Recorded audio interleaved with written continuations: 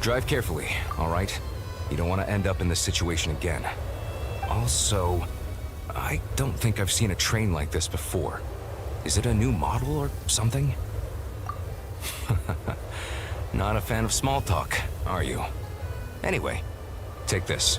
It's an up-to-date map of the SNEZHNAYA rail network. All the track switching is automated, so as long as the train's moving, you don't need to worry about collisions or anything. We'll leave you to examine the train's conditions yourselves. Fingers crossed nothing's broken. I doubt Sir Tomaros has any engineers with experience working on this model. Shouldn't be a problem. Thanks for everything. All right then. Have a safe journey. And make sure to check everything's working before you set off.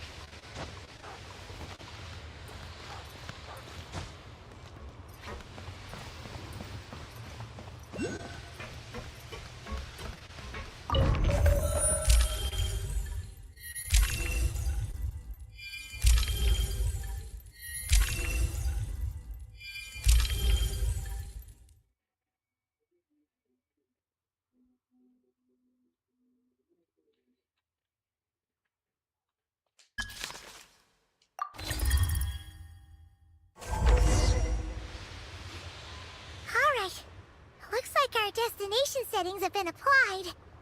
Let's give this thing a final once-over and then head out. Goggles, your time to shine. Affirmative.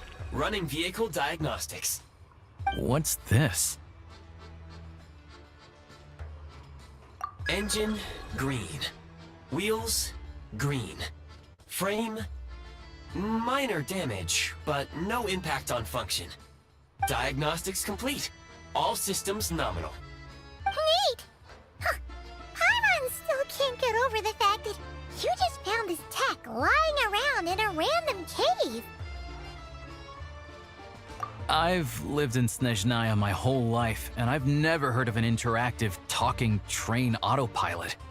Strictly speaking, I wasn't designed purely to drive trains, though I doubt you have any interest in navigating the practically unreadable operator's manual yourself. All configurations are complete.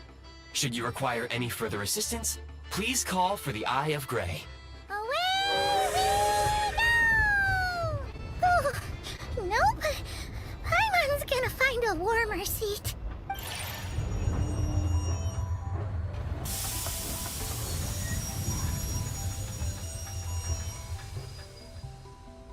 Huh? What's going on?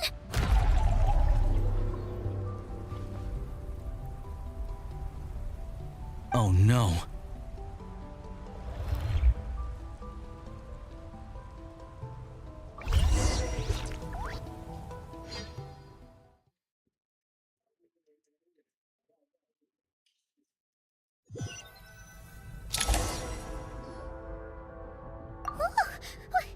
What is this place? Traveler, are you okay? Paimon's still airborne, but it feels like swimming through thick, gloopy water. That's horrible. Just our luck. Of all the things that could have gone wrong. Halosha, you're SNEZHNAYAN, right? Any idea what the heck this place is? It's called the Shadow Realm. A place where no wind blows, no light shines, and no elemental energy flows. Even time itself doesn't exist here. It's a world where everything seems to come to a standstill.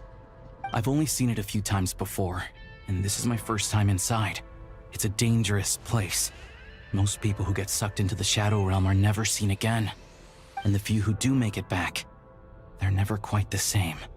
Huh? Then what the heck do we do now? Oh, maybe Goggles knows something. Goggles? Great! Now we're done for! Hold it together. Let's not get ahead of ourselves. I heard a story once about the world of shadows. If it's true, there's a way to escape. We just need to find the exit. Come on. Let's explore. मुझे बस मेरा team दे दो. Look at these Patui! It's like they've lost their minds! Their shadows have been devoured. They're no longer amongst the living.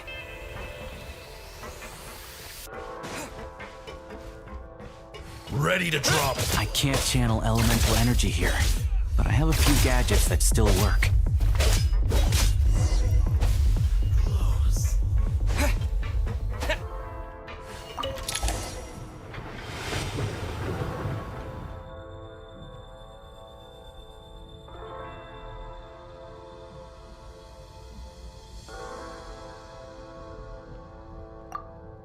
Wait!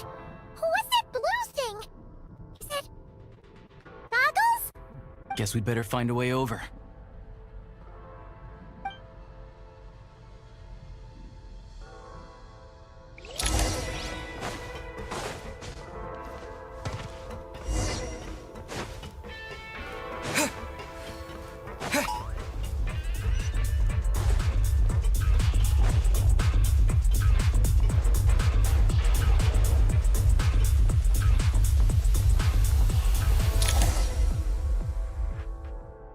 Goggles!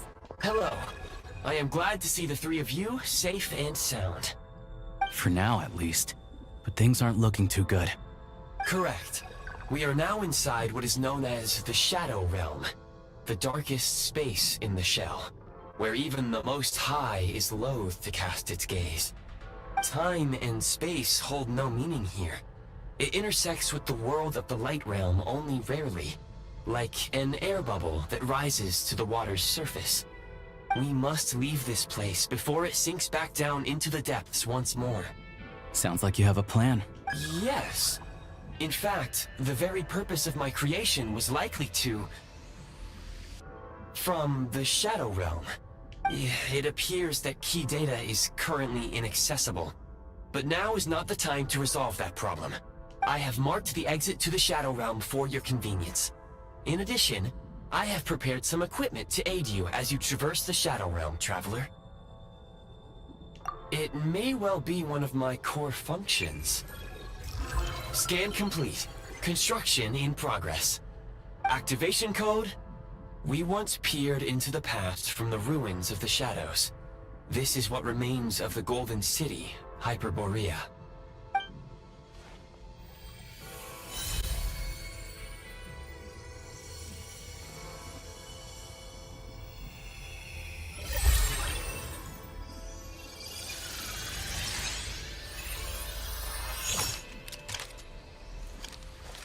Okay, let's go. CS:GO time.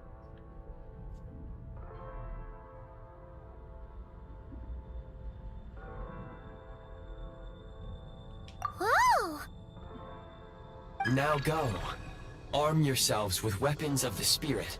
Bring down the walls of the stronghold and extinguish the flaming arrows of the wicked. Is this a gun? In the Shadow Realm, where humans cannot channel the elements, there once was one who, after much research and many attempts, found this to be the most effective means of attack. Let's go. We don't have much time.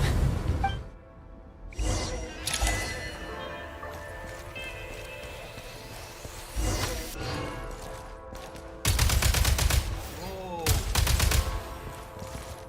Reload किससे होती है? Need a refill! When you encounter small obstacles, you can simply clamber over them. Oh. You can slide to navigate through low, narrow tunnels.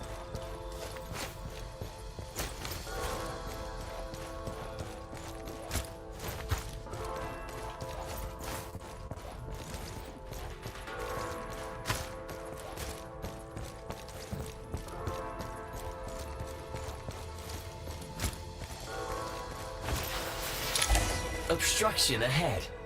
You may be able to use the explosives nearby. Shoot the explosives to detonate them and clear the path. Since elemental energy is unavailable in the shadow, for long-range targets, try using the scope to line up your shot. Need a refill! Many hostile units approaching. I suggest a new strategy. Take cover, and pick them off one by one.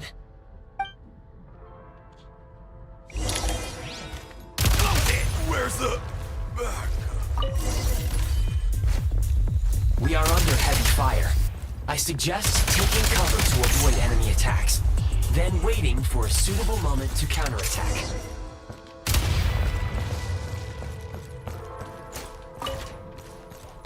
More enemies detected.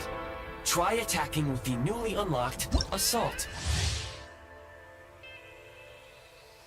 function.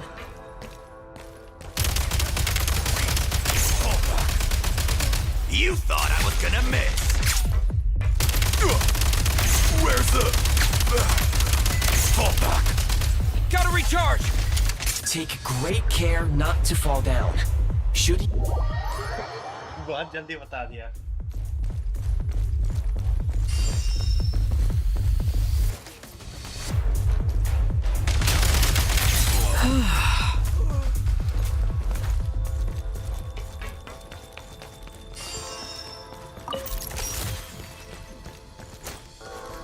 Need a refill! Grab the advantage. Where's the... Time to catch my breath.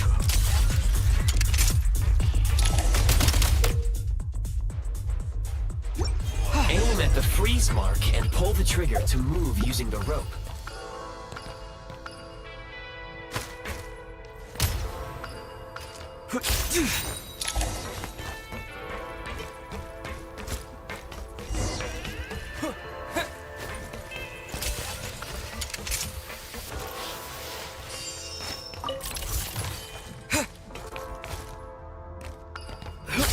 Defenses have been breached!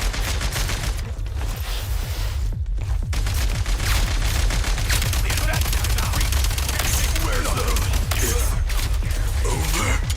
Time to catch my breath.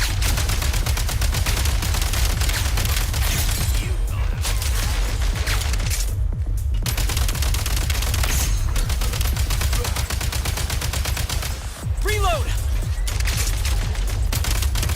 Some supply points can restore a small amount of stamina. Press on.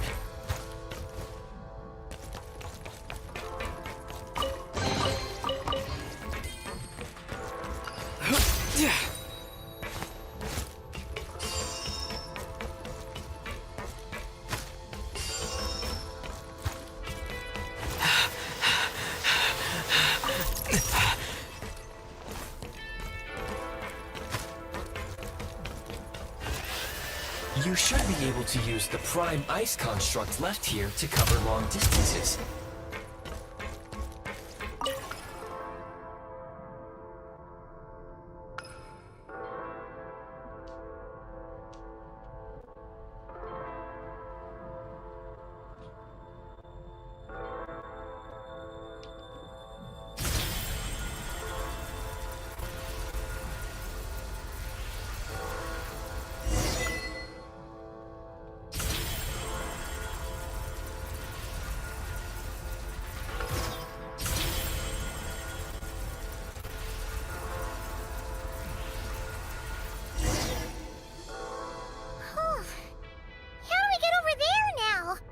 I recommend using this grappling gun.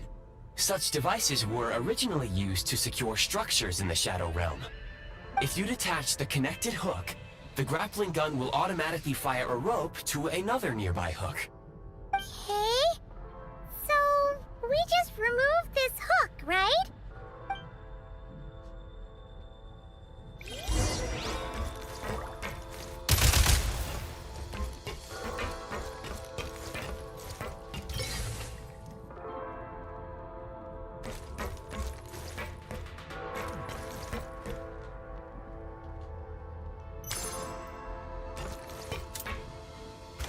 Charge!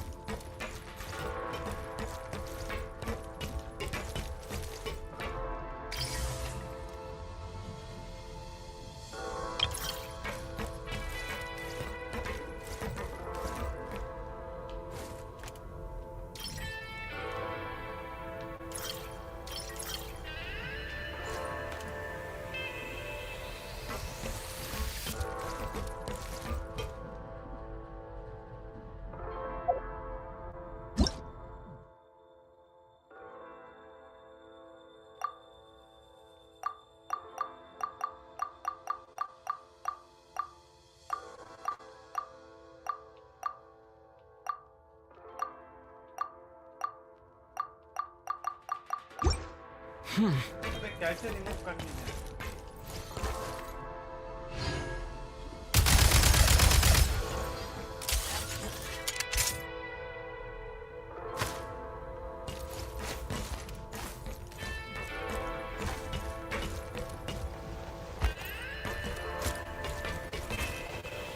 Take great care not to fall down. Should you...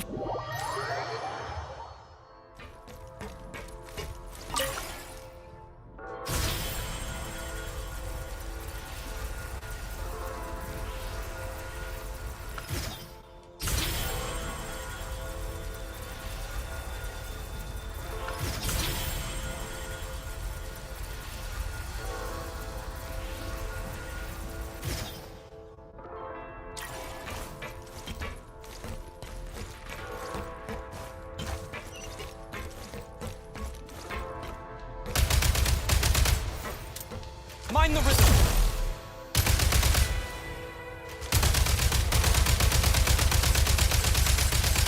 State number 2.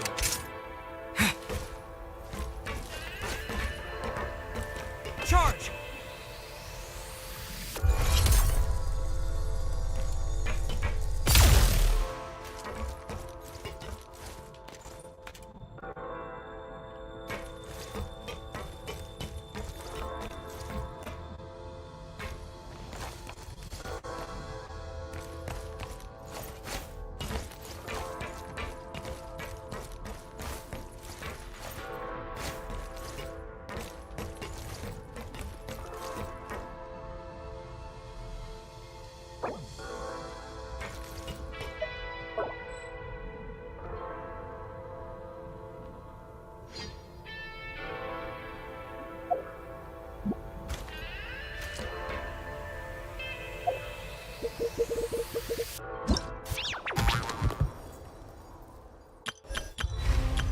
All geared up.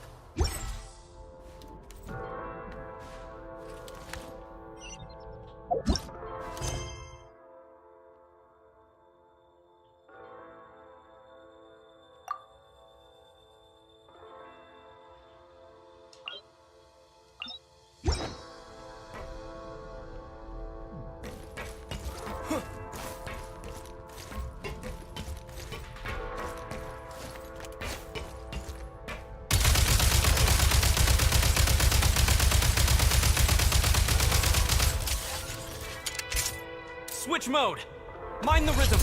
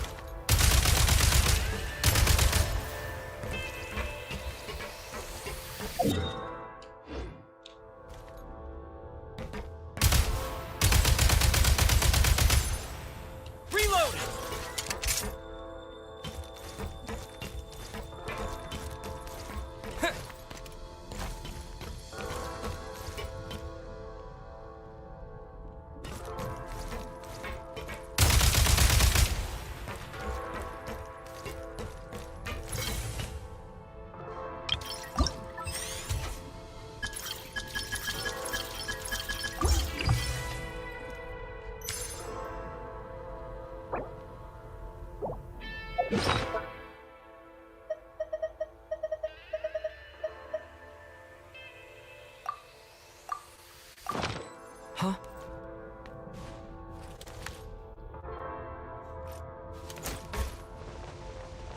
Take great care not to fall down.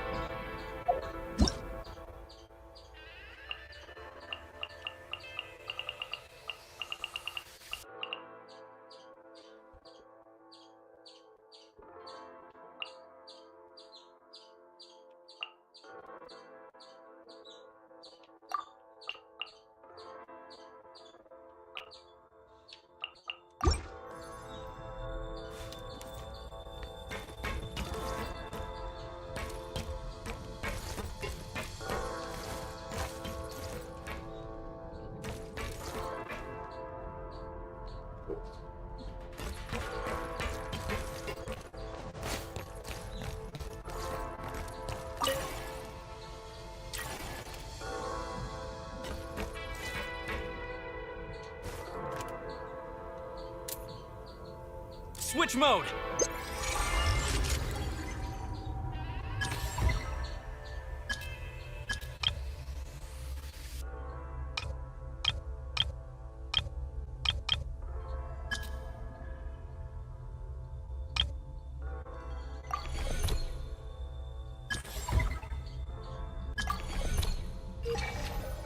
Huh?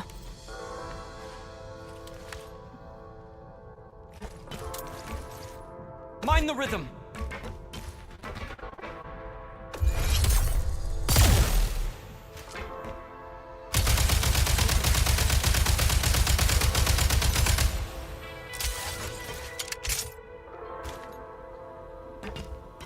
Change of tactics. Charge!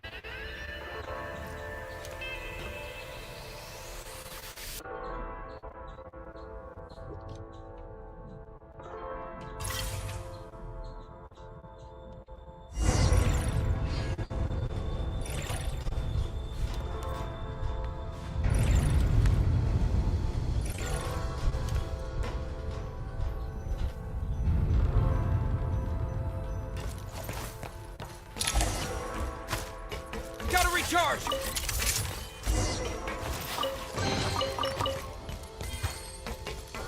Time to catch my breath.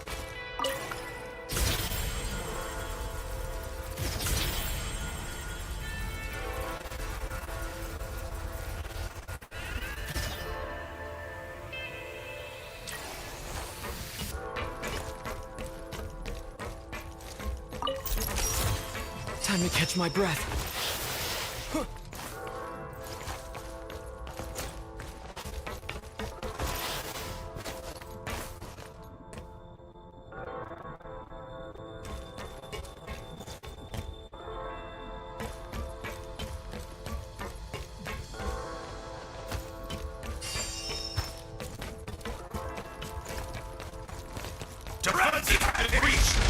Sprint at the Prime Ice Launcher to reach high places with ease.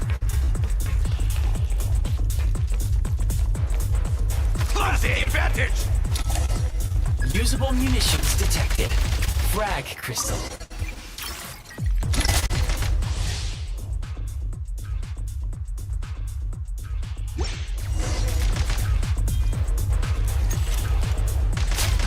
Try this!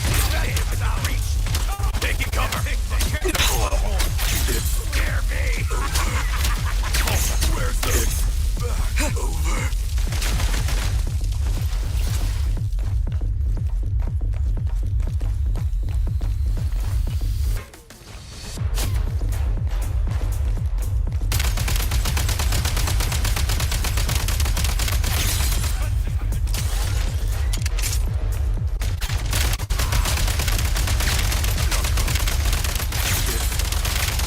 Gotta recharge! Try this! Where's the... Back.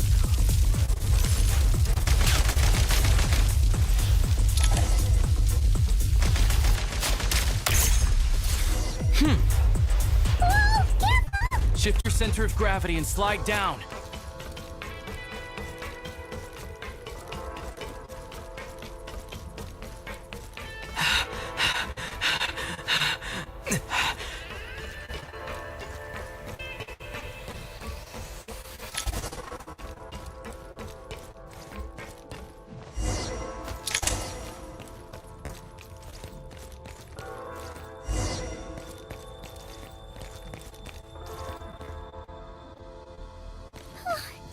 How much longer is this gonna take? The exit is right ahead. We are very close now. However, It's like they're trying to keep us trapped here. That platform and the carriages are swarming with undead Fatui. Guess we gotta storm through.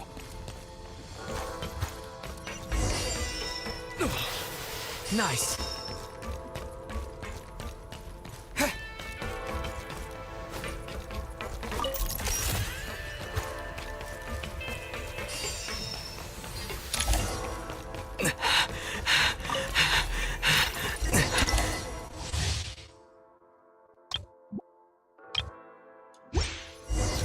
you may find switching to assault mode makes your attacks more effective.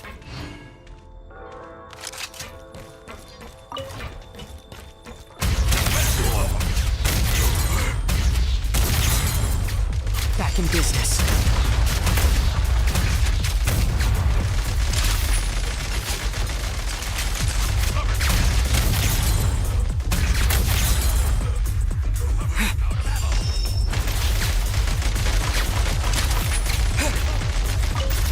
Out of ammo!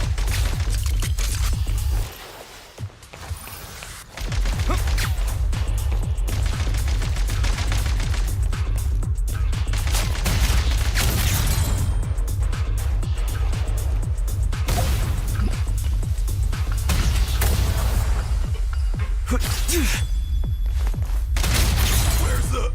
back?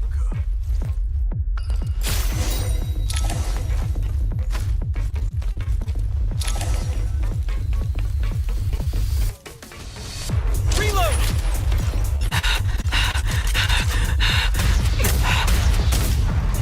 Frag out! Frag out!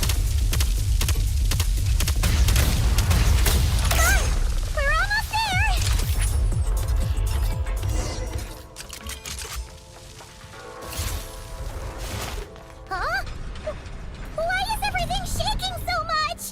Looks like the Shadow Realm is about to sink back down into the depths. The exit is right here. You mean this weird bubble thing? Wait, how exactly do we... No time to think. We just gotta go for it.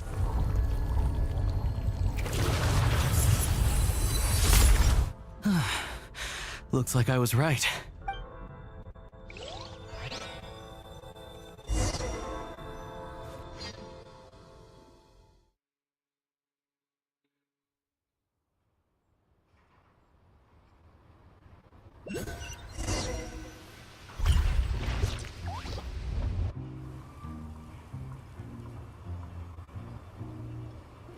I can't believe the Shadow Realm manifested right on the railroad tracks.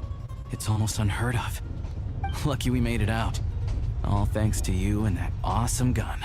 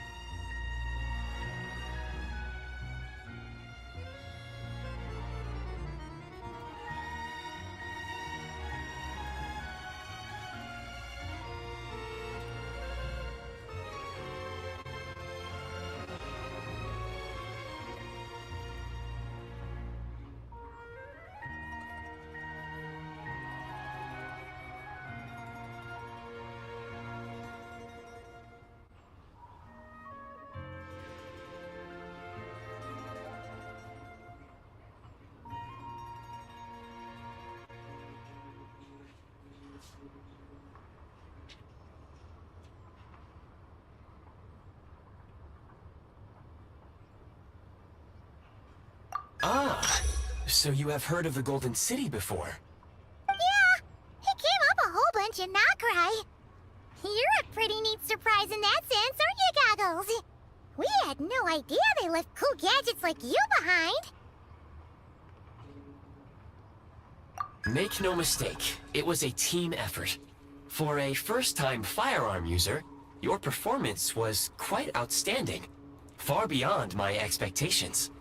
As Alosha said, it is highly unusual for the Shadow Realm to manifest in a place like this, but we should still watch out for similar dangers ahead. Oh, let's hope not. If anything else goes wrong with this trip, Paimon's gonna have train trauma for life. The Shadow Realm can appear anywhere, not just on the railroad. I am simply advising that we take sensible precautions. Now, if you wish to further calibrate and upgrade your firearm, you may do so over there, provided you have the necessary components.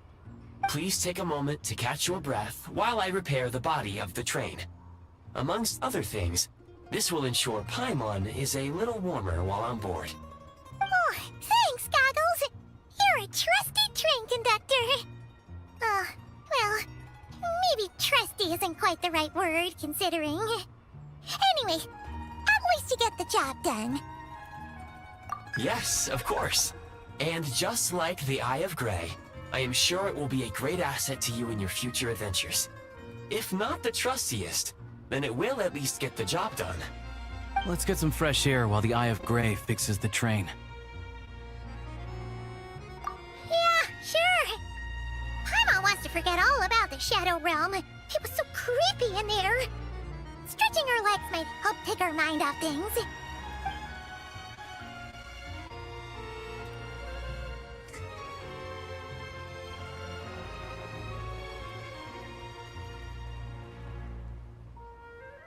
It's so quiet here for a train station. Not a person in sight. Just abandoned houses.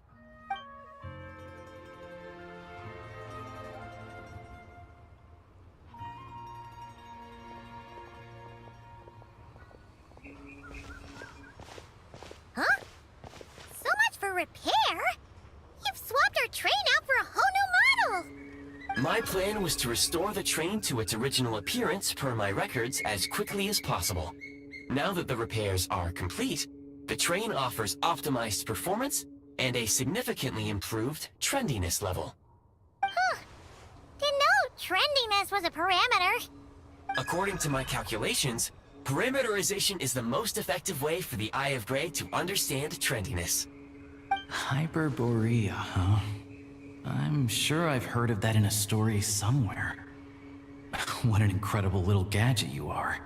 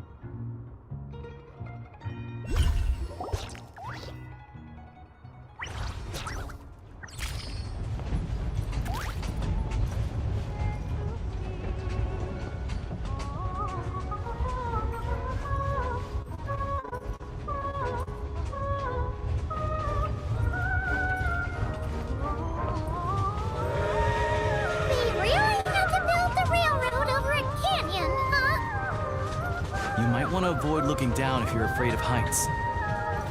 No, it's not that. Paimon's just praying that we don't have yet another accident.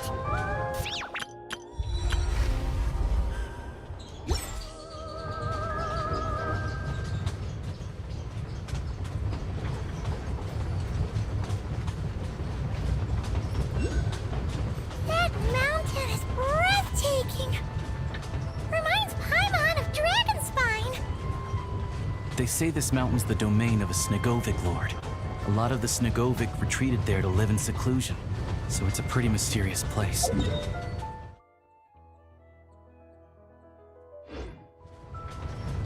Even the residents of the nearby town of Sphere.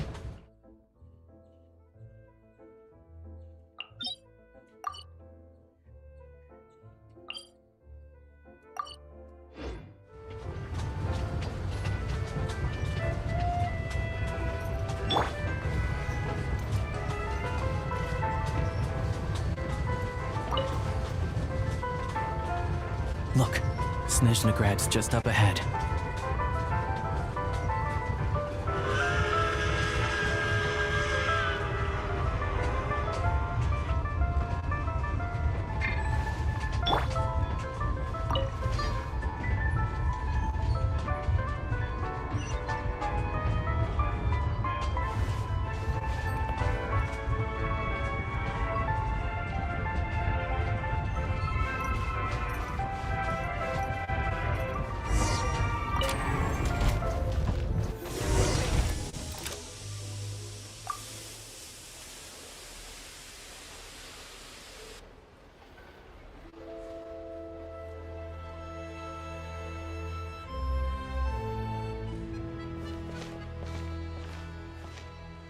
here we are.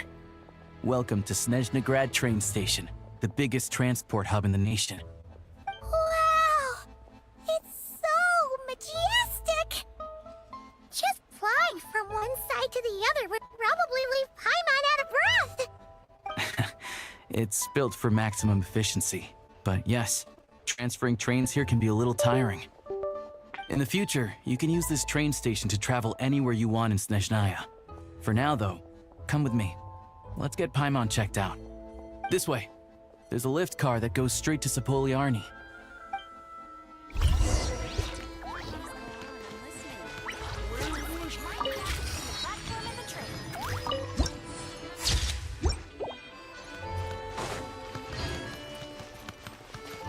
Look!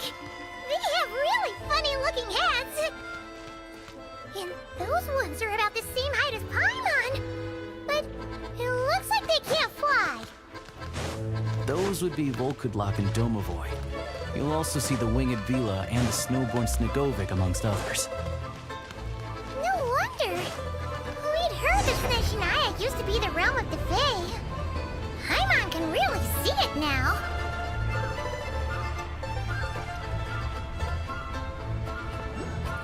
At least it's not as cold as on the moon. To the left is the Market of Zolny. They sell everything there. You can often find some nifty little trinkets. To the right, you'll see the Korolievsky Theater in the distance. Look at that! Incredible!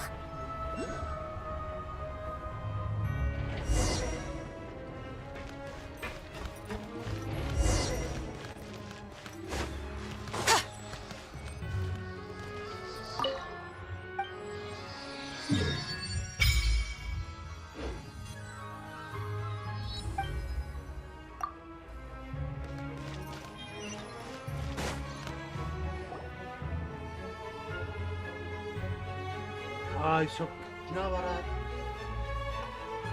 Palace है क्या?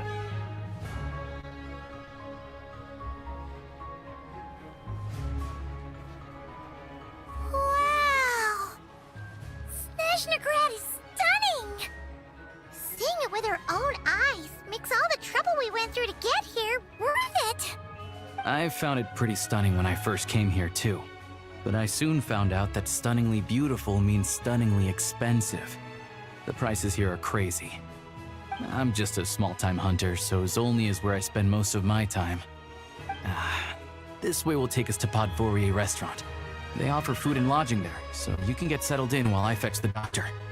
Is that gonna be stunningly expensive too? Yeah, I mean, there are places to stay in Zolny, but I highly doubt they'd meet your standards. Most of the stoves are out of crystal, the windows are drafty, and at night, four-legged roommates come out to play, sharpening their claws on the roof beams and floorboards. Yep, no way! Not a chance Paimon's staying anywhere like that! Maybe we can split the cost of the room between us? Paimon still has some savings left. Fine then. It's your treat. Paimon will save her money for buying a nice little cake. Don't worry, you'll get some too. I'm glad to see you've perked up. If you find yourselves in the mood for some sightseeing later, there's a few places around here worth seeing. This way leads to Sapoliarni Palace, which serves as the Tsaritsa's audience chamber and also her personal quarters. The adjacent block is kind of a city in its own right. That's Glupov, the headquarters of the Fatui. Inside, there's a munitions factory known as the Armory Palace, producing a constant supply of all kinds of equipment for the Fatui. A lot of important research happens there too. And over there is the SNEZHNAYA Vecha, where all the big shots meet regularly to make policy decisions. These places are best admired from a distance. I'm sure I don't need to explain why. Yeah, they probably have super strict security. We're not looking for trouble right now. The downtown area is near the center of Sapoliarni. That's where you'll find the restaurants, bookstores, and gift shops. Another, which is over this way. Oh, and I'm sure you'll want to make contact with the Adventurers Guild at some point, right? That's right here. Ooh, adventuring. We use alchemy quite a lot. Do you know where we can find a crafting bench? No one practices alchemy at SNEZHNAYA, I'm afraid. Apparently, there's some historical reason for it. Oh. What? We'll just have to use the one on the train then. Kinda inconvenient. Wait, how come there's one on the train if that's SNEZHNAYA too? Yeah, I don't know. Not my area of expertise. Still, I wouldn't say the absence of alchemy makes life here any less convenient. Anyway...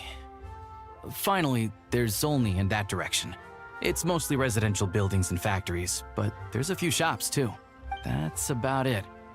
You guys go ahead and get checked in while I track down my doctor friend. Sounds good. Podvorye restaurant is right this way.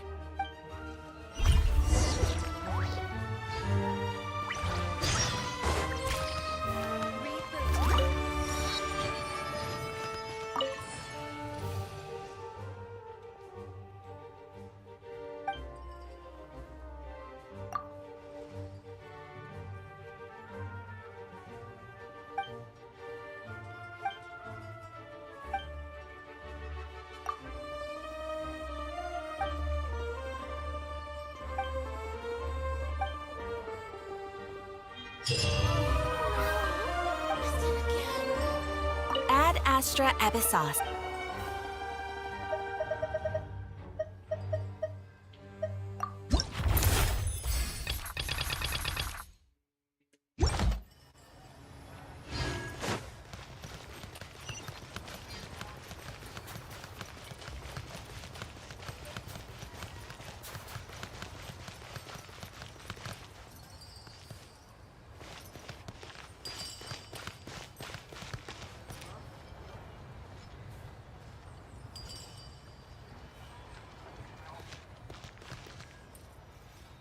In the days when the Bielite Tsars still ruled.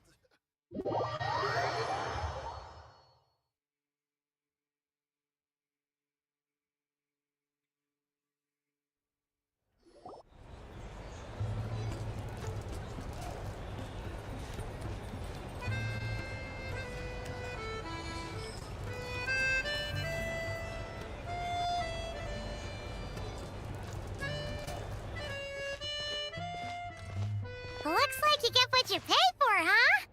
Paimon likes this room a lot. Yeah, much better now that we're out of the cold. Oh, thanks for taking such good care of Paimon. Honestly, she feels kind of bad for throwing a wrench in the works. If this were anywhere else, we'd be out investigating and adventuring by now. But instead, we're stuck here waiting for a doctor. You're right. No need to push ourselves too hard for no reason. A lot happened on our way into the city.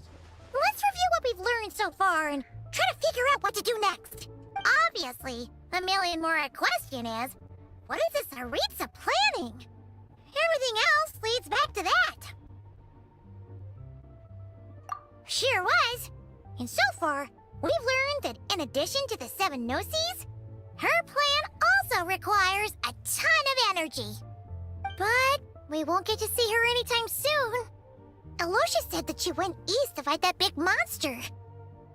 It must be a pretty powerful one if it can blanket the whole of SNEZHNAYA in a snowstorm this awful. To be honest, what we're really lacking right now is information. The kind of information that only the higher-ups in the government would know. Not word on the street type of info. Paimon can think of a few people who might be able to help us. But... right. And when we left Nagrai, Zandroni specifically left a message reminding us which side we're on. So... it's unlikely they'd tell us anything confidential about the Tsaritsa's grand plan. Yeah, fair point. Besides, that Gloopov place is right nearby. We've got nothing to lose, so it'll be a waste not to go. There's gotta be someone there willing to talk to us, right? Maybe Arlecchino or Zandroni? Or possibly Tartaglia. But it's unlikely we could sweet-talk Arlecchino. Let alone Zandroni. She basically told us to stay in her lane already. Yeah, The last time was all the way back in Fontaine, right? Too bad we missed him in Notcry. Apparently, he came to help out. Hello. Is there a traveler in Paimon in there? That's Alosha. Come in! Hello, I'm Dr. Luneva. Alosha mentioned that one of you is feeling a little under the weather. I see. So you're my patient today, yes? And you're, Faye, I presume? Good question.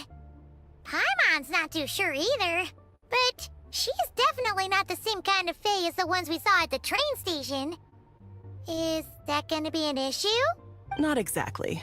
It's just, I'm used to treating human patients.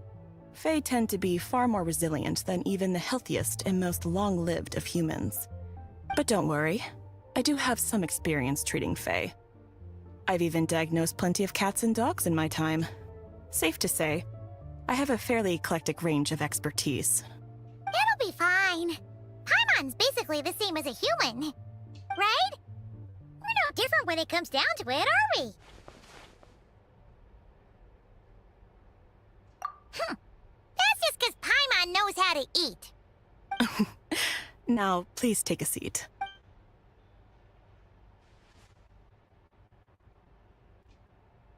Okay, vital signs are good. Test results are all within normal ranges. I don't think it's anything serious. More than likely, you've just caught a cold. I can give you some medicine to tide you over, but as long as you rest properly for the next couple of days, you should feel better. Make sure to keep an eye on your temperature, though. If you find yourself with persistent low-grade fever, or if your symptoms don't improve, just contact me again. Sounds like there's no cause for alarm. Thank you, Doctor. You're very welcome. Just doing my job. I'll leave you in peace now. Time to visit my next patients. Take care. You heard the doctor. Best you rest up here for a couple days.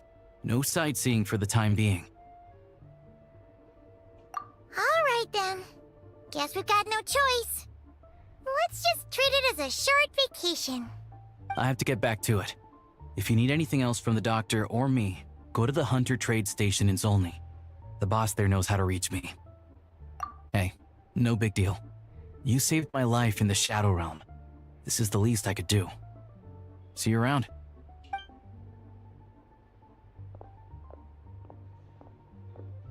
All right, time to find Child and see what he can tell me.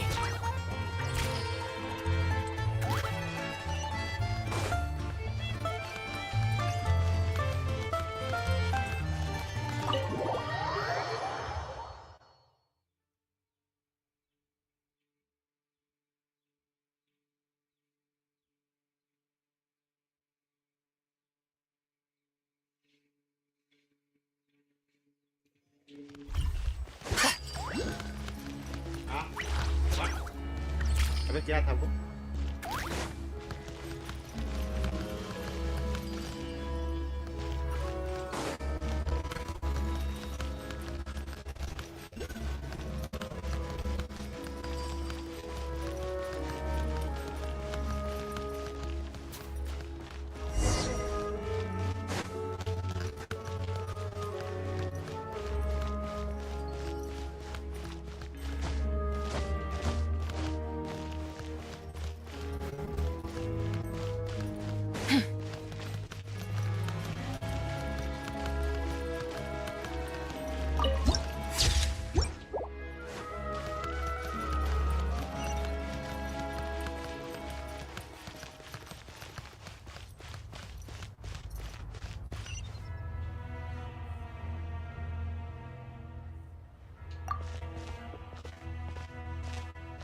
Hold on.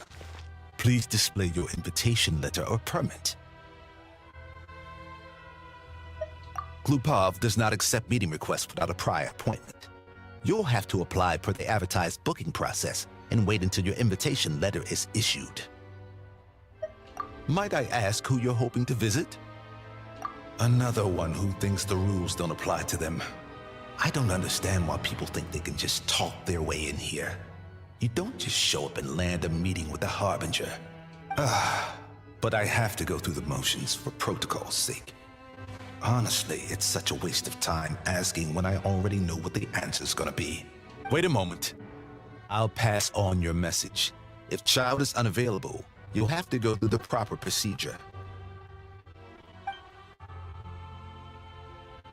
Lord Child is a busy man. He's probably not in Glupov at present. If I were you, I'd cut your losses. No point waiting any longer.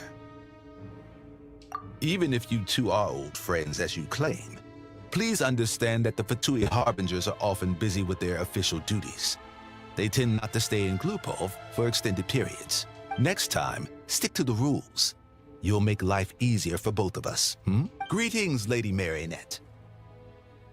I'll take care of our guest here. It's his first time in SNEZHNAYA, so it's no surprise that he doesn't know the rules yet. I trust no choice words have been exchanged. No misunderstandings I should be aware of. No, Lady Marionette. No incidents to report. Whew, that was a close call. Good thing I played it cool.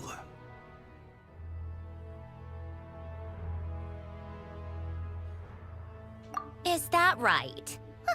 Good to know. Wait, where's Paimon?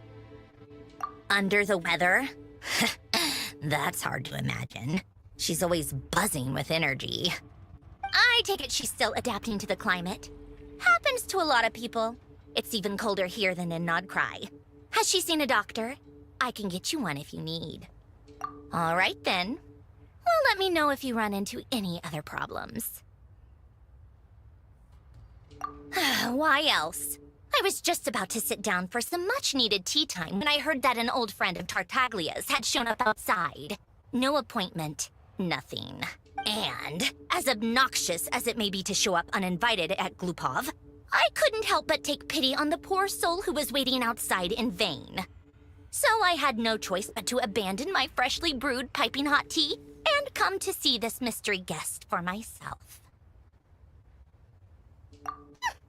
Well, I felt our time working together in Nodcry warranted some courtesy. I couldn't exactly let you freeze to death out here in the wind. Unfortunately, I can't invite you inside either. The rules of Glupov wouldn't allow it, and as a harbinger, I have to lead by example. On the plus side, SNEZHNAYA actually has some class, unlike Nausea Town. Torchlight Books has a very nice selection of teas and cakes, so we can catch up there. Your treat, of course.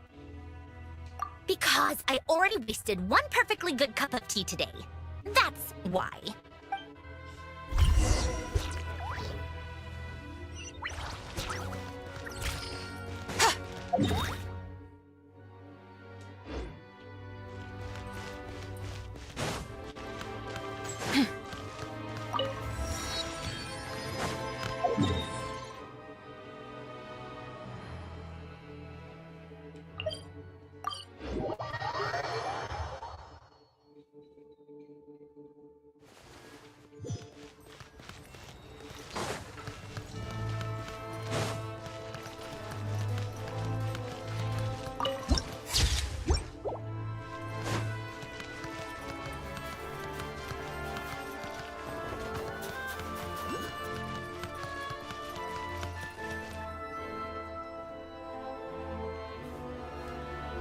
I've ordered for the both of us.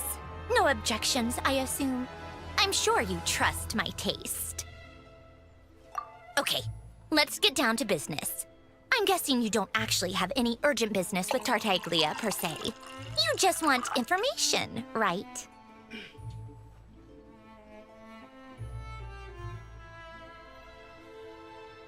Wanna take a guess? Of course you'd say that. You shouldn't underestimate Counselor Tartaglia, you know. That's right. I'm sure you've heard of the SNEZHNAYA Vetcha by now. Well, he's busy preparing some paperwork for their next meeting. They'll be discussing yet another extension to Project Stuzha. It's basically all anyone cares about in the Vetcha these days. Yeah, he's more of the shoot first, ask questions later sort, isn't he? It all started with a very detailed letter that Capitano left for the jester, Piero, before leaving for Natlan. In that letter, he detailed the future arrangements for his subordinates. All of his key people were reassigned to Tartaglia. I guess he'd already prepared to leave us for good all the way back then. But Piero didn't reveal the contents of the letter until the events in Natlan had concluded. That was his reaction, too.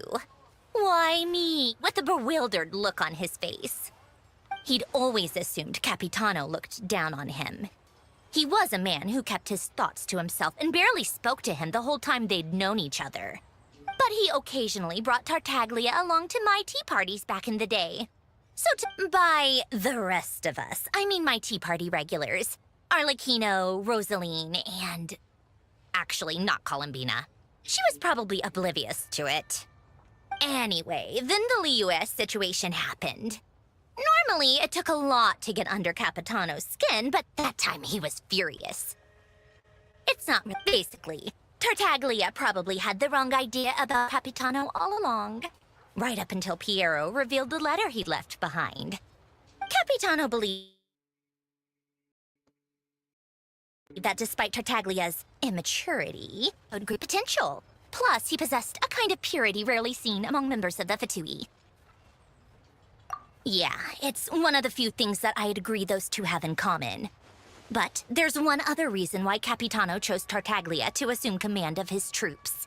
He knew that after he was gone, several of the others would swoop in on his army like vultures. With the ones who stood to benefit the most being the rooster Pulcinella and Regrator Pantalone. Once they divided Capitano's troops between them, they'd be more powerful than ever. No one...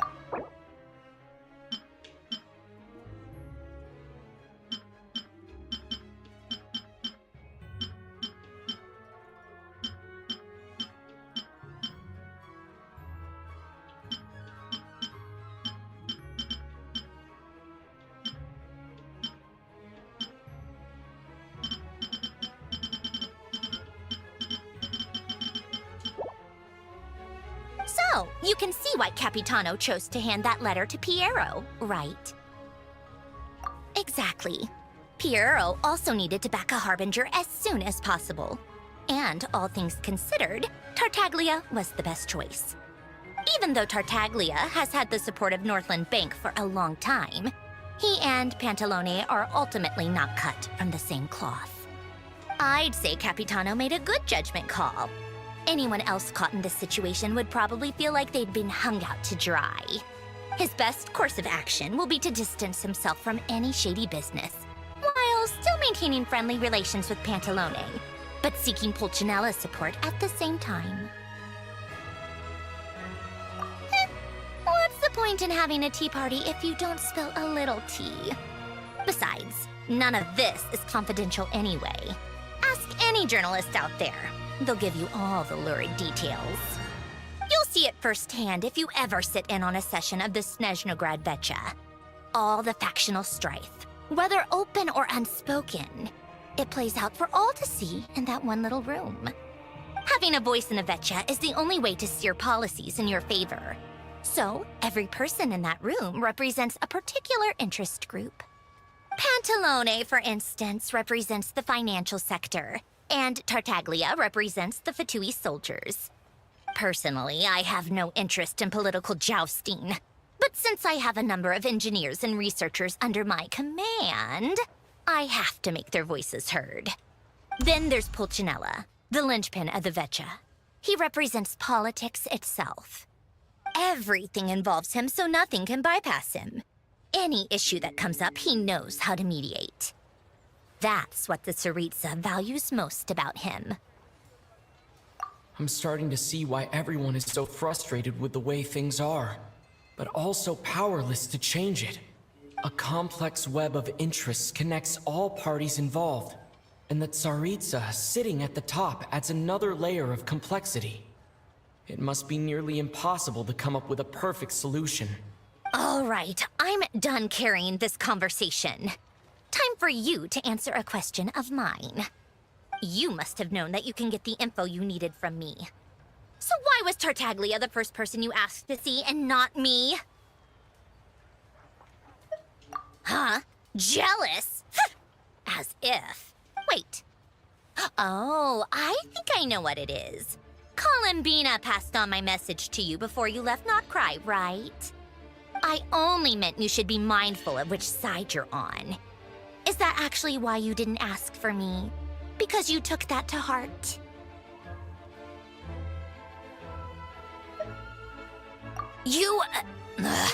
Fair enough.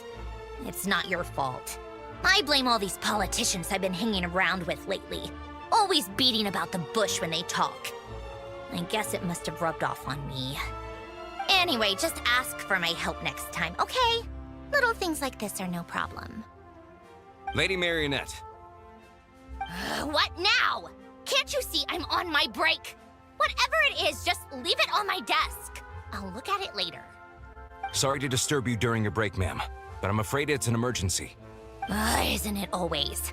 I've told you before, fixing the tracks and transporting ice blocks does not constitute an emergency. The equipment in Svietlolaitovka is in urgent need of maintenance. With how the weather's been recently, we suspect that the cause is a buildup of snow, exceeding the maximum weight limit.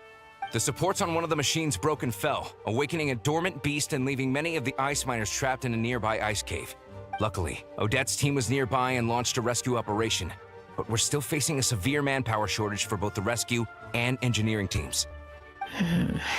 I guess that's it then. Our tea party will have to end here.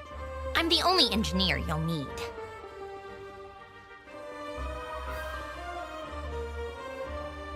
Do you actually want to come with, or are you just saying that? Nice of you to return the favor. I'll have a couple of people look after Paimon. They can let her know that you had to step out for a while. Given how urgent this is, I'm sure she'll understand. And honestly, I'd rather have your help than anyone else's. Between your skills and experience, you'd be reliable help. Then let's go.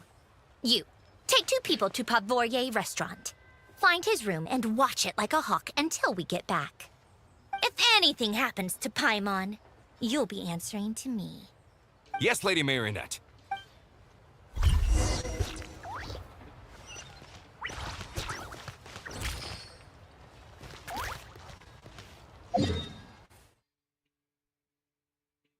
What? ना तुम जाना है?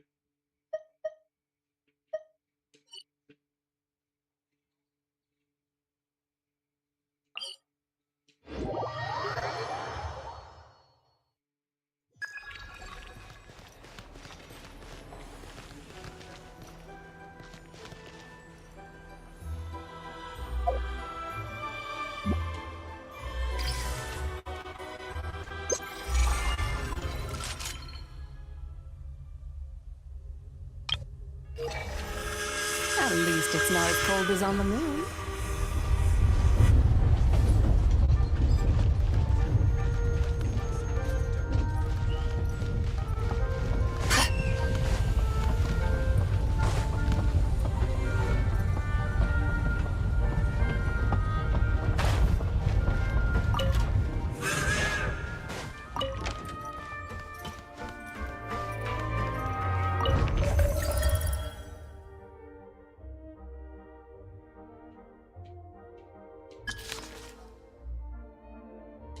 ओए, कौन सा area था?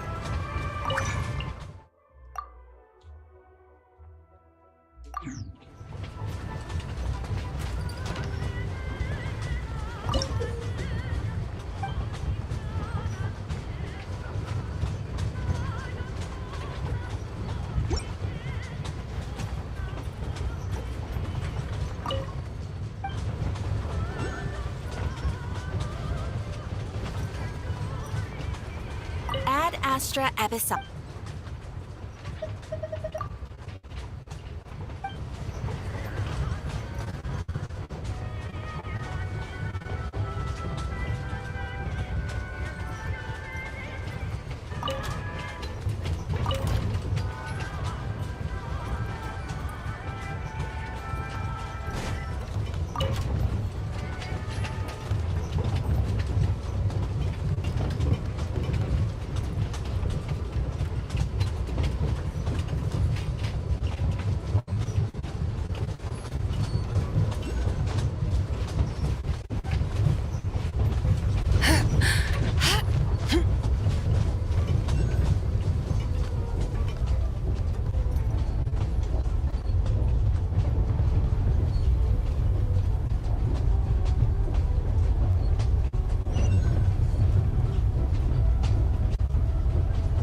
Mathematics is the foundation of all things.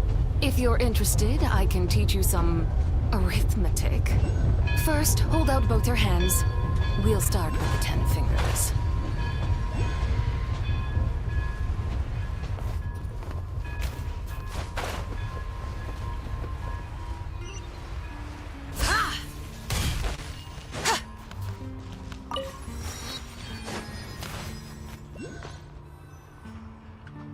They weren't exaggerating. This is really dangerous. It's a good thing only one of them broke. From what I've been told, most of the trapped miners are over in that direction. Yeah, you do that while I check the rest of the equipment. I'll evacuate the people around here as I go. Meet me back here as soon as you're done.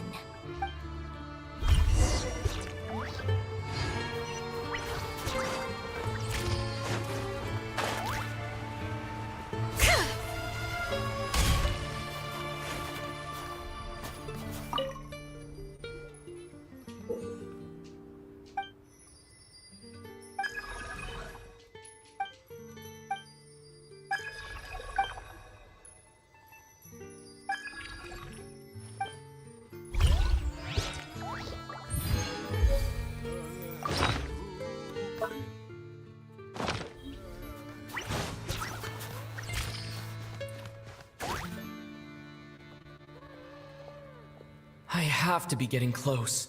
Don't go any further.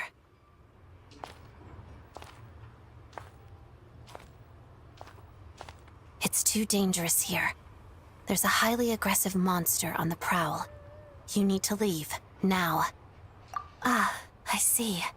You're the backup from SNEZHNAYA. Well, I'm Odette. Good to meet you. Ah, so this is Odette. She was the first member of the Fatui on the scene. There are 5 people trapped in the cave. Monster type is unknown, and so is its location. Let's go. Every second counts.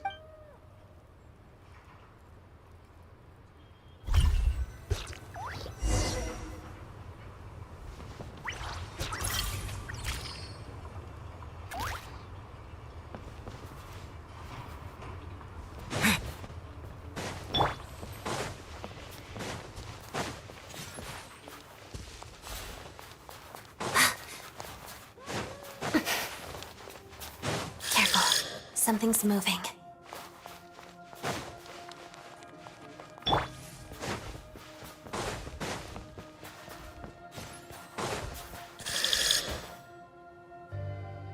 This must be the monster's shadow.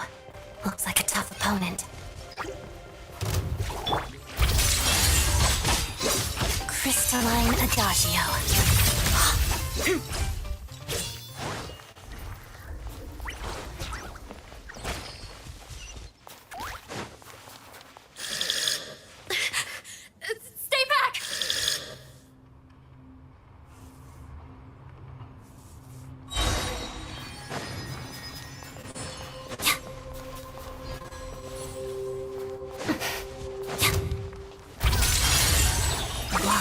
Snowflakes.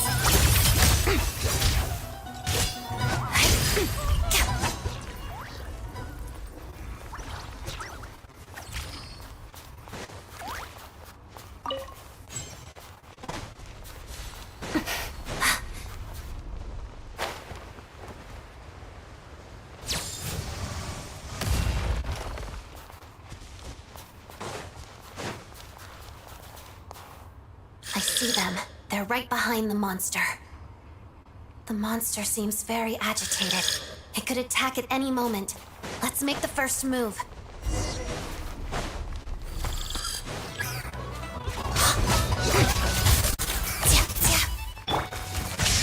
Thunderclap! Together.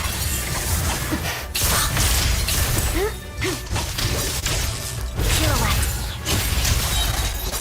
Crystalline Adagio.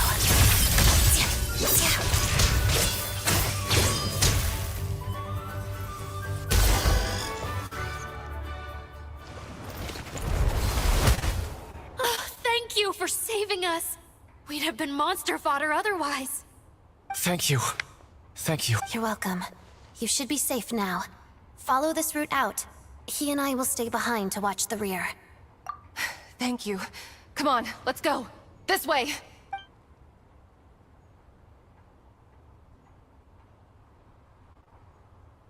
I've searched the area. Pretty sure the monster made a tactical retreat. Yeah, but with us here, it won't be coming back anytime soon.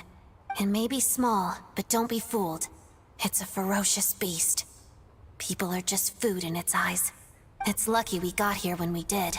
The trapped miners have been successfully evacuated. Time for us to leave. Wait, this place. There's something unusual about it.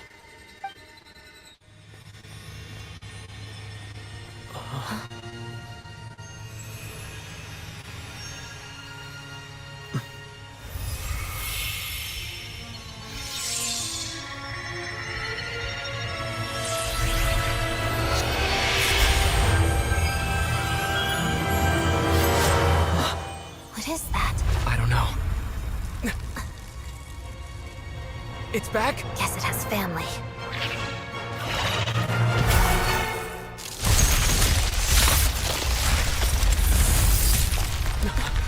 This way. Run!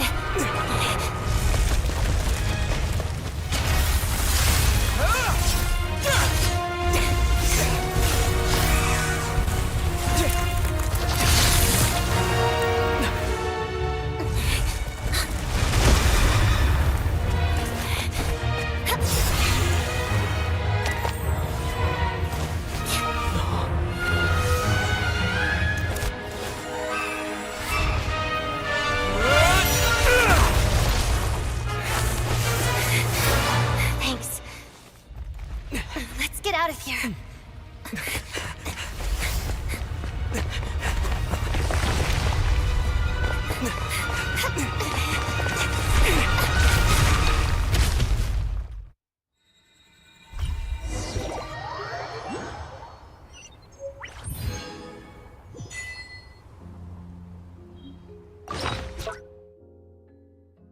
वो literally free में 5 star weapon की trade base attack travellers path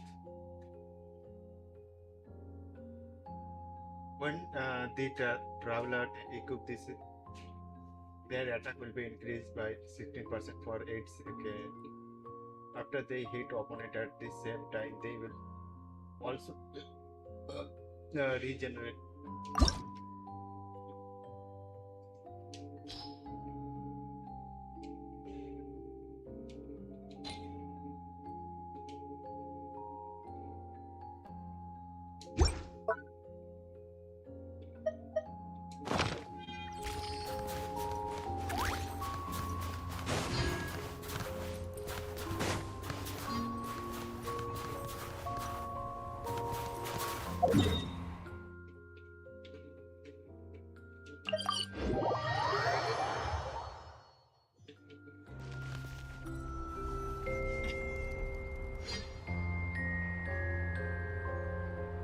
Everyone's accounted for. We managed to rescue them all. We also placed a sign at the entrance to the cave, warning people to stay away. You really held your own today. I still don't know your name. Don't think I've seen you before. I'll remember the name. All right then. See you around. Hello, Lady Marionette. I hear the rescue operation was a great success. I knew I could count on you. What brings you here, Odette? Here for a performance? No, a Fatui mission. I happened to be nearby and heard the crash. She hasn't introduced herself then. Odette is the prima ballerina of SNEZHNAYA. She's quite the celebrity. If you ever hear people mention the two crowning jewels of the Korolievsky troupe, they're talking about Odette and the prima donna, Vodianitsa. On top of that, Odette's also a rising Fatui star. It's looking likely she'll inherit the title of the Fair Lady. She learned all her combat skills from Rosaline herself. Used to be one of her most valued subordinates, too. You flatter me, Lady Marionette. If she's Rosaline's protege, that makes me... Never mind. There's no need to bring it up. No point making... How's progress on your end, Lady Marionette? Equally successful. I finished reinforcing all the equipment. Took me a little longer without Polonia's help. But the outcome is the same, of course. Even if the heavy snowfall summoned by that monster lasts for another 3 months straight, this equipment won't give way. All right, now that we're done here, it's time to get out of this blizzard. Sure, but SNEZHNAYA will send someone to investigate and draw up a relief plan. And I guess I'll have to write the incident report myself this time, since it involves a mechanical malfunction. First, Pantalone needs to approve the budget, then Pulcinella has to sign off on the plan. Once they've argued it out and reached a compromise, we can move forward. That's the rough process anyway. Could take anywhere from a couple of weeks to a couple of months, depending on how smoothly it goes. Yup, nothing we can do about it. There's a whole stack of incident reports like this back at the office. The snow has eased a little for now, but there's no telling when that will change with that monster still at large. Fuel for heating is in short supply, and relief is weeks away. There's no immediate threat to life, but still, it just feels like there should be a better way. Hey, quit daydreaming. Let's get back to SNEZHNAYA. When did you get a new sword? I found it in a cave. It handles pretty nicely. You have a strange affinity for second-hand swords. Second hand पूरा नया shot लिया है वो वाला ने इतना generate कब से ओके ये लोग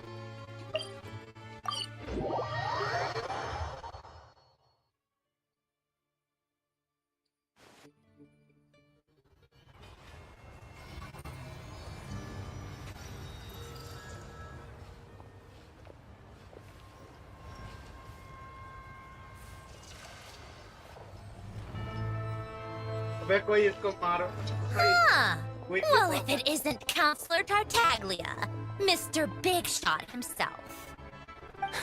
Go easy on me, all right? I'm still recovering from the interrogation the real big shots put me through. Hey, comrade, it's been too long. I heard you came looking for me earlier. Nicest surprise I've had in a while. Good to see you too, Odette.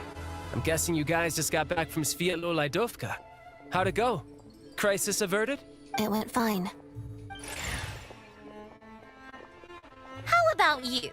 Any new developments? Not really. Same as ever. Growing opposition to Project SNEZHNAYA, and the usual rebuttals are starting to ring hollow. The results of the mock vote were pretty dire. Pulcinella was fuming. I've never seen the old man so angry. That's not good news. It takes a lot to rattle him. Yeah, obviously if push comes to shove, there are ways to crack down on dissent. But... Sorry, I have to ask something. This is going to sound blunt, but may I? Huh? Of course, fire away.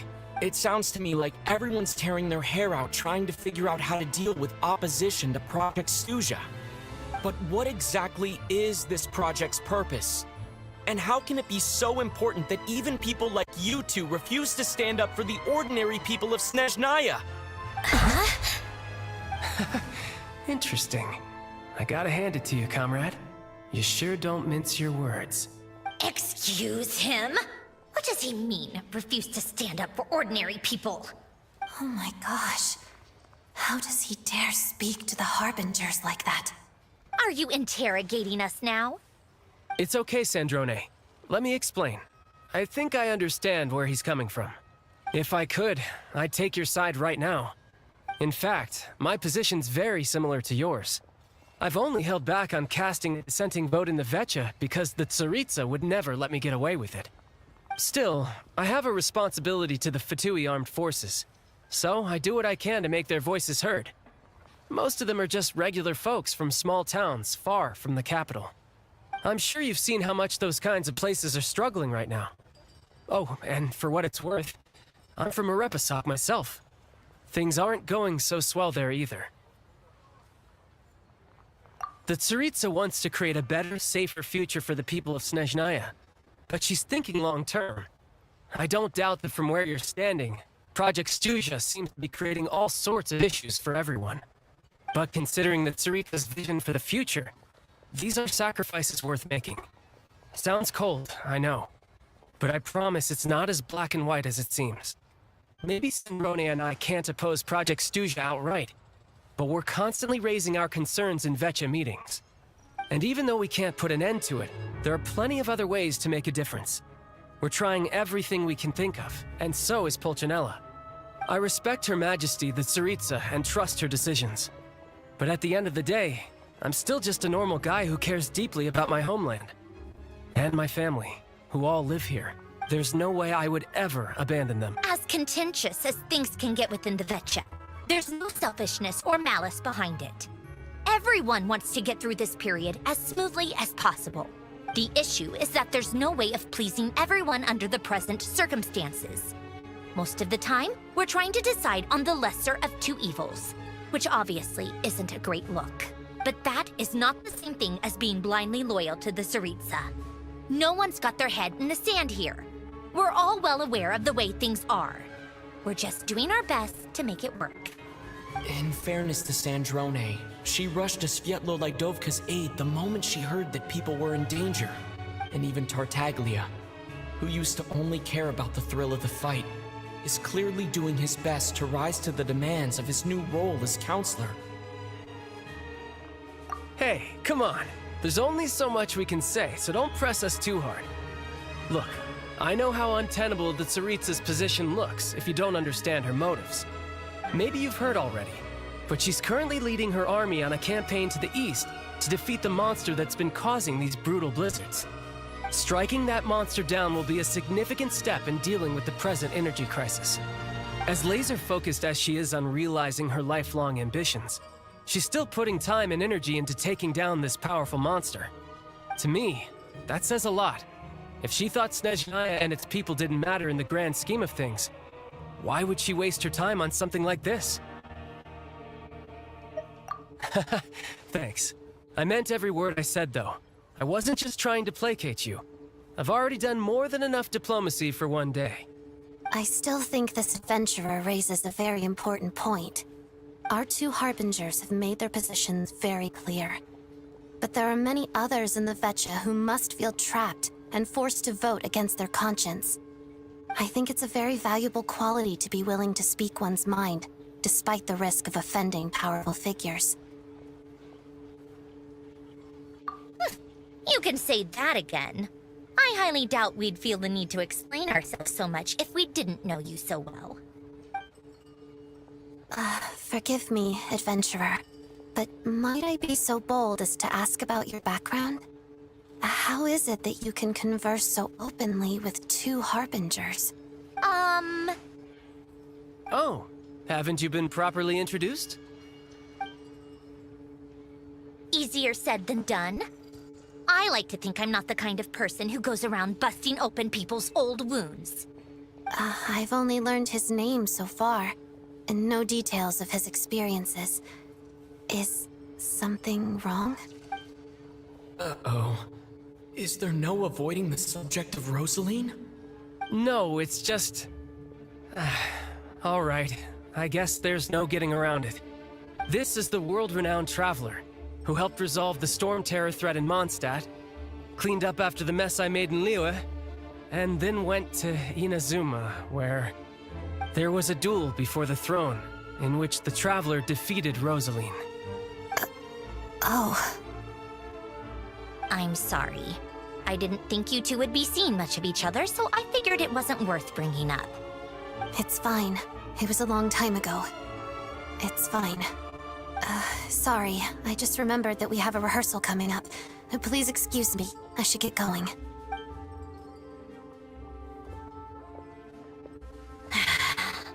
I've mentioned this to you before, remember? She was Rosaline's most valued subordinate. But they didn't actually get along. Not that Rosaline was really the type of person to make friends, but death has a way of resolving a lot of conflicts. Don't let it weigh on you. Like she said, it was a long time ago. It's in the past now. Odette has a very different personality from Rosaline. Give her some time. I'm sure she'll work through it. Oh, by the way, where's Paimon? It's not like her to hide away. She hasn't been feeling well, so she's resting at Palworld restaurant. I got a couple of my people to look after her while we were gone. Oh, right. Sorry to hear that. Poor thing. Reminds me of when Tonya was little. She really felt the cold back then. Used to get ill all the time. I felt so bad for her seeing her lying in bed, coughing. She was so mature for her age, though. Whenever someone came to visit her, she'd greet them with a smile and would never complain. I'm sure Paimon's a good kid, too. You're a little short on manpower, right? Let me have a couple of my people take over for yours. I'll send my most capable and reliable.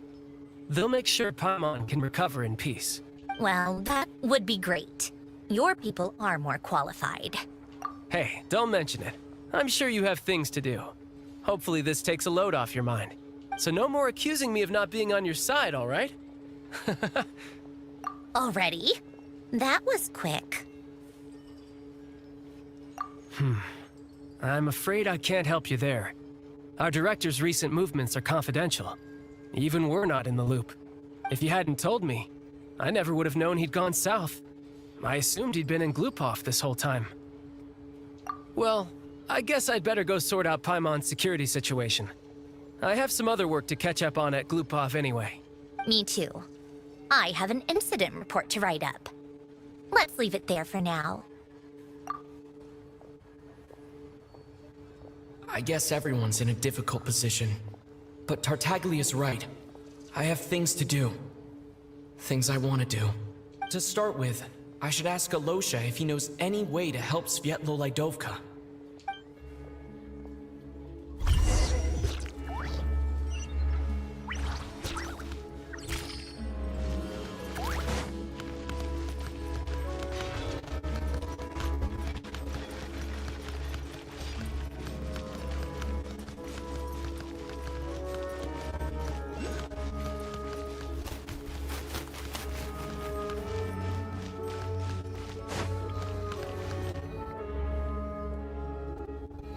How strange. This sword seems to be vibrating of its own accord.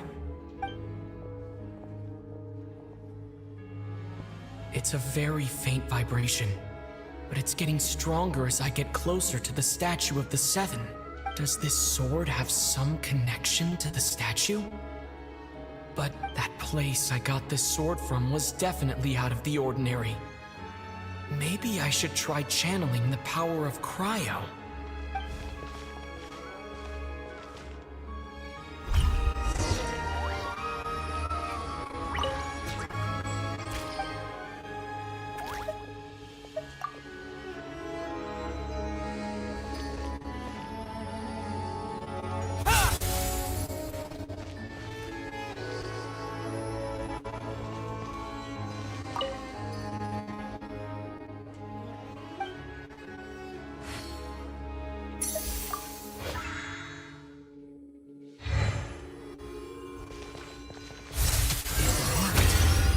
There really is something special about this sword.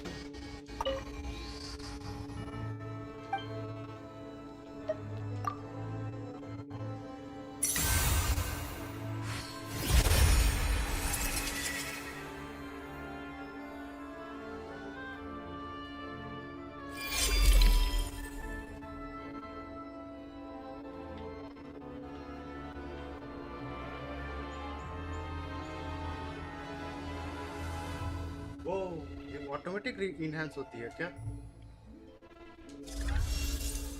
I don't really understand what just happened, but I'm pretty sure this sword just got a little more powerful.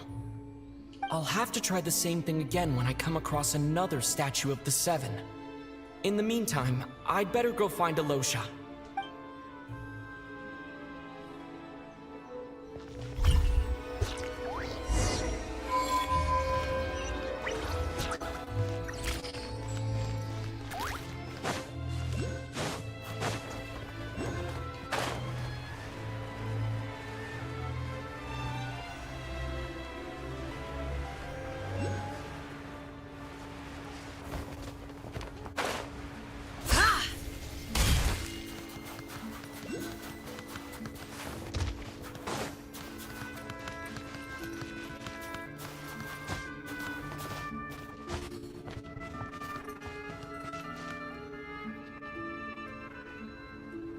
Hello there.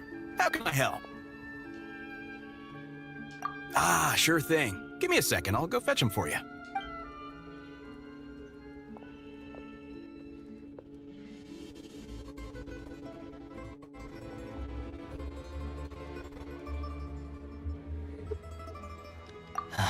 It's a familiar story. I've had similar experiences. Although SNEZHNAYA doesn't deliberately delay or withhold relief, those first few days of waiting for help are always the hardest. It's a fundamental contradiction. If emergency relief can't be delivered in time, what's the point in even calling it emergency relief? Not necessarily. I think there's a good chance that Kresnik Crystal from Tritomeros will start flowing into the market. When we resolve Tritomeros' energy issue, it's like we open the floodgates. A huge backlog of Crystal is now available to the townspeople. There's no way they can use it up at once. A lot of them will probably stockpile it and slowly work their way through. Probably a good idea, since energy prices are only going to keep rising. But there will always be people who urgently need Mora.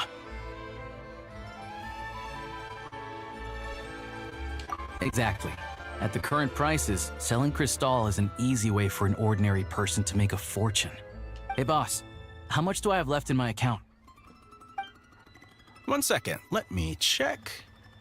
So, you're planning on buying the Crystal out of your own pocket? Yeah. I don't know if I have enough, so I'll chip in a little extra and buy as much as I can afford. No, it's fine. You're new to SNEZHNAYA, and you have your own living expenses to worry about. Besides, you're already providing the train. Here's your Mora. See what you can find at the market. But I doubt there'll be much Crystal left. Yeah, well, can't hurt to take a look. Let's see. Huh?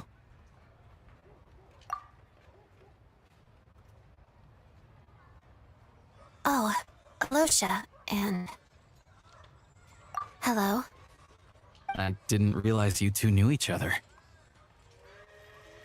Yeah, I take on some odd jobs in the city to supplement my hunting income. Sometimes I work as a cleaner or prop hand at the theater where Odette is one of the big stars, so I've met her a few times. When the weather's as bad as this, it's better for a hunter to adapt than to keep looking for game. Yes, and we sometimes need extra help. Wait, why is the atmosphere so awkward? I thought things went pretty smoothly in Svietlolaidovka. So, what brings you here, Miss Odette? Looking for some new props? No. After I got back to the theater, I couldn't stop thinking about the situation in Svietlolaidovka. It bothered me so much, I couldn't focus on my dancing. So I decided I'd come here and see if there's anything I can do. You too, I presume. I suppose that's why you're here. I didn't feel comfortable expressing my true opinions in front of the Harbingers. Not least because ordinary Fatui like me don't even know what Project Stuja is all about. Without knowing the full picture, I can't make sense of it. And at some point, if things aren't making sense to me, I can't just keep going along with it. So many people feel the same way. They wish they could do something, but all kinds of reservations hold them back. Explains why groups like the Rogue are springing up to fill the gap. Yes. Well, that's one option.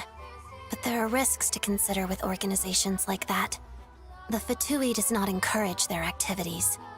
Right, because things can get out of hand, and it's hard to hold the right people accountable when they do. I've heard about a few cases like that. Sandrone said Odette was on track to inherit the title of the Fair Lady. If so, she'll be able to find out what Project SNEZHNAYA is really about. Still, it's probably a little soon to ask her about that. There may be more to the story. What's on your mind? I think we can both agree that no matter which side you're on, it can't stop you from doing the right thing. Where there's a will, there's a way. I know what Rosaline did while she was abroad. You made the right decision, so no hard feelings. So, what's your plan? Oh, we were gonna buy some crystal. I heard there's some on the market right now. Funny. I had the same idea. In that case, let me pay. I can claim it back as mission expenses. The real issue here is that government relief is behind schedule. Surely it makes more sense for the state to cover these costs than for us to pay out of our own pockets. True. It's a huge expense after all.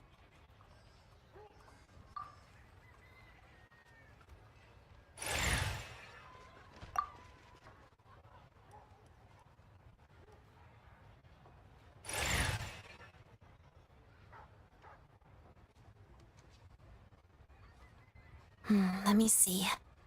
I'll take it all, please. And I'll be needing a receipt. Right. Choose mission budget under the expense category, but be sure to specify emergency rescue operation in the description. Otherwise, the normal reimbursement limit will apply. Let's book this train. Regulations say that if we need to transport Crescent Crystal during Project SNEZHNAYA, extra carriages can be added 1 hour before departure.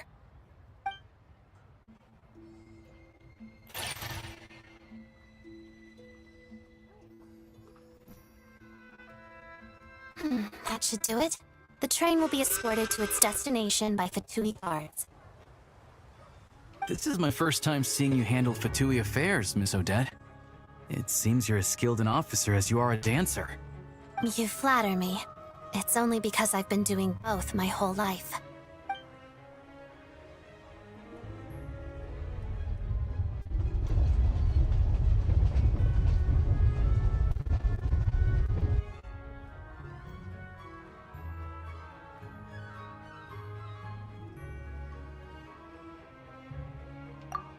Anyway, I bet you've been non-stop today, am I right?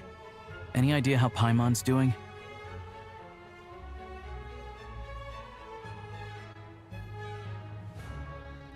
What's wrong?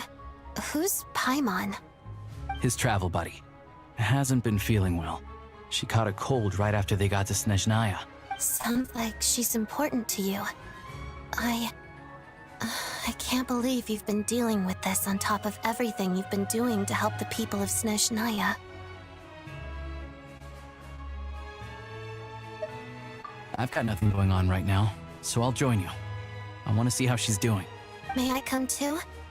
I have some candy that someone gave me back in Svietlovedova. Plus, I know a little bit about relieving cold symptoms. Alright then, let's go.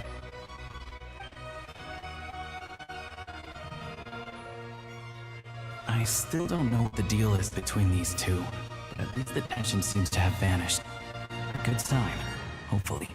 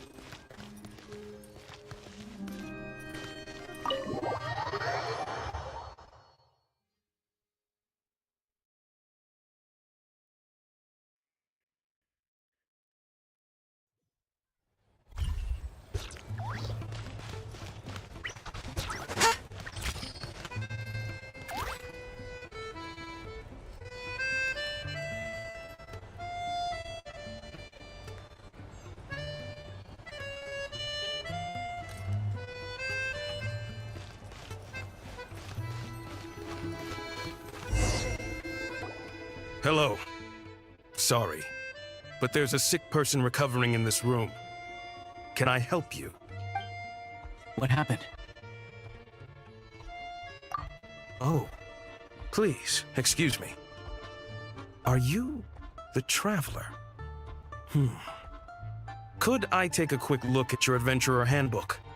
Master Child said I should verify your identity. Seriously.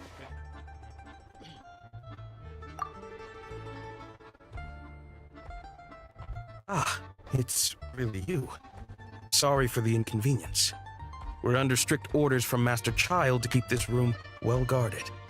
At the same time, we can't interfere with Podvoye Restaurant's business.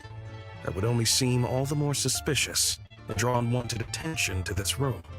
Besides myself, a few of my colleagues are stationed in and around the restaurant, in plain clothes, of course. Rest assured, you're in safe hands. I didn't expect such a high standard of protection. Well, Master Child handpicked us for this special assignment. We're not about to let anything go wrong. Anyway, I won't keep you any longer. Please, head inside.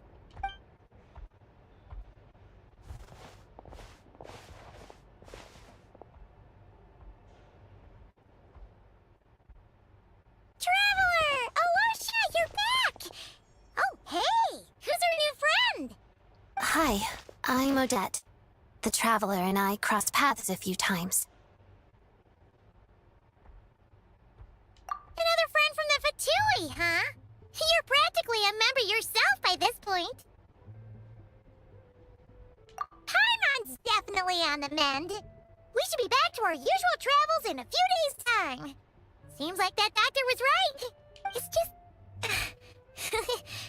Paimon's limbs are still feeling a little chilly. I have just the thing. Whoa! What's this? Is that a flame inside an ice cube? Wait, is this real ice? How's it not melting? All keen observations. You're right. This is called core ignis. Whenever I've caught a cold in the past, I found I recover much more quickly if I place this by my bed. You're welcome to borrow it. Awesome! Wow! It's so nice and warm! Oh, it's like magic. Your name was Odette, right? How did you two meet again? Looks like she's in pretty good spirits. That's a relief. Any progress with your investigation yet? No surprises there, I'm sure. They're not likely to let anything slip. The Rokad, huh? Let me think. Members of the Rokad keep their true identities hidden, but I think there might be someone I can introduce you to. Leave it with me. Meet me at the Korolyevsky troop tomorrow, and I'll tell you how it goes. Would anyone like a drink? I'm gonna head to the bar. Paimon will have... maybe some hot milk? Yeah. Paimon's in the mood for something warm. Enough with the secret chat, you two. Let's catch up properly in a minute. Paimon wants to know everything that's happened today. It'll be kind of like tabletop troop. No reason why listening to a story can't be an adventure.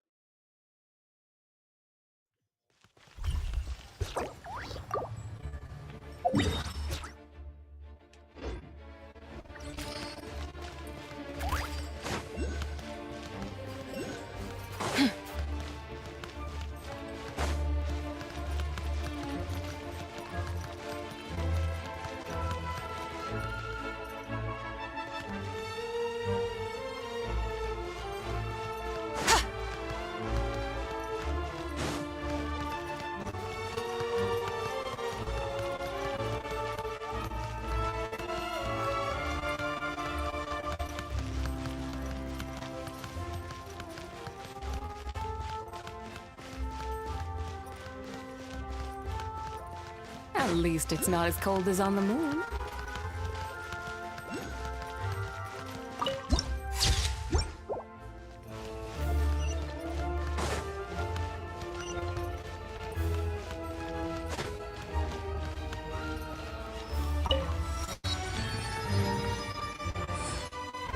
Ah, you made it. I've got some tickets, and I managed to set something up with the Rokot. It'll have to wait until after the show, though. Happy to stay and watch? I doubt you've seen pleasure. Here, this is the way in.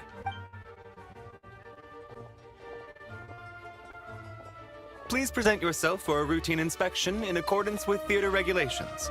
Thank you.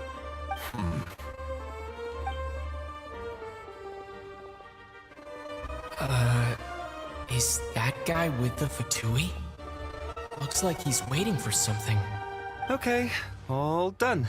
Thank you for your cooperation. Please proceed through to the theater.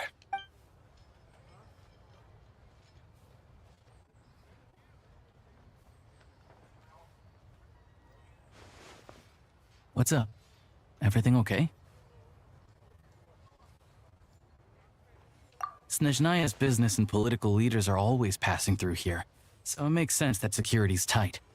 Still, it's a little unusual to see the Fatui's Armory Palace guard here. You saw him, right? The guy right at the back.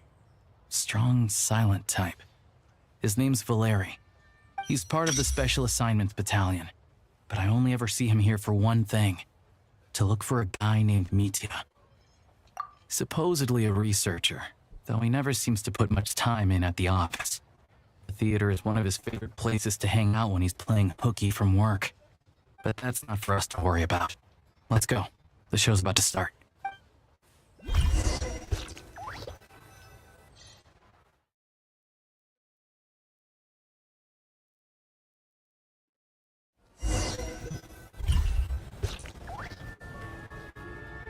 What do you think? Pretty impressive, huh?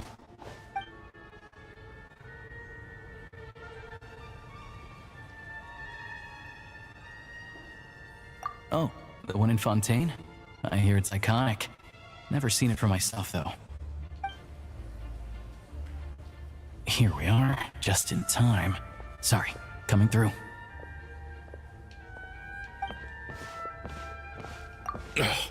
If you're gonna show up late, keep your mouth shut. What's his problem? Whatever. No point arguing with people like that. Look, there she is. That's who I'm introducing you to later. She's the lead singer of the troupe, Bodyanitsa.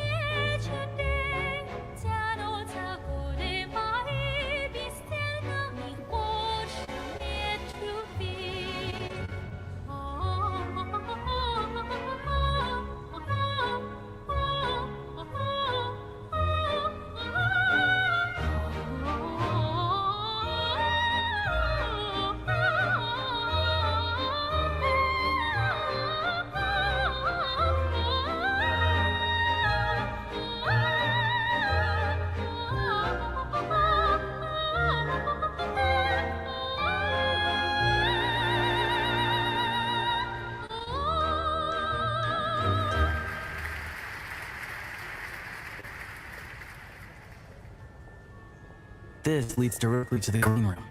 They're expecting us. Bodyanitsa will be waiting for us there.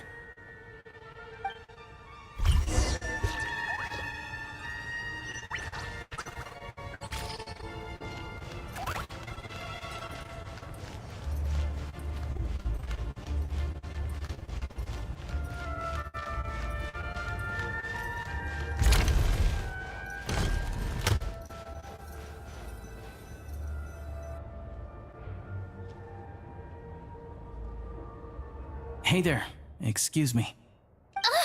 Can you believe it? I am so mad right now. Come in. Oh, it's you two. You know each other? Oh, wait. Is this who you were telling me about? The one you met yesterday and couldn't stop thinking about? I never said that. Yes, you did. Why are you denying it? It was right before I went on that rant about the moody factory owner. Oh, I remember it so clearly. Might I ask what brings you two here? Oh, I just brought him here to see the show. And when it finished, he was full of praise for Vodionitsa's performance. So I thought I'd try my luck, see if we could get the chance to chat for a bit. Maybe get an autograph? You work here. You of all people ought to know that's against the rules. It's not what the green room is there for. Oh, what's the big deal? Come on, don't be shy. I can give you an autograph. You can take a picture too if you want. Do as you please. I finished all my shows for the day. I'll leave you to chat.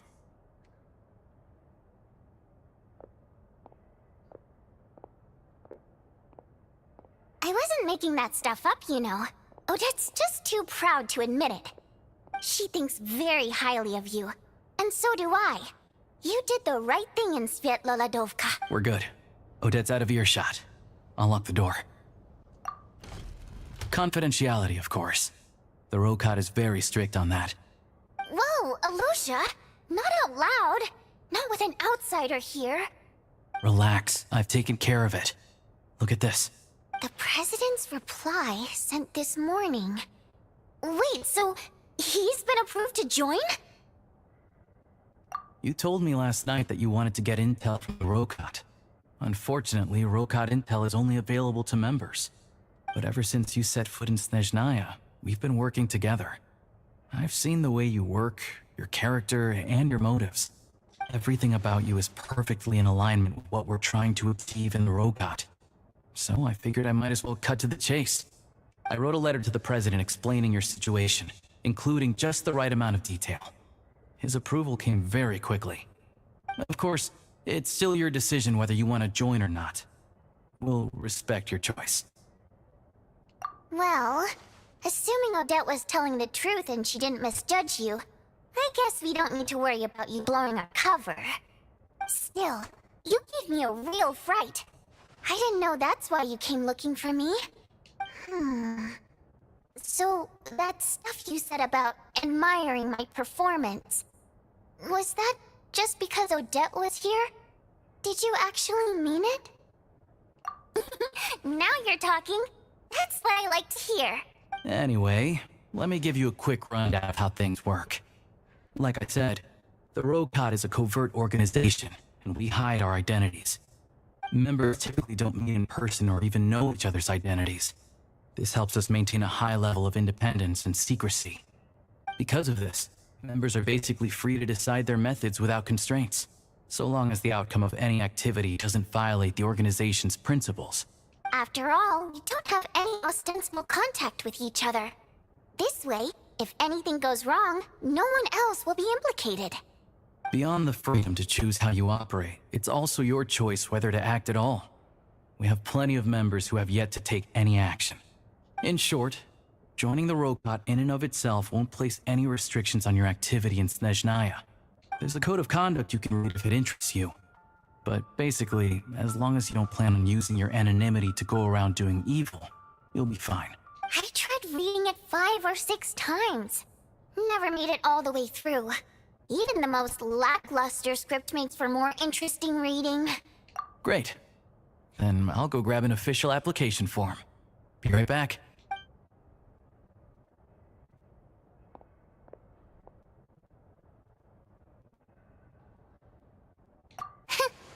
Well, Alosha has this pet dog, you see. His name's Tagarin, and this one time, Alosha brought him backstage. Tagarin took quite a liking to me, so I played with him for a little bit and fed him some treats. Then, the Rokot was out on a mission one day, and even though we were all in disguise, Tagarin recognized me right away. Just a coincidence, really. We didn't report it to the higher-ups, though, to avoid dealing with the fallout. Like my job at the theater, for instance. I really needed to make ends meet. By the way, what were you complaining about just before we came in? Did everything go okay with Chuganov? Everything did not go okay. That's why I was so mad. I tried to make some small talk with him before I went on stage to fish for intel about the Iskra manufacturing plant. But he wouldn't take the bait. No matter what I said, he kept dodging the question. And then he started complaining. He said he didn't appreciate his second-rate seat in the stalls because he usually gets a private box. I mean, what did he expect? Everyone knows that if you want a box seat, you buy a ticket well in advance. But instead, he sends me a letter the day before the show when we're practically sold out. I had to juggle things around just to get him a half-decent seat, hoping he would appreciate the gesture enough to share some information. But nope, he didn't give me anything. Yeah, meeting Chuganov in person has definitely been a disappointing experience. Oh, you probably don't know who we're talking about, do you? Chuganov was that older guy you were sitting next to today. I'm sure he didn't make a great first impression on you either. To the citizenry, he's a family man and a kind boss. But our interactions with him tell a very different story. It's one thing to ask for a favor, but he acts like it's his right. He always expects special treatment. Take the ticket situation, for instance. I've actually gotten him a private box in the past. But not only was he not even grateful, now he's acting like I've sold him short this time. Not to mention that he's never paid for a single one of his tickets. And another thing, if he's such a big family man, why doesn't he bring his wife and daughter to see the show once in a while? I've never seen them here, not even once. Calm down, Vodyanitsa. If you won't do it the easy way, we'll have to try the hard way. But first things first. Here's your application form. Go ahead and fill it out.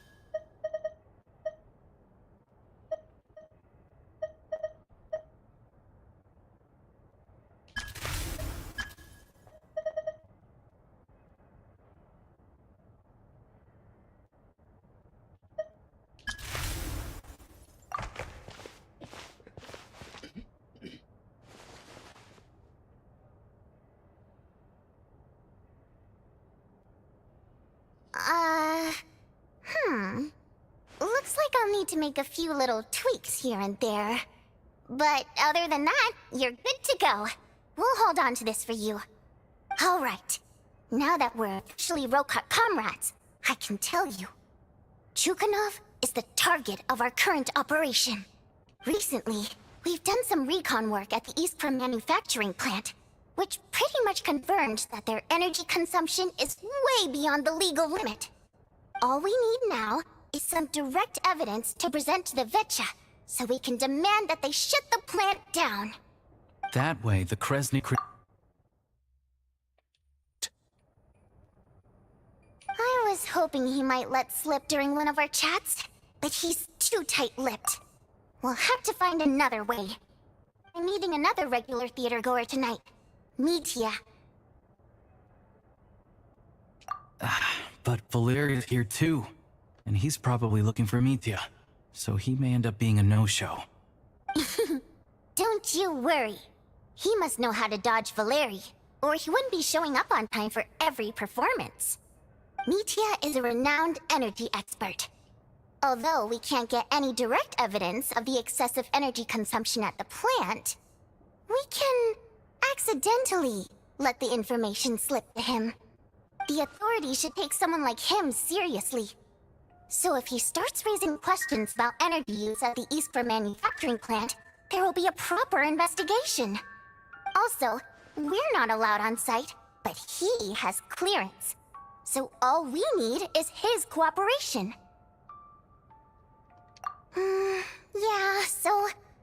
other thing we're trying to figure out. Though I think we're far less likely to make any progress on that front. Still, I hear that Mitya is a bit of a chatterbox. So, who knows? Maybe if we catch him in the right mood, he'll let something slip. What do you think? Sound like something worth your time? Okay, in that case, you guys find a seat somewhere nearby. Pretend you're a couple of buddies there to eat, and keep your ears peeled for useful information. He's a huge fan, so I doubt he'll have his guard up around me. But you two need to be convincing. If he suspects anything at all, he might stop talking. Sure. Don't worry. We'll make a believable pair of buddies. Perfect! You've sold me already. Now, help me tidy this room up a bit before we head out. Okay. What needs tidying? Everything!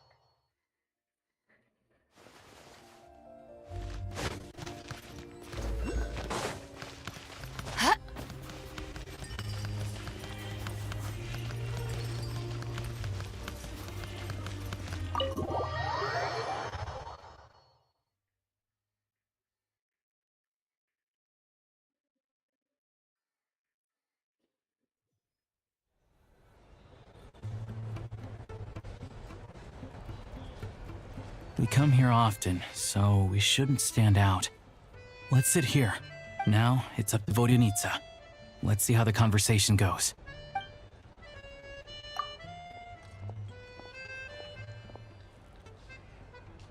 Mr. Mitya! Over here! Over here! Oh, sorry. I got a little held up on my way here. Now we have even less time than we planned. Go ahead and order some snacks and drinks. Whatever you like. Let me see. According to my schedule, we still have 25 minutes left. You're really pressed for time today, huh? I was imagining this would be a leisurely chat. If you'd prefer, we can always reschedule for another afternoon when you have more time. No need. Getting to meet the lead singer is a very precious opportunity for me. I'm not about to pass it up. I've already had to decline your invitation several times because our schedules rarely align. If I don't grab this chance while it's here, who knows when the next one will come around?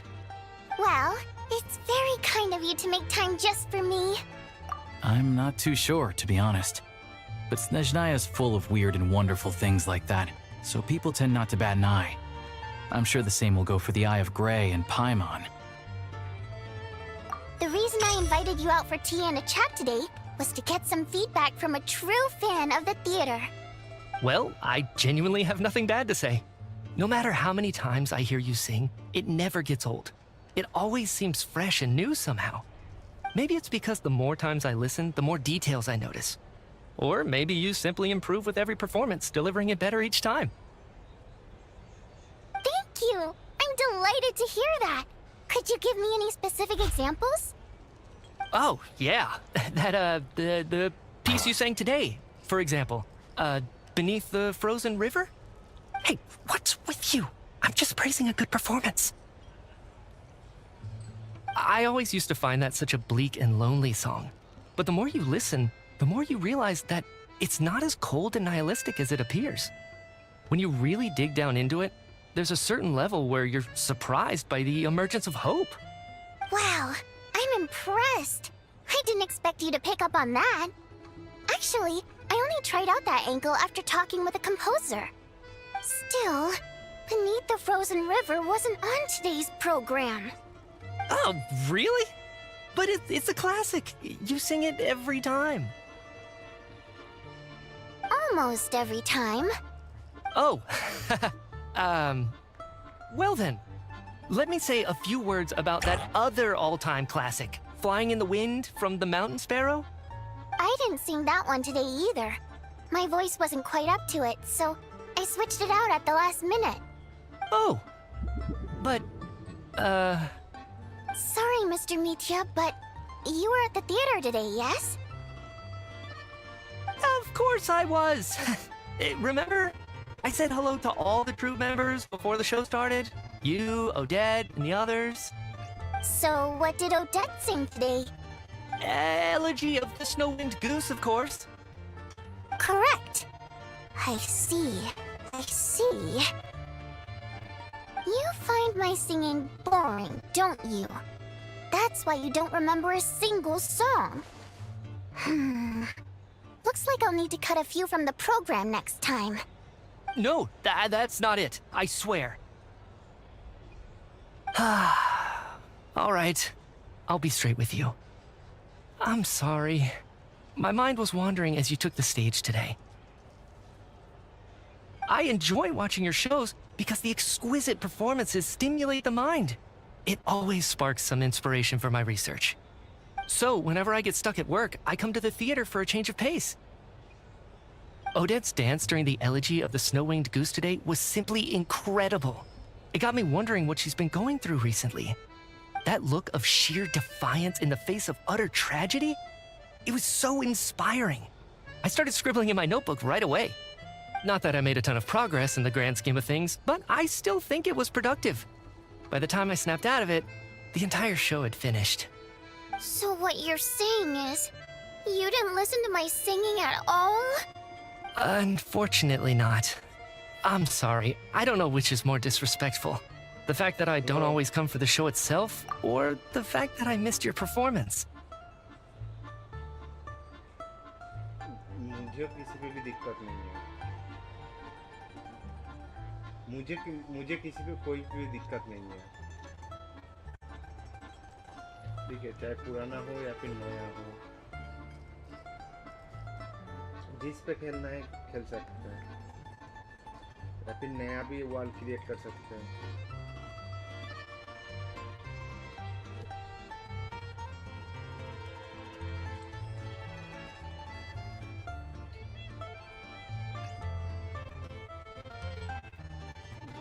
Old wall पे बहुत कुछ चीजें हैं।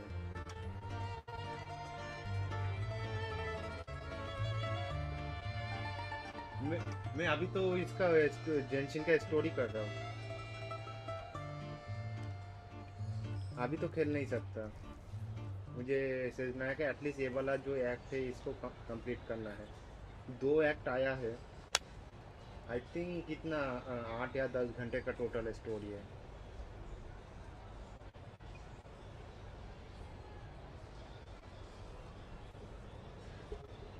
Seems like things are getting a little awkward.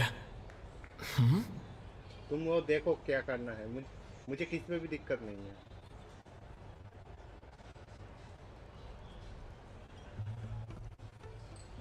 Mitya just stepped into a conversational minefield. If there's one thing Vodyanitsa doesn't like, it's people who show disrespect for her performance. This meeting was so hard to set up. Don't tell me it's already falling apart. It's fine. I suppose this is affirming in its own way.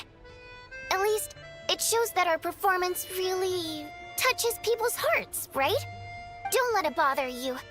It certainly doesn't bother me. She's showing a lot of restraint.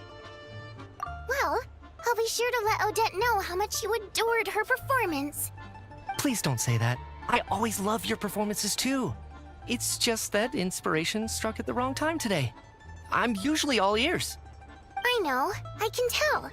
That's why I value your opinion. I'm sure some people can't stand it when others praise their coworkers right to their face, but not me. No, sir. Fair enough. I still feel kinda bad, though. But you know what I really can't stand? People who only show up to the theater to pretend that they're cultured. Makes me sick to my stomach. Oh, yeah, 100%.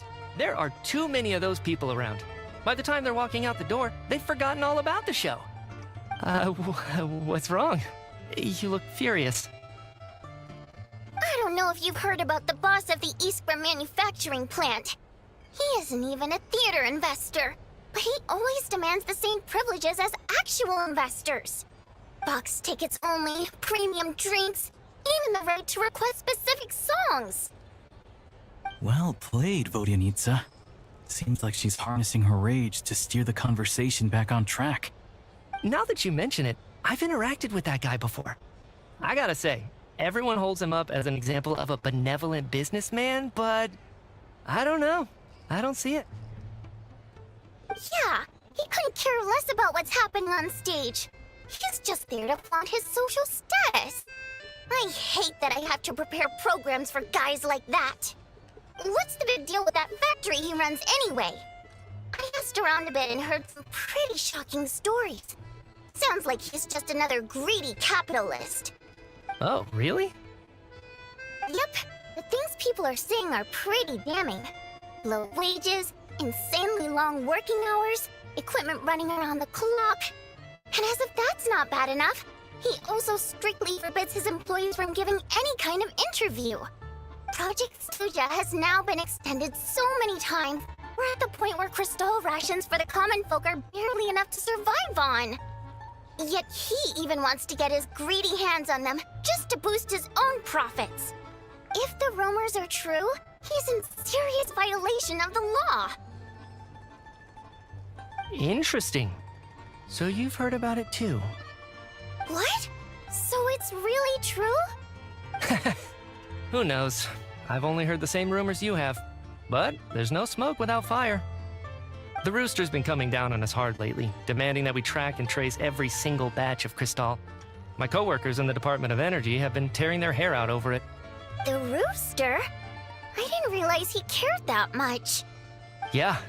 Even though there are no restrictions on Crystal trading, the poor will wind up freezing to death if we let the rich buy as much as they want. That's clearly unfair. Looks like we'll need to arrange an investigation into the Iskra manufacturing plant as soon as possible. I never knew you kept up with current affairs beyond the theater, Miss Vodyanitsa. You really have a heart for the common person.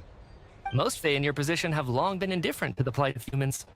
Well, those of us who choose to live in human cities are naturally going to pay attention to any significant upheaval. Isn't the Rooster a Fae himself? I'm just surprised to learn that even... getting so stressed out over Project SNEZHNAYA. What is the end goal of this project anyway? This is it. We're finally going there. I'm sure Mitya can sense on some level that she's fishing for information. But since their conversation is so relaxed, he might just let something slip. It's stressing me out too. If I'd only made better progress with my research, things wouldn't have dragged on this long. Oh, so your work is related to Project SNEZHNAYA? That's right. The Armory Palace needs a brand new energy source, not the power of the Light Realm and not elemental energy. Right now, the only thing that meets the requirements is the power contained within stellar linchpins. But harnessing that power is costly. Each step of the process requires enormous amounts of Kresnik crystal, from extraction to quantification to attempts at conversion.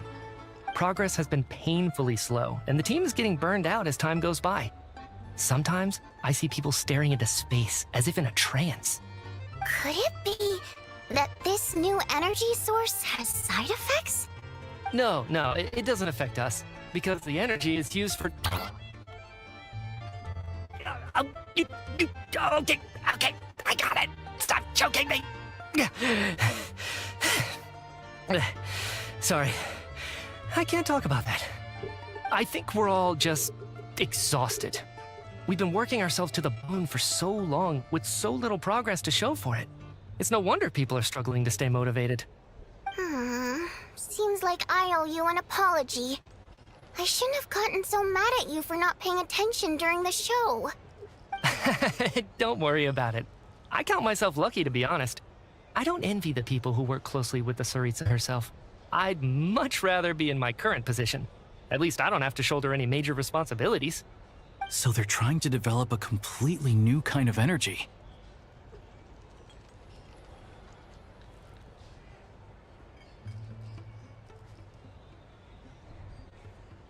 Yeah, censored by a scarf. Who would have thought? Oh, dear. It looks like my time is up. I'm afraid I have to leave. I'm so sorry. We ended up barely talking about the theater. That's okay. It was a pleasure chatting with you, really. Let's make up for it next time. Yeah, hopefully once the work pressure eases up a little, I'll be able to focus more on the performance, and then we'll have more to discuss. We touched on some confidential issues today. I'd be grateful if you could keep it between us.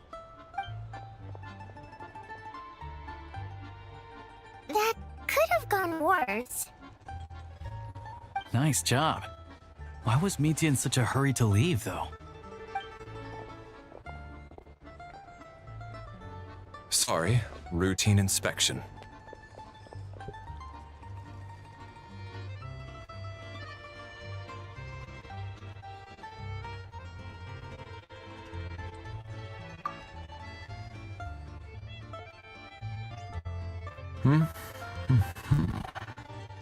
Okay, let's go. So he wasn't rushing to get back to work. He must have calculated that Valeri would find him here in exactly 25 minutes. That's frighteningly accurate. One of the main duties of the Special Assignments Battalion is to ensure that important figures stick to their schedules.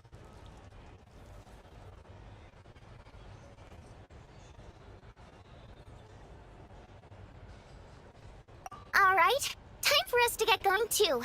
Excuse me, check please. We'll settle our check too, then.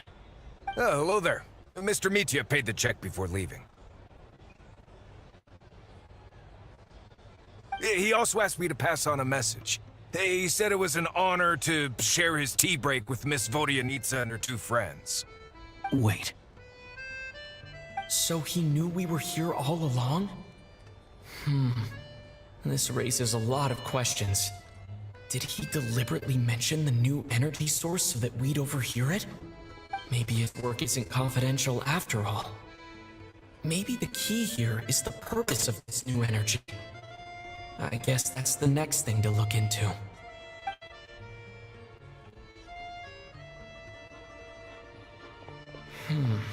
Vodyanitsa and Alosha have left. Time to head back and call it a day.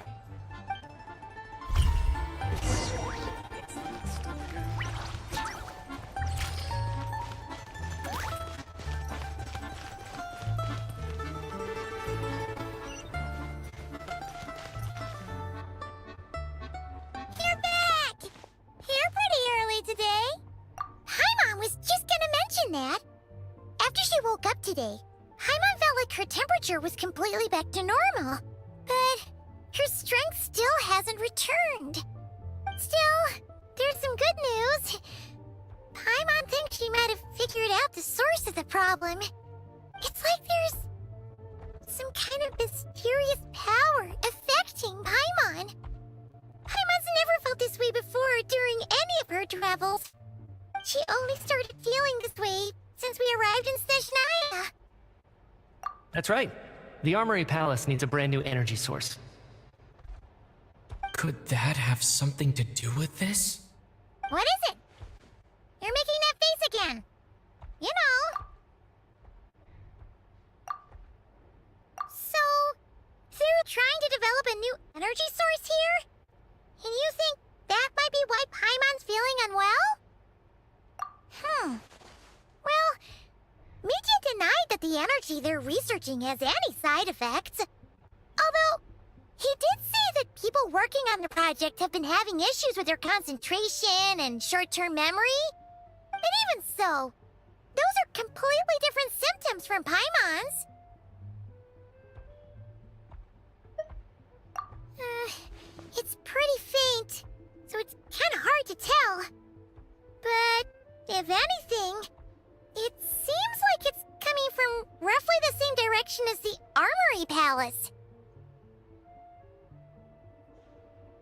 Sure, Paimon's with you there. But how, though? The robot only has a limited amount of intel.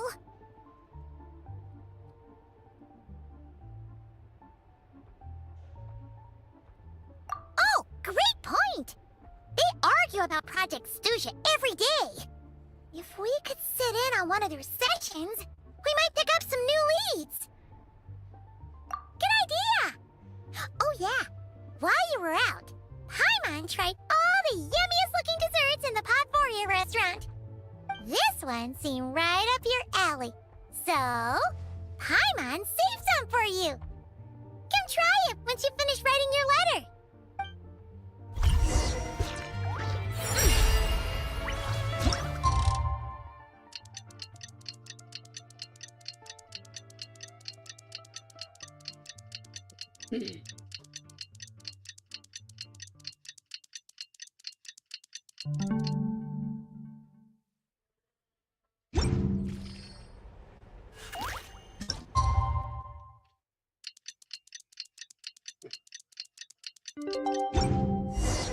Elosh.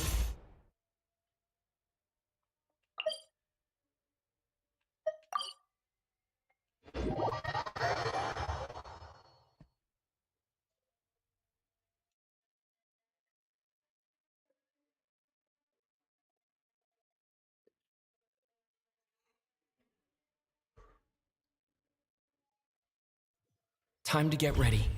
Then head to the SNEZHNAYA Vecha.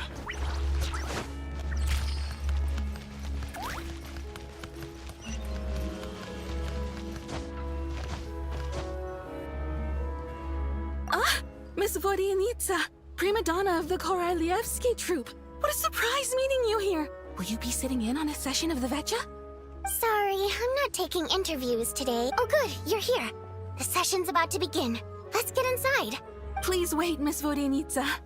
Could you introduce me to your new friend?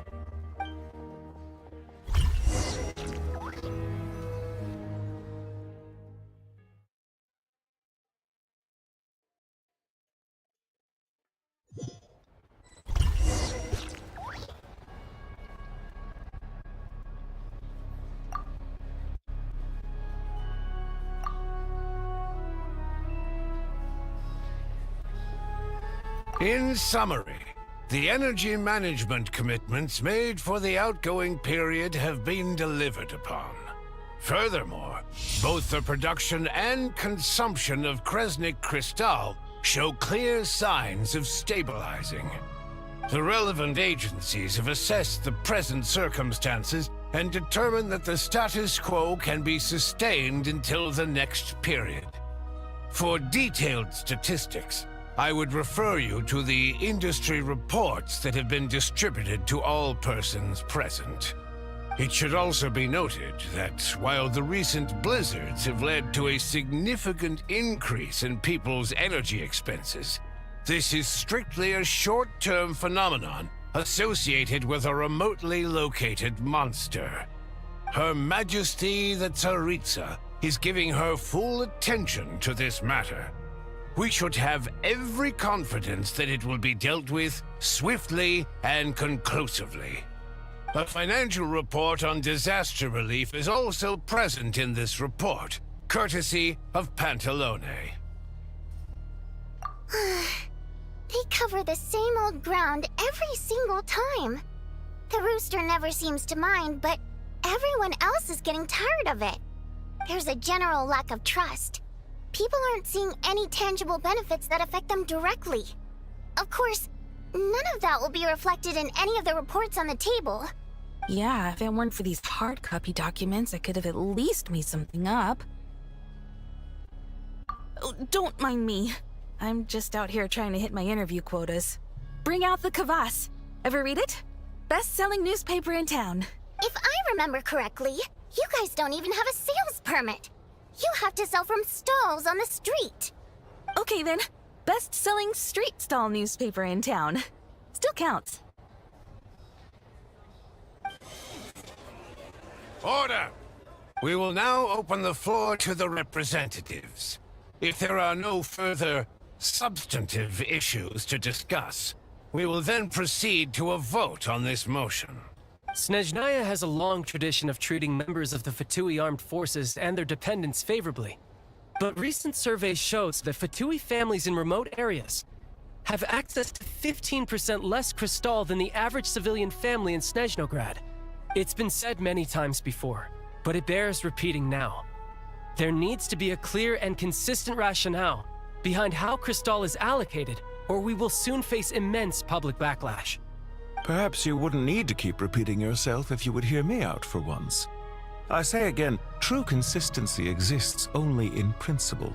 In the real world, fairness is relative. You appear to treat resource allocation as a simple function of production and population. So what about when the equipment used in production breaks down? Have you factored that into your equation? And do you even know how long it's been since SNEZHNAYA last conducted a census? If I knew the answers to questions like that, I'm sure I'd be a very wealthy man. And I doubt I'd be going by child. I'd like to bring the focus back to the specific issue I raised. Or do you wish to deny that favorable treatment for Fatui dependents is our long-standing policy? It's easy to be a critic when there's no accountability. That seems to be a running theme in the anti-Project SNEZHNAYA cohort. Defeat the ringleader and all other problems will magically resolve themselves. That's what they seem to think. But in case you aren't aware, not one jot in my report would change whether Project SNEZHNAYA continues or not. So you have no intention whatsoever of finding a solution to this problem? On the contrary, I'm the only one here who ever brings solutions. Child opened by speaking up for the armed forces. Regrator struck back with style and a war of words ensued. Our reporter was live on the scene to get the audience's reaction as it all unfolded. Who do you support?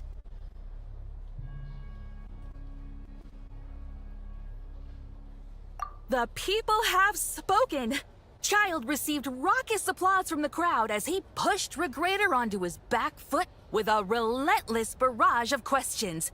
It had to be seen to be believed. Now you see why they don't have a sales permit. However this reporter wants to spin things, I haven't forgotten that Tartaglia was representing the Northland Bank when we first met in Liyue. So surely, their relationship can't always have been this strained. You two are getting off topic. Let's focus on what the data is saying. Mr. Pantalone, may I speak on your behalf? Oh, please do. I'm more than happy to save my breath. Crystal distribution policy undergoes modifications with each new period. The ultimate goal being to find the most reasonable method of allocation, which I believe is what Mr. Tartaglia also seeks.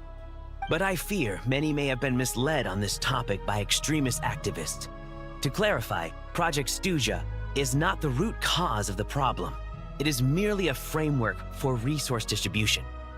The most recent reports all point to SNEZHNAYA's resilience and adaptability during this period of fine-tuning, and give clear indications that a distribution framework is improving with each iteration. To make drastic adjustments without first considering the risks would likely do more harm than good. It would be a waste of the hard-won experience we've gained to date. Renowned scholar of finance, Arapov spoke up to clarify the fiscal logic, clearly alluding to social organizations like the Rokot in his words. With the notorious Lelex still active to this day, should the Rokot be held responsible? No, there is someone else to blame. She's just rephrasing what Mr. Pantalone said. The Rokot are the critics he accuses of taking no responsibility for their actions. As for Lilik, you won't have heard of him yet. He's currently the most famous member of the Rokot. Well, more like infamous. Ending Project SNEZHNAYA has become an obsession for him. Unlike the more decent ones among us, he believes that votes in the Vetcha are all that matter. So whether it's threats, coercion, or bribery, he'll use whatever means necessary to get people to change their vote. And since we're already on the subject, what do you think of Lelek's methods? Are you for or against?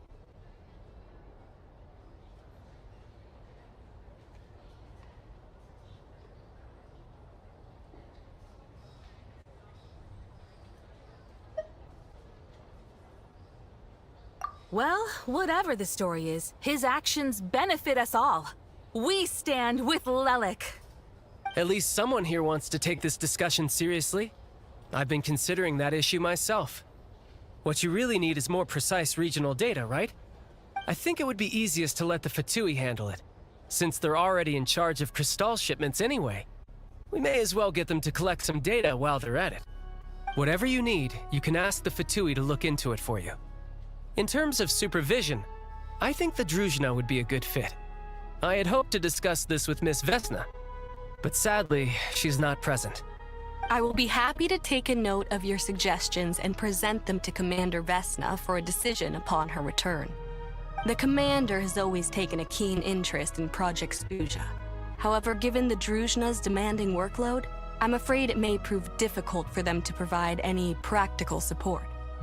Let us refrain from jumping to conclusions until a concrete and actionable plan is in place. My apologies, Lord Rooster. There are numerous issues to address here, including manpower, time sensitivity, and reporting lines. Nevertheless, I support drafting a proposal. Follow the usual procedure, and it can be raised as a new motion for all parties to evaluate at the appropriate time. In that case, I'd like to share one thought before the proposal is drafted. The issue of time sensitivity was raised just now, which I presume relates to the official reports. In fact, the Energy Commission already collects regular statistics on each urban center and its surrounding area. Would these be of any use? That's a good idea. I read every issue of Sviet-Lolaidovka's report, and although my focus is mostly on the section about equipment operation, the energy consumption statistics also yield a lot of insights. Be that as it may, does no one see an issue with using local data to determine Crystal quotas? In the long term, it seems like a very risky solution. Not if they are used purely for reference. So long as we have the report from the Northland Bank's headquarters to corroborate it, no one will be able to fool me. Very well then. It appears that this arrangement is acceptable to all parties. Yeah, sounds good to me. The members reached a provisional consensus on the issue of improving treatment for Fatui soldiers.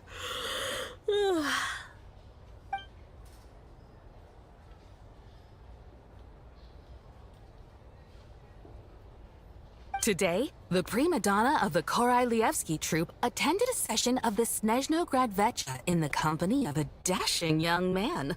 The question on all our minds is, what is the true nature of their relationship? Write anything like that again, and I'm revoking your permission to interview the troupe. Got it?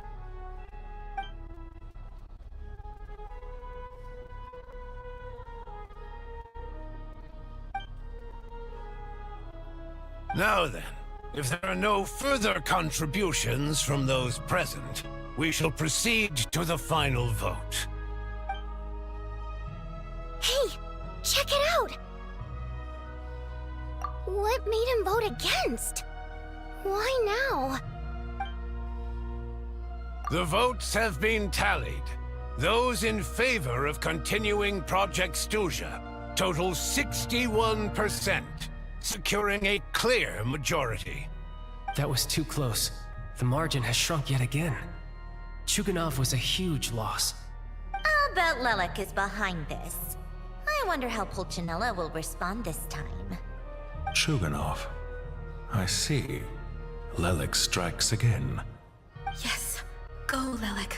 Once Project SNEZHNAYA is defeated, our unwavering support at Bring Out the Kvass will finally pay off when we make our comeback. I can taste our victory already! In accordance with the result of this vote, Project SNEZHNAYA will remain in effect until the next Vecha period. Finally, may I remind us all, we debate only for the greater glory and solidarity of our nation. May the aurora shine ever on, and the tundra always stand firm. The session is concluded.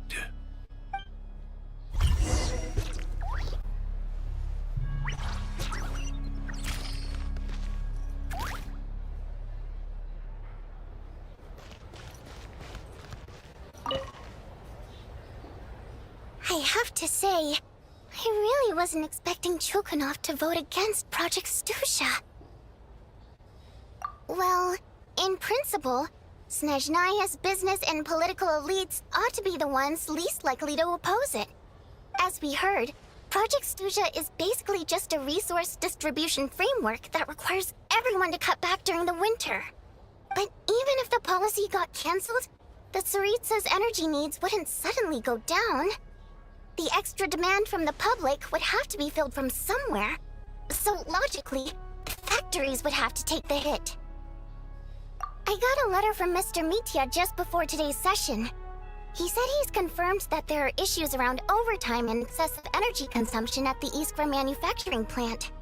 In a situation like this, once the Rooster receives the report, he'll order the factory to halt production and submit to an investigation before issuing a penalty. But that's a week-long process, and thus didn't make it onto the agenda this time. I don't think he suspects anything so far. Exactly. And as you know, he's a very selfish person. I was originally gonna try and flip him after he received notice of the official sanctions. My plan was to convince him that the whole thing was completely unfair. Rather than just sit back and take the hit while his factory stopped production, he'd be better off voting to end Project Stusha. At least that way, no one else would be able to make any money either, because all the factories would suddenly have more limited energy to work with. But now, he's already voted against it, which means someone must have used more forceful means to change his vote, just like with everyone else who flipped. Yeah, no one knows why Lilac is so obsessed with ending Project Stusha, but by the looks of it, he's inching closer and closer to success. Lilac must have strong motivations, given how he'll stop at nothing to achieve his goal. Maybe he knows the full truth of Project Stusha. Maybe my next step should be to focus on him. All right. What are your plans for the rest of the day? Shall we head out? Hey, comrade. I noticed you were here during the debate. I didn't take you for a political enthusiast. Greetings, Harbingers. I just happened to have some free time today, and my new friend here thought it might be fun to check out the Vetcha. Ah, Odette must have introduced you. Looks like you two are getting along pretty well. I'll leave you to catch up. I should head back to the troop. Sure. Break a leg and all that. Thought it might be fun to check out the Vetcha, did you? Things are never that simple with you, Traveler.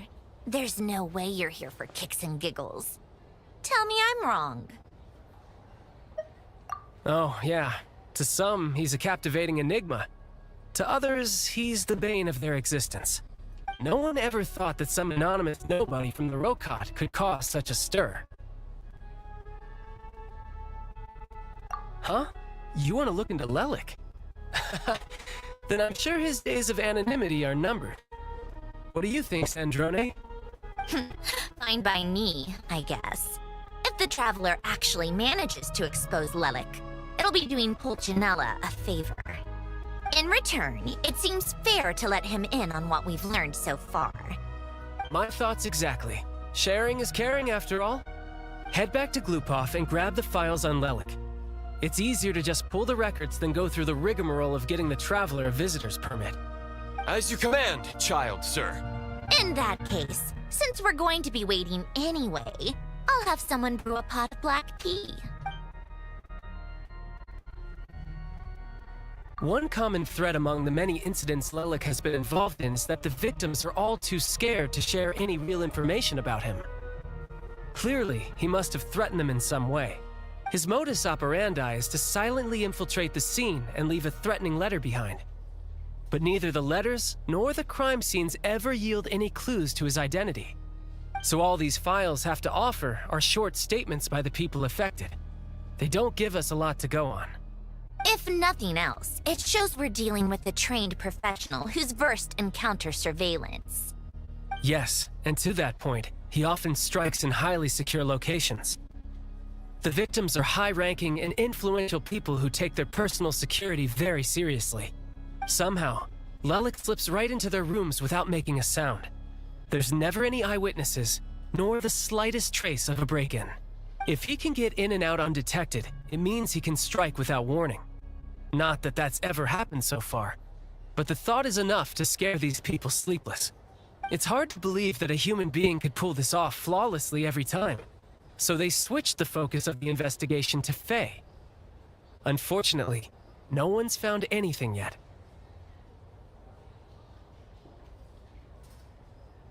Careful. Don't underestimate me. Although truth be told, I'd probably find it hard not to blow my cover.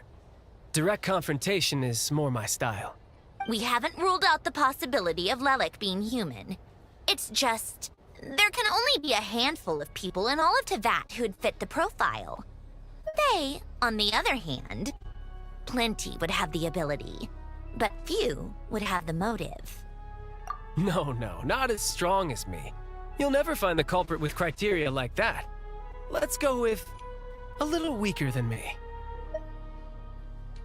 There's no denying that Master is strong, but meticulous. We can only hope. He's just trying to find a reference point. Stop getting fixated on who's stronger than who. But that's the most important thing. In my opinion, anyway.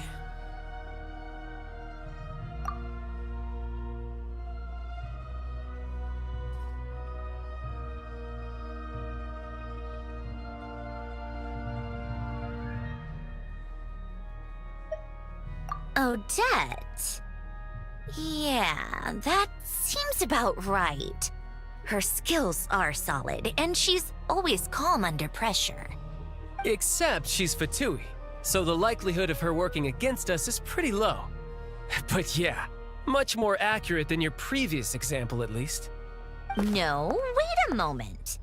Maybe we should interrogate that assumption. What do you mean? Which assumption?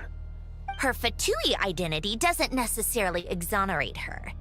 And when you think about it, the Rokot would be precisely what she needs to conceal her identity. Plus, she wouldn't need to be such a pro at covering her tracks. She'd already know where the Fatui will be and when, so she could choose the perfect time to act. Oh, yikes.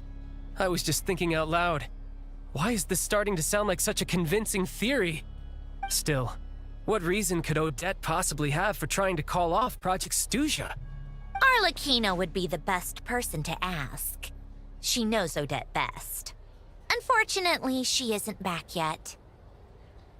Rosaline used to open up to her in private about her struggles with Odette. As I'm sure you can imagine, Arlecchino is quite a lot better with children than Rosaline was. She gave her some tips on how to handle the situation, and Rosaline managed to reach a settlement with Odette before leaving. So I suppose there were at least no lifelong regrets left behind. Beyond that, I don't know the details about that side of things. But I do know that Odette definitely has a motive to hold a grudge against Project SNEZHNAYA. The reason being, her father passed away during the early stages of the project. That was back before it had been named Project SNEZHNAYA, and things were still being worked out. But in essence, it's remained the same ever since. Huh. The more you know. Rosaline was always so self-centered. I never understood why she started paying so much attention to Odette. Is that such a surprise? If you cast your mind back, you may remember that Rosaline and I weren't exactly close. We had tea together a few times, but that was about it. Odette's past is no secret. Her father was a Fatus and her mother was a very famous ballerina. On the surface, it looks like she followed right in her parents' footsteps. But the truth is quite a different story. After her father passed away on a mission, her mother was overcome with grief. She broke her leg during a performance and could never dance again. Odette was only interested in ballet at the time, but this tragedy left the family with both breadwinners gone. They could barely make ends meet. Per Capitano's policy, family members of Fatui who died in the line of duty had to be appropriately accommodated and provided with adequate assistance. So, regardless of how Rosaline may have felt about it, it fell to her to resolve the issue of Odette's family's livelihood. In the end, the solution they agreed upon was to have Odette join the Fatui. Right, because the alternative would have been a one-off compensation payment, I guess. In that sense, joining up was definitely the better option. Still, she must have had mixed feelings about it, right? If she doesn't even like the Fatui... It's just a theory. A possibility. But as a motive for Odette to become Lelik, it holds up. That said, I have no idea where Odette's head is at right now, or what her conflict with Rosaline was about. Plenty of people were on bad terms with Rosaline. I have no intention of trying to figure it all out.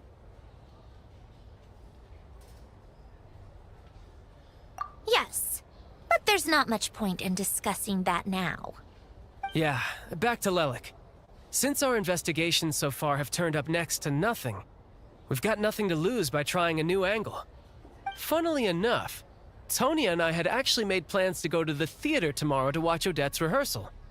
Unfortunately, thanks to this Lelik situation, I'll be stuck working overtime again. Which means you can go in my place. No point wasting the ticket. Plus, you'll get to meet Tonya. Spirit Seeker.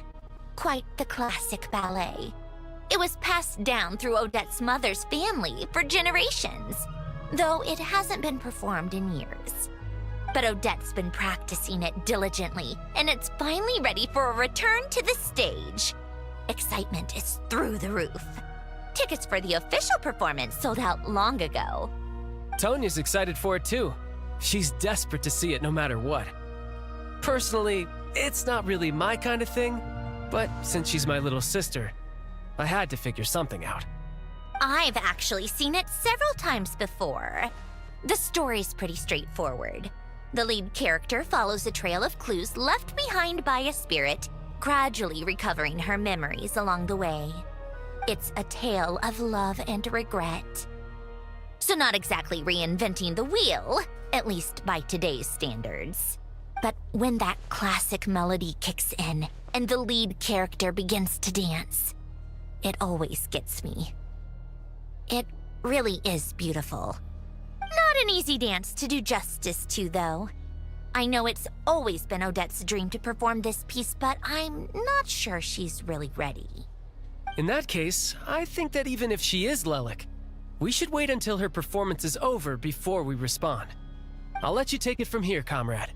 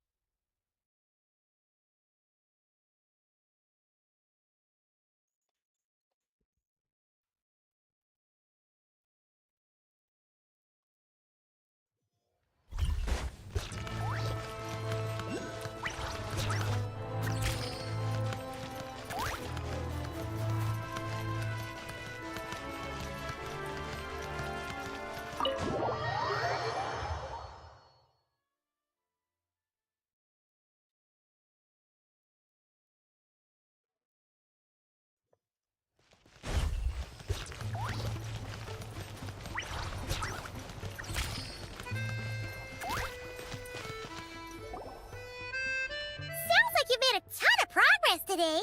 It's good that everything's going so smoothly. Next step is to head back to the theater and get a clear answer from Odette. Either way, Paimon doesn't get the sense that she's a bad person.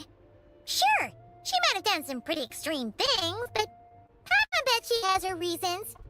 Maybe this is going too far, but like, with everything she's managed to do so far, wouldn't it make more sense in theory to be even more, you know, heavy-handed?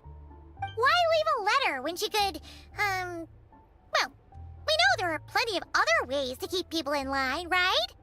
The point is, she could have gone further, but she didn't. So, if it is her, she's got some principles at least. Yeah! Well, all you can do is follow the facts wherever they lead. change, really. But that thing Paimon told you about yesterday? Paimon feels like she can sense it more clearly now. Hearing you talk about your day makes Paimon itch for an adventure. If only she could be there with you so we could experience it all together. Yeah, I wish you could be there too. I'm not used to adventuring alone. But don't worry, we'll get to the bottom of this.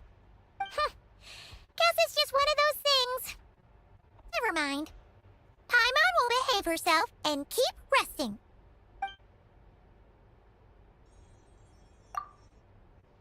If Odette is Lelik, she may well have inside information on Project SNEZHNAYA.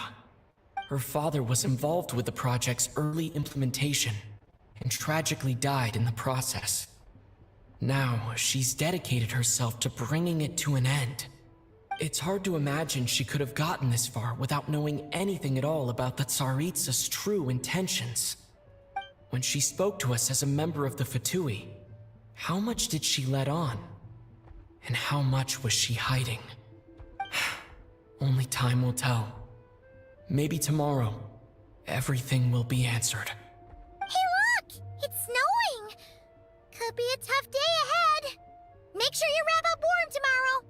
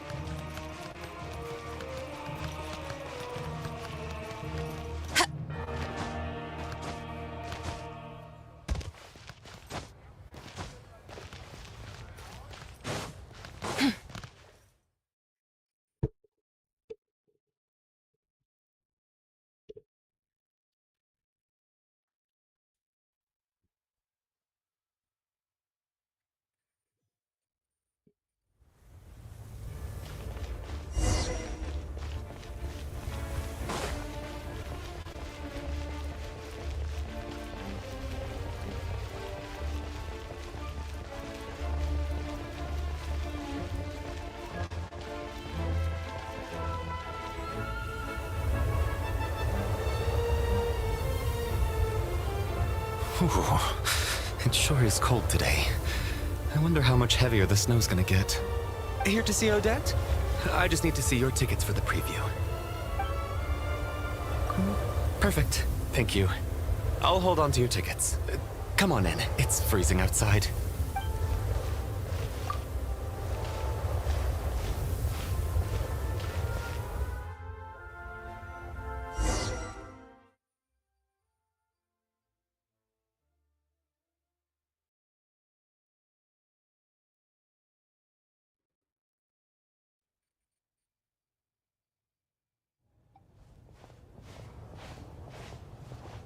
I think I'll leave the Lelic question until after the show's over. Then I'll go find Odette.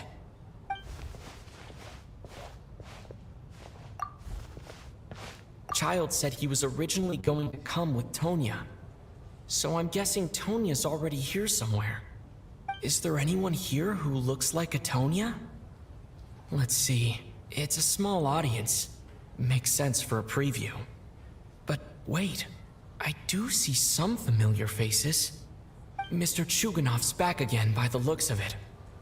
Oh, and is that Mitya? And that Fatui officer, Valeri. Guess he must be playing cat and mouse with Mitya again. Oh no. It looks like the show's starting and I still haven't found Tonya. Never mind. I'll just have to take a seat for now and see if I can catch her afterwards.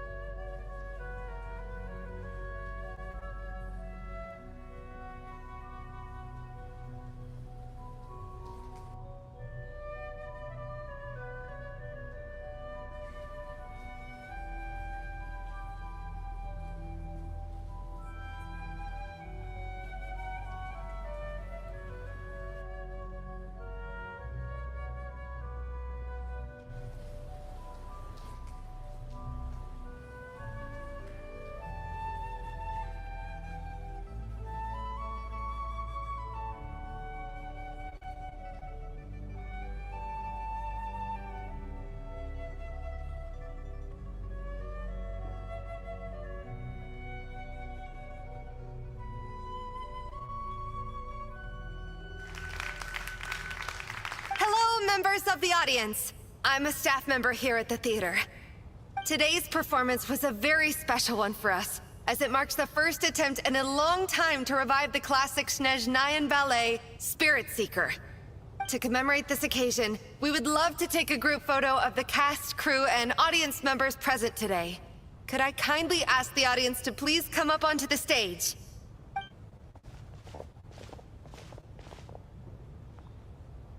All right, everyone, huddle in a little more. Now, look at the camera. 1, 2, 3.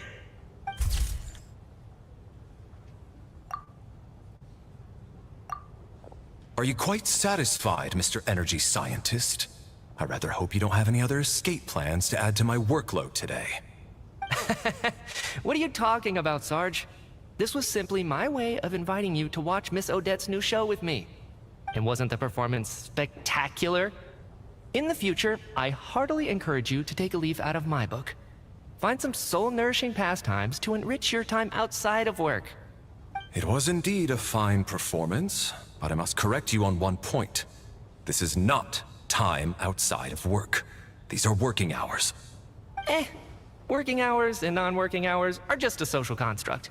Human technology can never advance if we're too rigid in our thinking, Sarge. May we leave now? Already? I mean, I was kinda hoping to soak up the atmosphere for a little longer, but... No? Okay, guess I'm pushing my luck. Didn't seem like too much to ask, but fair enough. Off we go then, Sarge. Back to the land of working hours. Lead the way. That has to be her. She's the only person in the audience around Tonya's age. Excuse me, are you Tonya? Huh? Your brother's busy today, so I took his ticket. Don't worry about him, he's fine. Oh, okay. Sorry for the trouble. What's wrong? Are you sick? No, I'm fine. It's nothing. Maybe she caught a cold on the way here because of the weather.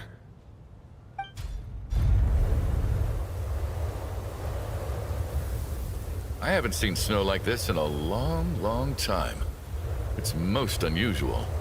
I know. It's completely white out there. You can barely see a thing. I've never seen such heavy snow in my life. Let's wait it out for now. You'd be lucky not to freeze to death in this weather, let alone find your way. Well, look at that. Maybe we shouldn't be in such a rush to get back after all. What do you think? Let's wait and see. Why do you need to take it so seriously? Fate has given us this wonderful chance to take a break. We owe it to ourselves to make the most of it. Come to think of it, there's a small inn not far from here that always keeps plenty of extra blankets on hand for guests. I know the route well. Shall I head over and borrow a few blankets? That way, anyone in a hurry can wrap up warm for the journey back. Just remember to return them next time you're over this way. Sir, there's really no need to go to all that trouble. Hey, it's no trouble at all. Wait here, I'll be right back. What a kind gentleman. Very good. My wife and daughter are waiting for me at home, so I shall be heading back as soon as I get my blanket. So... are you expecting us to go back to the Armory Palace wrapped in blankets too? Don't worry about that. I made arrangements in advance. Should I not return to the Armory Palace within 3.5 hours after Operation Showtime begins, an armed squad will be sent to collect us. They will escort us back. You are one of our key military personnel, so any weather-related risks must be eliminated. Operation Showtime? So, wait. Every single time you drag me back to work when I sneak out, it's a whole official operation? I gotta say, you've really turned this into quite a moral dilemma for me. It's snowing pretty hard out there. I think you should stay here for now. You seem a little under the weather. Sure. My brother might come pick me up in a bit anyway. Time to get to work.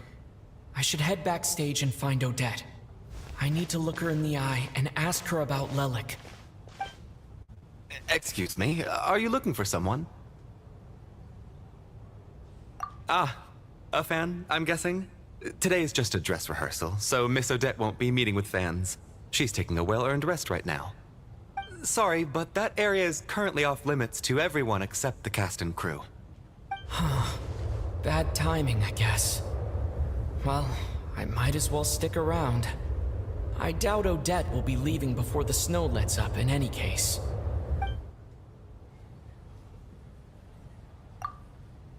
What happened to the gentleman who went to fetch the blankets? How has he still not returned? I was thinking the same thing. It's still snowing very hard. Do you think something might have happened to him? Whatever the reason for his delay, I must say I hate nothing more than people who make empty promises and fail to deliver. Well, I have to treat my employees like that on occasion, but that's different.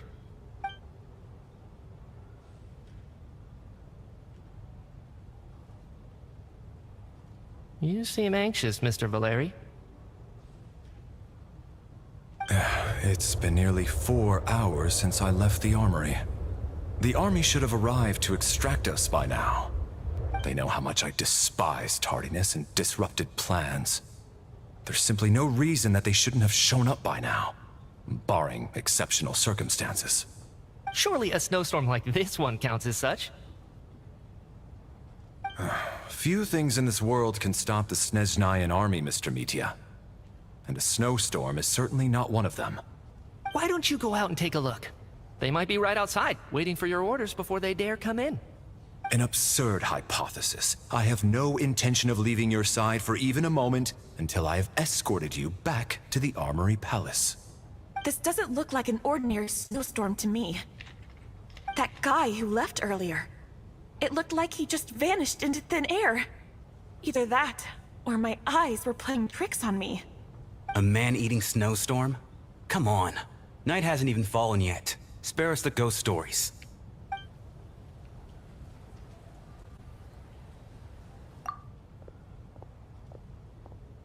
Traveler, didn't know you were coming today. How come you didn't say anything? Oh, right. I assumed you were looking for me and Vodenitsa.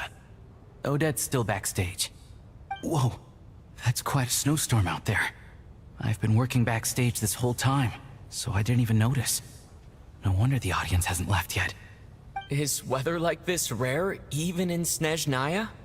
Yeah, snow like this. I'm sure I've seen it out in the wild before, but never in the city. Actually, I take that back. I don't think I've seen snow this bad even in the wild. This is something else. It's not normal. If even Alosha thinks snow like this isn't normal, could it have anything to do with that monster people have been talking about? We can't stay cooped up here forever. Someone needs to go out and take a look. No need. I have plenty of experience with snowstorms. Besides, I work here while you're an audience member. I should be the one to do it.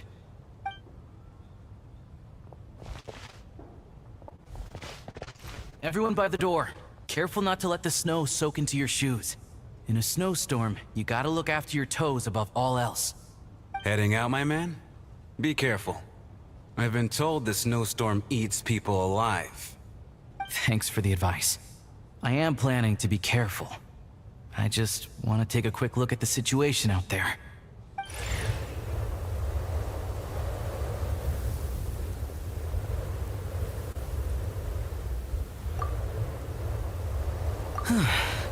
He's back! He's back! How was it?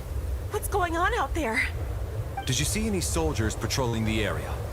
Something about this storm isn't right. There's no one out there. I didn't see a single soul. And something in the air gives me the creeps. This isn't your average snowstorm. I suspect it might be related to recent events in our nation. I strongly advise everyone to stay here until the snow dies down. Are you serious? So all of us are trapped here now? That sounds a little far-fetched to me. You want to go outside and see? I, for one, am not risking my neck in that weather. This just turned from a minor delay into a major hassle. We can only hope that our friend who went to fetch the blankets just ditched us and went home. Is it really that bad? But my daughter, I won't be able to read her a bedtime story tonight. Huh? What are you all still doing here? Whoa! It's snowing hard! So now we're stuck here? Oh, this is terrible! Luckily, it was just a dress rehearsal today, so there aren't too many people here. On the bright side, the theater's always well stocked with supplies. If the snow still doesn't let up as we get into the evening, you can spend the night here, everyone. At least, I assume that's alright? Odette? Fine by me. This seems like a sensible backup plan under the circumstances. My thanks to the theater for being so accommodating. What are you staring outside and praying for, my man? You anxious to get home too? Oh, Your Majesty the Tsaritsa, I beg you, please do not let tonight's snowstorm stop. This is a golden opportunity to spend the night under the same roof as the two top stars in all of SNEZHNAYA. It's a once-in-a-lifetime experience. I think I've changed my mind. Sir, if you so much as look at us funny, you'll be seeing stars in a whole other way. Behave yourself, or you'll be begging for that blizzard. It's getting colder.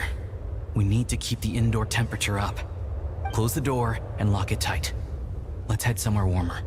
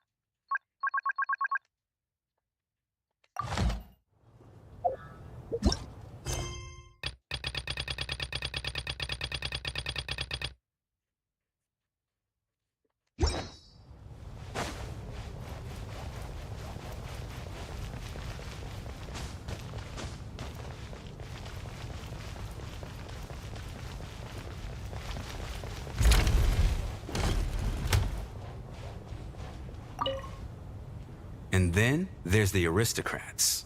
Easiest of all to deal with. You don't need to use any force whatsoever. All you have to do is show them the rope you plan to tie them up with. Do you know why? I don't. Do tell. Because nothing horrifies them more than the thought of a cheap, coarse rope leaving creases on their precious million more coat. They'll do whatever you ask to avoid that fate. Unexpected, but funny nonetheless. Tell me another one. Well, look at that. I got myself a new listener. Hey there. Let me introduce myself. The name's Shram, and I'm a mercenary. The kind that gets paid to do odd jobs for rich folks. And I am Chuganov, an entrepreneur. If my name is unfamiliar to you, you will no doubt have heard of my factory, the renowned Iskra manufacturing plant. Are you really that famous, Mr. Chuganov? How come I've never heard your name before? Excuse me? Is that a joke? Or are you being serious? Oh, I'll have to ask my rope later. He's probably tied up more entrepreneurs than I've ever heard of.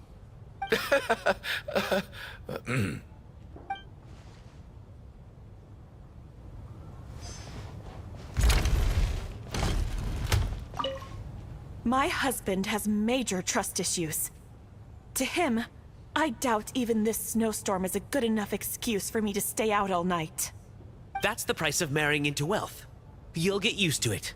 I'm not about to stop you if you want to leave, but don't drag me along. Hello? Can I help you?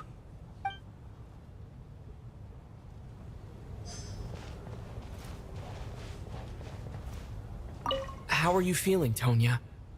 I'm fine. Sorry to worry you. I'm used to it by this point. I take medicine for it. My brother usually helps to get it ready for me. Child must take great care of his sister. He's never mentioned Tonya's illness, though. You know, I actually find this whole thing kind of exciting. Stuck in a strange place thanks to a snowstorm. Having to spend the night with a bunch of interesting characters. It's pretty cool, don't you think? Kids, huh? My brother always says I'm not mature enough. Maybe he's right.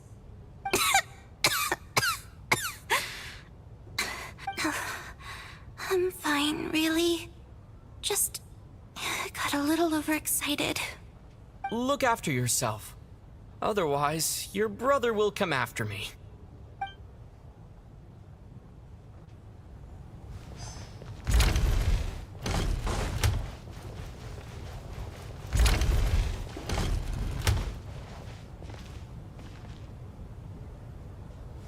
This is highly irregular. A delay of over an hour during an operation like this theoretically warrants a Harbinger-level response. I wonder what the issue is.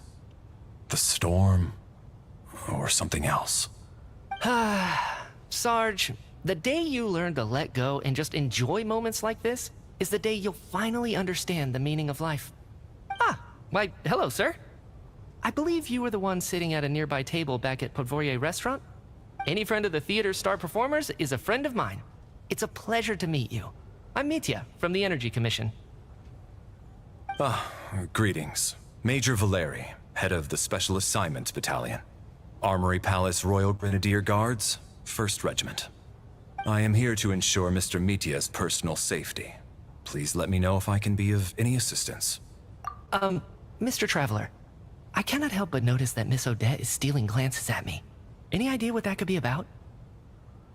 I've racked my brains, but I can't think of anything I might have done to offend her. Perhaps she noticed me spacing out during her performance? What? You mean I really did do something to upset her? Well, thanks for letting me know. So, Mr. Mitya, is your work related to Project SNEZHNAYA? Yes, that's right.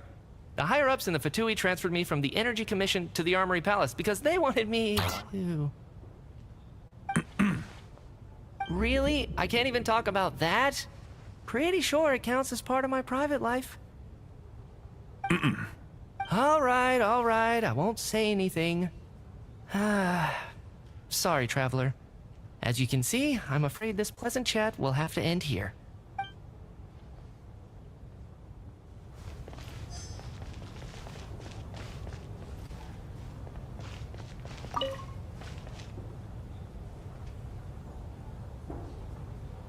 I don't think it's ever been this lively backstage before. I didn't know you were coming today. Hey, have you seen Chuganov? I heard he was coming today. Have you spoken to him at all? I'm with you. This could be just the chance we need. Yeah, I gotta figure out a way to coax some more intel out of him. I want to know why he suddenly changed his stance on Project Stuzha. What exactly happened before the most recent Vetcha vote? For the Rokad, or just out of personal interest? Shh! There are other people around. Don't say the R word.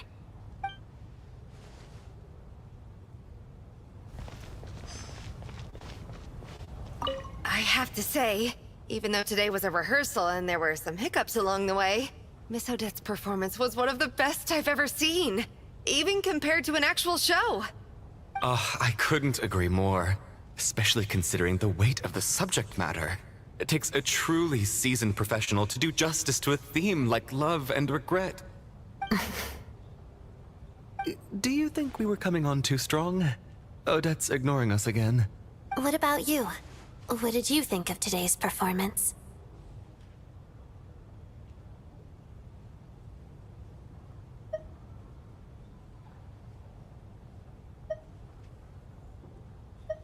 Huh.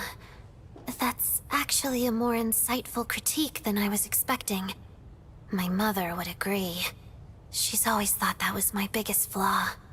Maybe I need to work on making my facial expressions appear more natural. I'll make sure to save a ticket for you when the show's performance ready. This doesn't seem like the time or place to bring up the subject of Lelik. I need a chance to speak with her in private. So unfair. Talk about double standards. And now it looks like I've been spotted. You know Mitya too? No, I don't. I just have a feeling that he might be dangerous.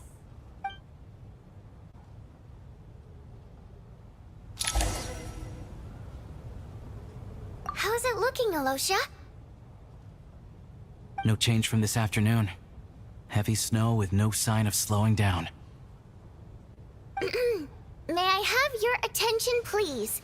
The storm is unlikely to stop tonight, and it'll be even more dangerous outside at night than it was during the day. We at the theater owe everyone here a duty of care. Therefore, we strongly suggest that you stay on site overnight and avoid going outside unless absolutely necessary. In a few short moments, we'll give you a tour of the theater's various quarters. You can choose to sleep in the VIP room, the office, or backstage. Or on the stage if you'd prefer. We won't mind. I'll pass on sleeping on the stage. What if the snow is stopped by tomorrow morning? The early birds in the audience might think we're part of some experimental new show. A drama about sleeping? That could be fun. Maybe we could come up with a title for the production. What? Gotta admit, I didn't get that one. Anyone who doesn't wish to sleep on the stage, please follow me. I'll show you to the rooms. I guess I'll call it a night. Though I feel like I won't sleep very well without Paimon here. I'm sure she'll be worried that I haven't made it back yet. But as long as she looks out the window, she'll probably realize what's holding me up. I wonder if she's feeling any better yet. At least she hasn't been getting any worse. Still, I should try and get back first thing tomorrow morning.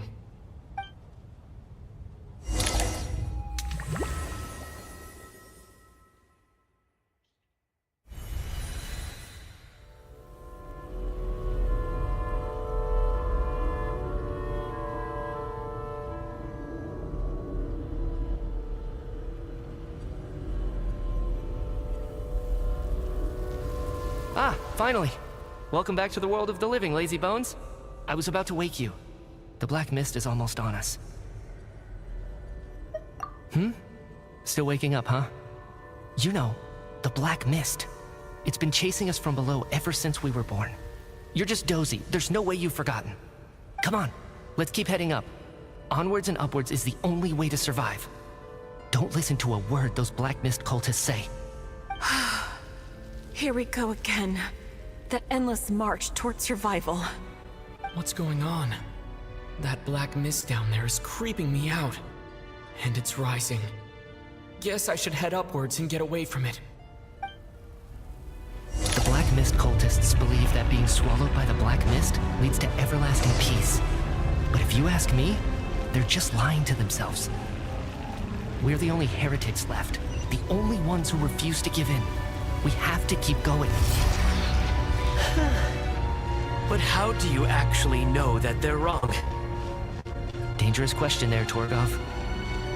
The moment your faith wavers, you start a chain reaction that ends in the collapse of your will. Put the question out of your mind. Stay strong and believe that the Black Mist means certain death.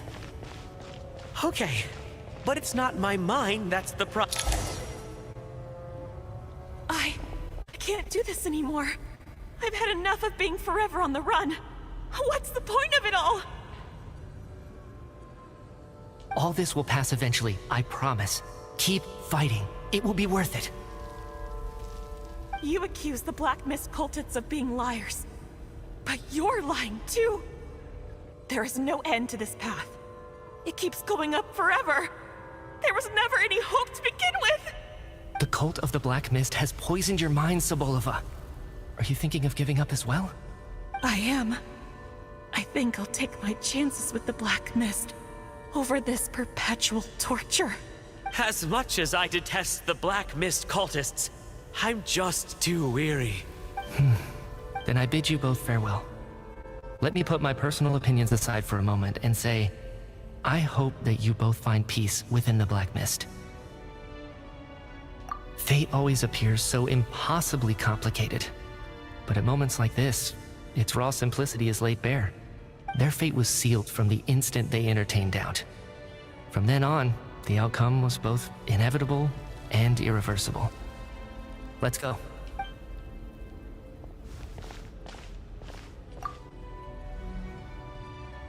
Torgov and Sobolova are gone. I never thought the day would come when even they would be swallowed by the Black Mist. It's just you and me now.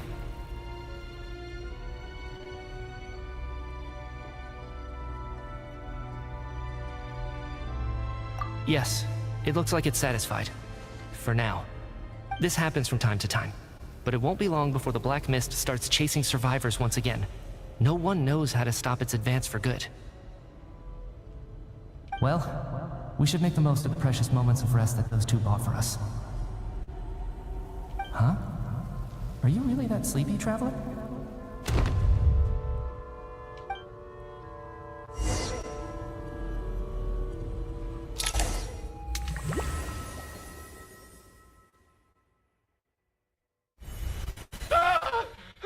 Help! Somebody, come! What is it, Chuganov? What's wrong? Huh? Is it morning already? What's all the commotion? Sounds like it's coming from next door. I should check and see what's going on.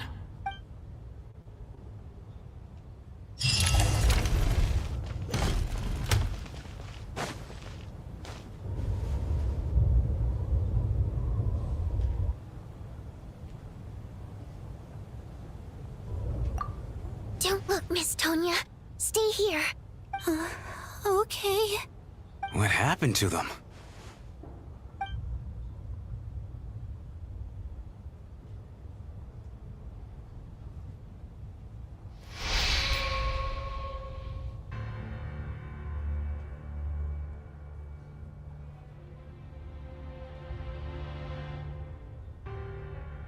These two people have passed away. And the strange thing is that somehow, I knew this was going to happen. I knew that they would be the ones to die. Have I seen this moment before? Or did I have some kind of premonition? I can't remember what it was. Let me take a look.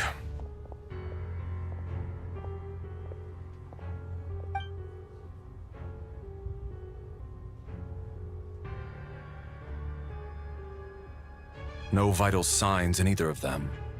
They're dead. The cause of death, however, remains unclear. No wounds on the bodies, no signs of a struggle, and no skin discoloration caused by the buildup of toxins. But just last night, they were chatting and joking away. This is so sudden. Could they have had pre-existing medical conditions? Even then, the odds of them both dying of sudden complications on the same night are extremely low. It's hard to believe that they died of natural causes, nor does this appear to be a suicide. Who was the first to discover the bodies? It was me. But these deaths have nothing to do with me, officer. I got up early because I wanted to see if the snow had stopped. Then I noticed that the door to this room was open, and it looked like there was a man and woman inside. I just went over to see what was going on. I had no idea they were... I can corroborate this. I was doing my morning exercises near the stage. When I saw Mr. Chukanov heading this way, I followed him. I can also confirm that I didn't see a single person approach that room before him. The snowstorm was raging all night, and it's still going now. There's no way someone could have come in from outside, correct? You mean an intruder? No, not possible. I slept by the door last night as a precaution. There's no way I wouldn't have noticed if anyone had tried to open it. Everyone, split into pairs and search the theater for anyone in hiding or any signs of suspicious activity. I'll follow up with a full search of my own shortly. Go. There is no time to waste.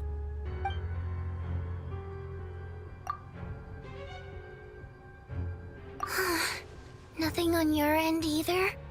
Backstage is clear. No signs of suspicious activity. We checked the basement. Also clear. I don't think there's anywhere here that a living person could hide. Are we certain that the theater doesn't have a back door? Or any tunnel or passageway wide enough for a person to fit through? No, there's nothing like that. If people were sneaking in through some secret tunnel to avoid buying a ticket, we'd have sealed it off ages ago. I also checked the windows. All of them are locked from the inside, and there's no sign of anyone entering or leaving. It sounds like we can safely rule out the intruder theory. If anyone came in during the night in this weather, there'd be no way for them to avoid leaving footprints or water stains. This can only mean one thing. It's like one of those murder mysteries you see in novels and plays, isn't it? The ones where the killer is one of us. We can't quite jump to that conclusion just yet. Could he be right? It's hard to imagine something like that happening in real life. Set in a theater during a snowstorm, a murder takes place, and the killer is among us. It's such a classic trope that it seems unbelievable. Looking at who the killer targeted, and the clean entry and exit, it all adds up. I know what this is. It's obvious now that I think about it. What is? What have you figured out? Both victims were wealthy, well-known local merchants.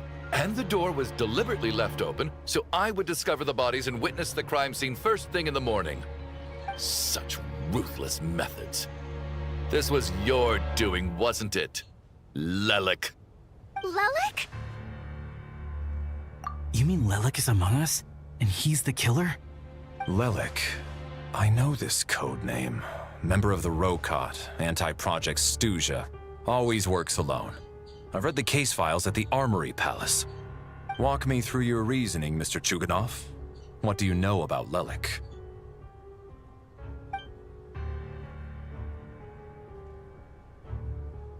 What now, huh? What now, Lelik? What more do you want from me? I already voted against Project SNEZHNAYA at the SNEZHNO Gradvecha. You snuck into my house the other day while I was asleep. Left a threatening letter. And I did all that you asked. But Project SNEZHNAYA cannot be so easily shaken. Not with the rooster in charge. So he really was threatened by Lelik. That makes sense. And now you're resorting to murder to threaten me. Isn't that right? I knew it. The Rokot despises the rich. The lives of the wealthy are but refuse in your eyes.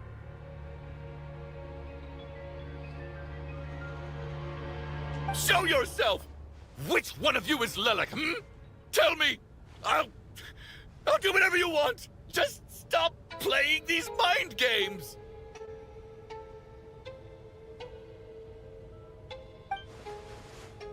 Was this really Lelik's doing? Would Odette really do something like this? If Odette really is Lelik, this seems out of character. But then again, how well do I really know her?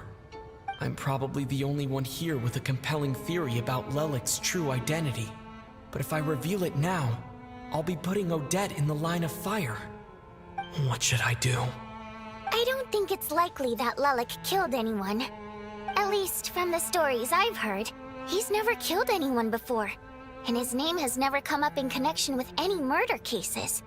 Besides, even if Lelik did want to threaten you, why resort to such an extreme and roundabout method? It's not his style at all. Vodyanitsa doesn't know that Lelik might be Odette, but her assessment is pretty much identical to mine. Miss Vodyanitsa, why do you suddenly feel the need to speak in Lelik's defense? Defense? Oh, no, it's just... I'm worried that we're jumping to conclusions here, so I wanted to share my point of view. Also, I don't think the Rokot is as bad as you're making it out to be. Well, if you think I'm so wrong, what's your theory then, Why don't you tell us who the killer is? The case is still evolving, Mr. Chuganov. Please do not prevent others from expressing their opinions so early on in the discussion. Even so, there's no denying that the recent threat received by Mr. Chuganov may well be an important clue. So there's still a good chance that Lelik is right here among us. I can't do this anymore. I don't care if it's still snowing outside. I have to get out of here. Whoa, take a beat. We all know it's far too dangerous out there. Even the soldiers can get to us. Go out that door, and you might not live to tell the tale. And whoever this Lelik is, they're surely not going to murder anyone in broad daylight. Be sensible, my man. You're safer inside. As much as I regret having to say this, I'd like everyone to cooperate and refrain from exiting the premises until further notice. Because as things stand, every one of us is now a suspect. Unless anyone has further information to share, let's adjourn for now. Feel free to keep searching for clues, but make sure you don't go off alone.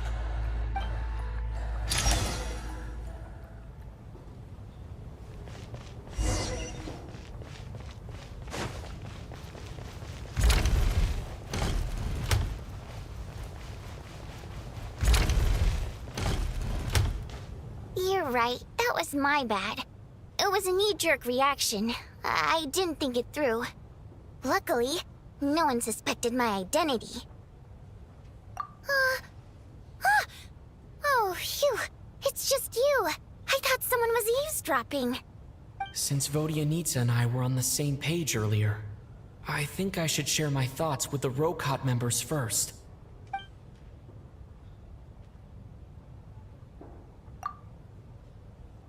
Whoa. Are you serious? I don't know if this counts as gossip, but it's definitely on track to be the juiciest this whole year. Odette? Really? Odette? Oh god, how dumb does this make me look? Lelik has been right under my nose this whole time, and I didn't notice a thing. Actually, it's exactly what you'd expect. Sometimes, hiding in plain sight is the best strategy. And now that you mention it, the more I think about it, the more sense it seems to make. It all adds up. What are we up to now? 1, 2, 3, 4... Odette's identities. She's my coworker, specifically a ballerina, and also a Fatous, a member of the Rokot. Now, Lelik. It must be so exhausting. I just want to give her a hug. I guess since I've always known her as a member of the Fatui, it never even crossed my mind that she could be involved with the Rokot, let alone be Lelik. I don't understand. If she's with the Fatui, what reason could she have for being so opposed to Project Stusha? Probably best if you ask her that in person. Well, since you waited until now to bring this up instead of announcing it to everyone earlier, does that mean we're all on the same page here? Yeah. Lelik may not follow orders from the Rokot leadership, but as far as I'm concerned, she's never crossed the line. If anything, her actions benefit the poor. We need to confront her face to face. Do you think she'd really admit to being Lelik? I don't know. We'll have to see how it goes. For now, we'll work on the assumption that she didn't kill anyone, and see how much she's willing to tell us.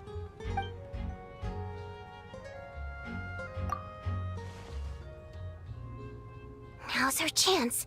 Odette's alone. Let's go. Hey, Odette. What is it, you guys? Shh! Keep your voice down. We need to talk. So, you're Lelik, aren't you?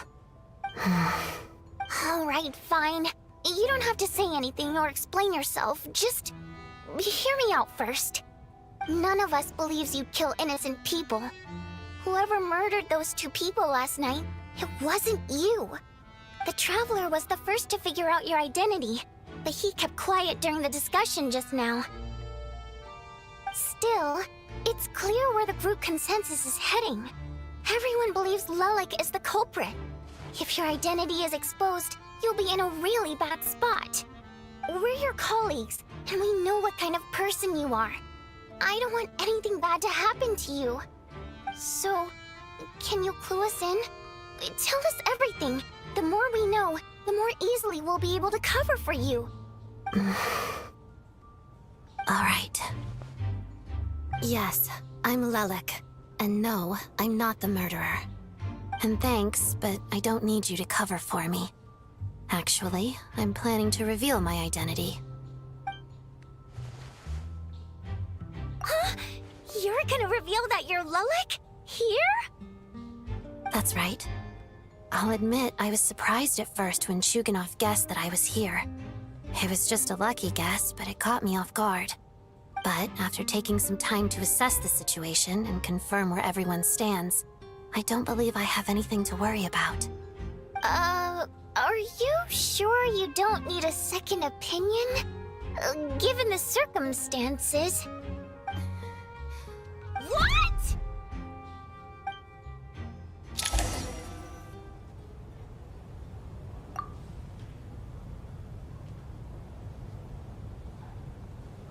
So... Odette is Lelik? I don't know what game you're playing, but you've got a lot of nerve. It's just one identity. So what if it's exposed? I can disappear and adopt a new identity anytime I please. I made my peace with this when I chose to become Lelik. But more importantly, I promise I am not the murderer, which means that someone else is. So, if anyone still insists that I did this, you'd best produce the evidence now. Otherwise, I suggest that you bite your tongue. Because if you really believe I killed 2 people without making a sound or leaving a trace, pointing fingers at me would surely only make you my next target. Is this really the truth, Miss Odette? That's confidence, all right. I believe you. A real no-nonsense attitude. I can see why Marionette said that she's on track to inherit the title of the Fair Lady. Are you seriously buying this? Hey, officer! She just admitted to being Lelik. Aren't you going to do something about this? I do have one question, Miss Odette. Why have you chosen this moment to come forward and reveal your identity? If I didn't say anything, everyone would be focusing all their efforts on finding Lelik. And that is exactly what the real culprit wants. I don't want to be the scapegoat who lets the murderer get away with this crime. Despite all the accusations, she made the smart choice. A remarkable display of rational thinking under pressure. Clearly, Odette's talent extends far beyond the art of dance. She thought so far ahead. Why do I always feel like I'm one step behind her in every... You've convinced me. Dealing with the murder case remains the top priority right now. Let's put the name Lelik and all related incidents aside until further notice. Nevertheless, the group still considers you the prime suspect. I assume you have no quarrel with that, Miss Odette? I understand. You're welcome to keep an eye on me around the clock. I have no objections. Mr. Chuganov? For my wife and daughter's sake, I'll let you off the hook for now. But don't think you're forgiven for breaking into my house and threatening me. Just wait till we get out of here, Lelik. We'll settle the score then.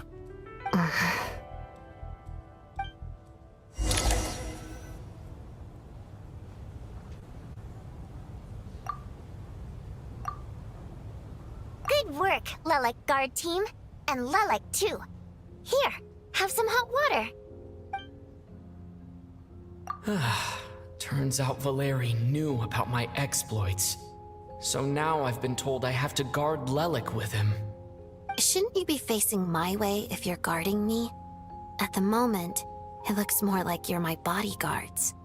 If the true culprit is indeed still at large, as you have claimed, we must keep our guard up against them also. Don't worry, Tonya. We'll get through this. Once the snow stops, the officials will step in. The investigation will get easier, and then we'll be safe. But once the snow stops, won't everyone just leave? You're gonna miss us, huh? Well, some of us work at the theater, so we'll still be here. I'll even give you a special backstage pass. Really, Miss Vodyanitsa? That's awesome! You've made a fan for life. Aw, you're so cute, Tonya. All right, let's swear to it. I promise to give you the pass. Promise. Don't indulge her, Tonya. You don't have to swear an oath over things like that. You really do get carried away sometimes, don't you, Miss Vodyanitsa? Hey! Mind your own business! Don't be nervous, Miss Water Imp. Everyone's here. There's nothing to be afraid of. Excuse me? Do I look nervous? Don't be ridiculous. No, no. You sound nervous, lass. Oh. Wait, but how... Okay, plenty of people know that I'm a water imp, but still... How come you understand our primary mode of expression? Primary mode of expression? I've not come across that concept before. Do enlighten me, Vodyanitsa. Well, it's just... We water imps tend to communicate our emotions to each other by singing, rather than facial expressions. The emotions we convey through song take precedence over our facial expressions. So, we think of it as our primary mode of expression. I'm impressed, Shram. I didn't take you for a man of culture, but you're clearly rather learned. It's not about being cultured or not. The thing is, this mode of expression can usually only be understood by other water imps. It's not a simple case of a song sounding happy or sad. And yet, you're clearly human, Mr. Shram. It's really not the big deal you're making it out to be. I think I just have a knack for it. Plus, I have a... very close friend who's a water imp. A delightful lady. But keep that a secret. Anyway, we spent so much time together that before I knew it, I noticed I could understand her expressions. Oh, I guess that makes sense. Still, the fact that you have a water imp friend is even more surprising. I'd better watch what I'm singing when I'm around you from now on. Hey, what are you implying? You're not secretly insulting the audience in your songs, are you? Heavens! Why would I do a thing like that? It's getting late. We should discuss our sleeping arrangements for tonight. To guard against the killer, someone needs to keep watch.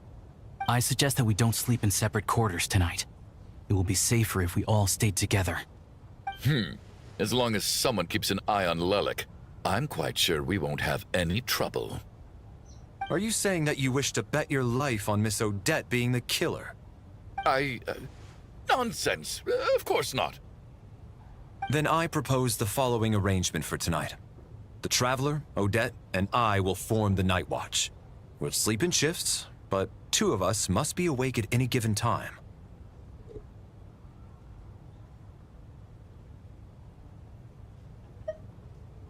An excellent idea. This allows us to handle the Night Watch while also keeping an eye on Lelik. Meanwhile, the rule of taking shifts in pairs resolves the other issue. Namely that we can't necessarily trust the Traveler or Valeri either. I expect that plan took you quite some time to come up with, didn't it? Actually, our field combat manual outlines a similar approach. Although the scenario there involves guarding prisoners overnight during field operations. That being said, I must clarify that I harbor no disrespect towards you personally, Miss Odette.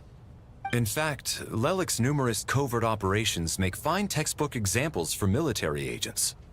I care less about respect and more about the fact that you just robbed me of 2/3 of my sleep tonight. I'm calling dibs on being the first to rest. Good night.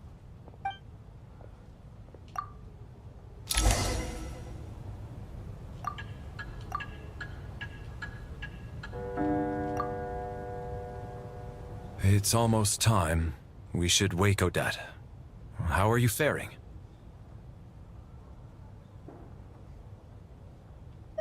Oh, not going to argue with that. I'll take a quick nap. If you start to feel sleepy, wake me up anytime. It's finally time for Odette and I to share the Night Watch. I should wake her up.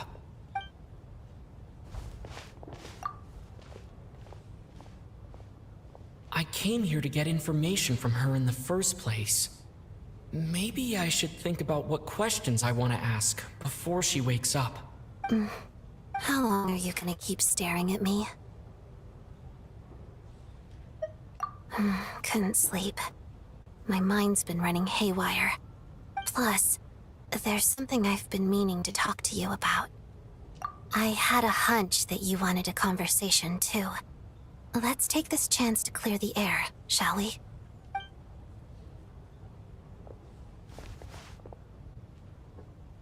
I just had a simple question for you, really. It's Rosaline. In her final moments, did she have any last words or anything? I see. Well, that was all. I have no other questions.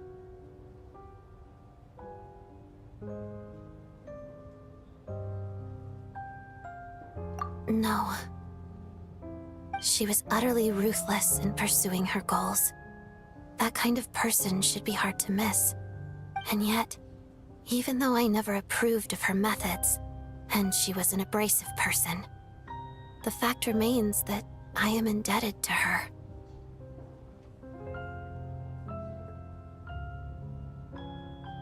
Oh, she told you. I guess that makes sense.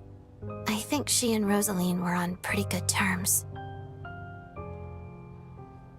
Yes. Rosaline wasn't the kind to gossip about this sort of thing. Not that it's any huge secret to me, though. When I was a child, I had to join the Fatui for the sake of my mother and me. I trained under Rosaline. It was extremely grueling, and it didn't exactly come naturally to me. All I could do, I was a newcomer who'd managed to make a good first impression on a harbinger. There was pressure to live up to her expectations, to be worthy of the fair lady's reputation. Every day was a struggle against the cold, pain, and fatigue. And most nights, I struggled to fall asleep. After enduring all that, I've become almost immune to the sensation of pain. I suppose that was the cost of survival. Surely, any child who had to experience that would grow to hate her lot in life, don't you think? So, I put an equal amount of effort into my ballet. Because in my young mind, that was the only way to defy my fate. It was my way of telling her, the Fatui's demands and your expectations of me are not what I wish for. One day, I will leave. I think she probably blamed my poor performance in training on my passion for ballet. She knew my heart wasn't in it. One time, when I was secretly practicing a dance at night, she suddenly showed up. I knew she was there to catch me red-handed. I told her, "You don't deserve to watch the dance I learned from my mother." She looked stunned. I guess she was surprised that I lashed out first, before she had the chance.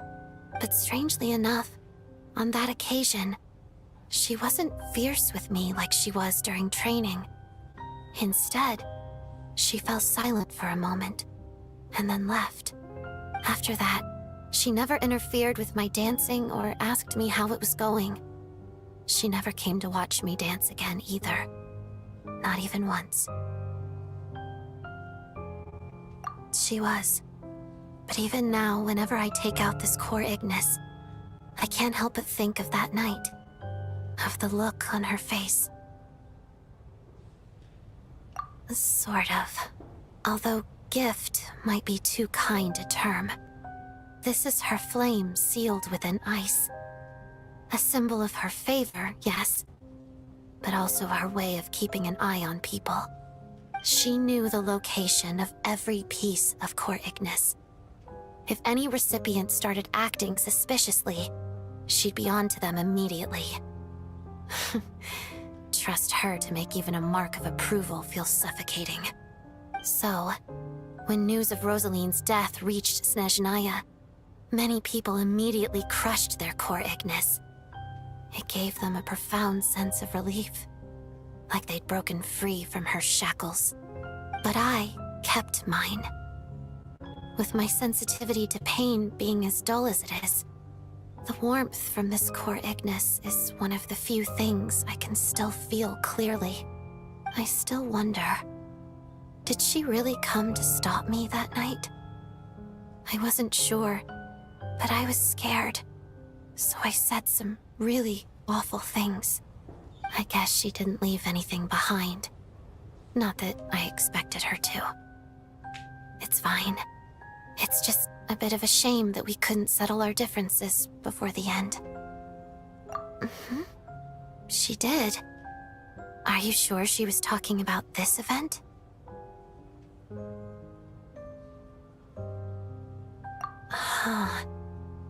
No, she didn't.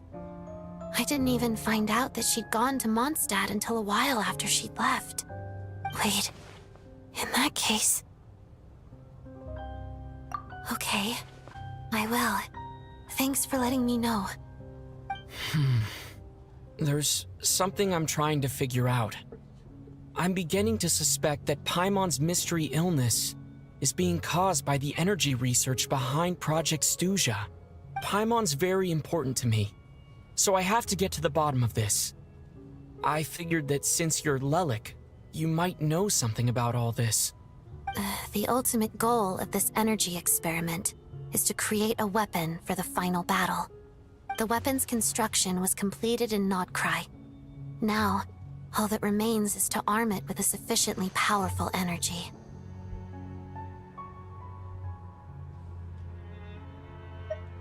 Yes, the weapon's development and all the related experiments are overseen by Lord Piero, the Jester, and the lab is located deep within the Armory Palace. I'm not sure why this experiment would be making Paimon feel unwell, though. The best way to get to the bottom of it would be to go there in person. Once we get out of here, I'll help you apply for an entry permit. And I'm hardly the organization's proudest member, as you know. You answered my question about Rosaline. I want to do you a favor in return. It's that simple.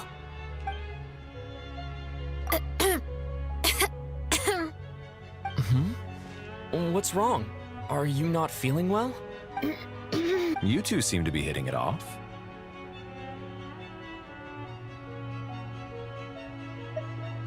I thought you were sleeping. Of course I was. In the military, one learns to fall asleep quickly, even in the most inhospitable environments. It's vital to staying alert and energized. Why? Is something wrong? Even if he was awake, He can't have overheard us, right? Well, thank you both for keeping watch. Traveler, I'll take over for now. It's your turn to get some sleep. Sure.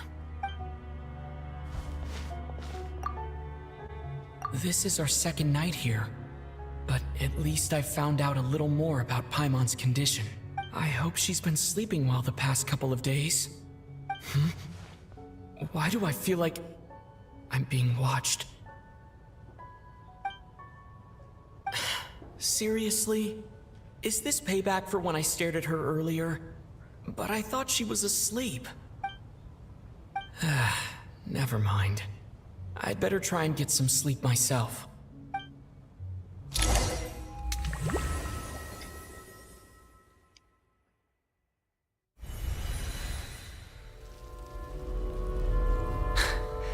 Hey, what are you spacing out for? Are you reaching your limit too?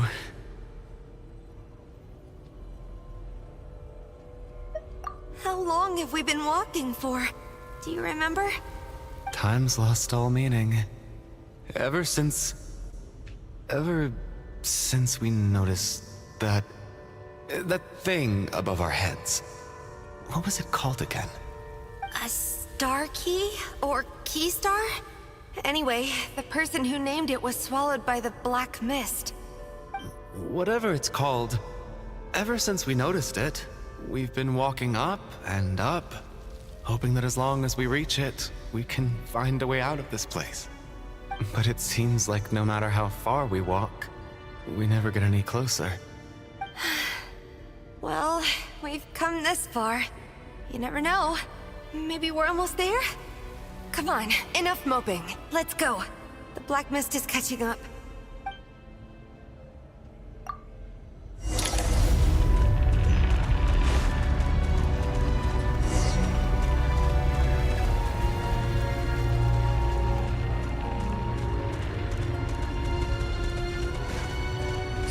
Monsters! Watch out! Not again! I've lost count of how many times we run into them.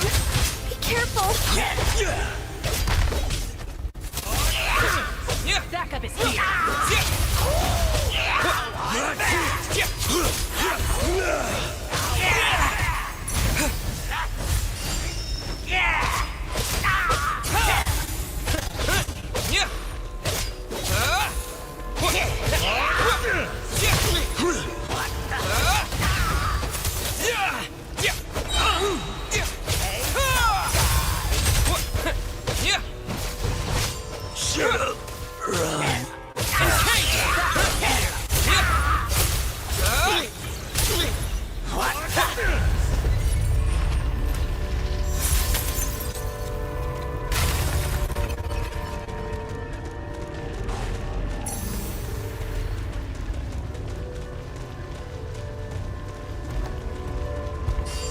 You wanna fight? Let's go! Gonna cleave ya! Cryo Storm!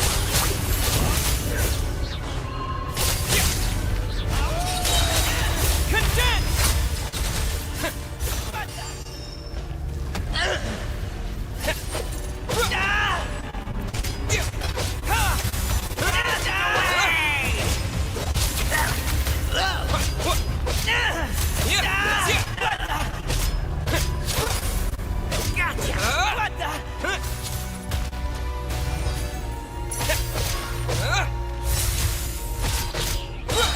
Fighting Frog!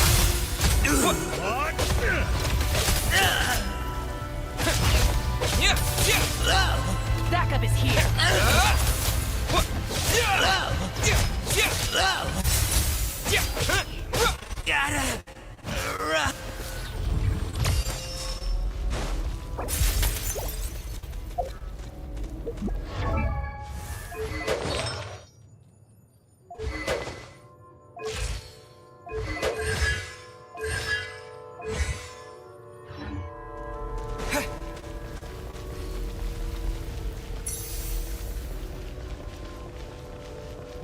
Monsters ahead of us, the black mist behind us. It feels like there's no escape.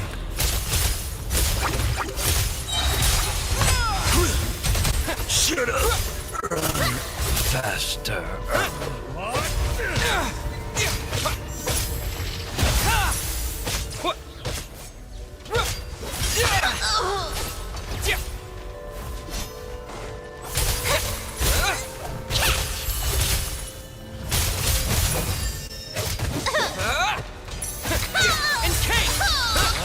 Learned. Are you hurt, Coolish? No, I'm fine. It's just... suddenly I don't want to walk any further. I get you. In fact, I reached my limit a long time ago. Sometimes it feels like there's hope where there shouldn't be. Yeah. The hope that the star gives us is the only thing keeping us going. But I'm not sure it's real at all. It may just be a collective illusion. Otherwise, why would it always be out of reach?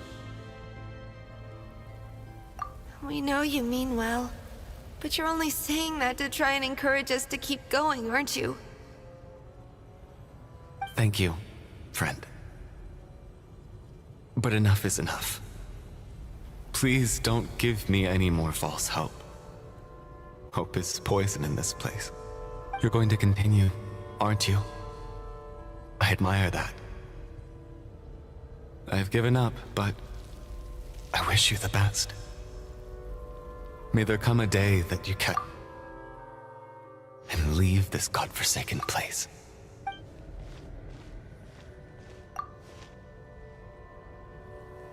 It's not an illusion. We really are getting closer to the star.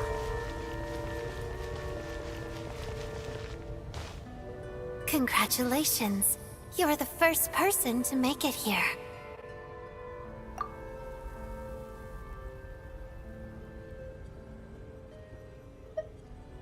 I'm the star's envoy.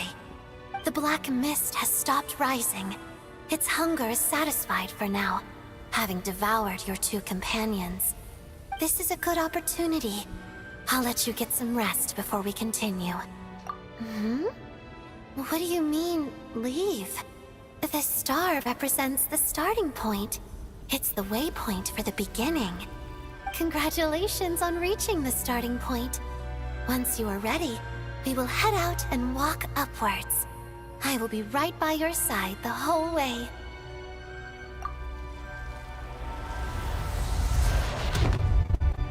Huh? What's wrong? Hey, don't give up before the journey's even begun.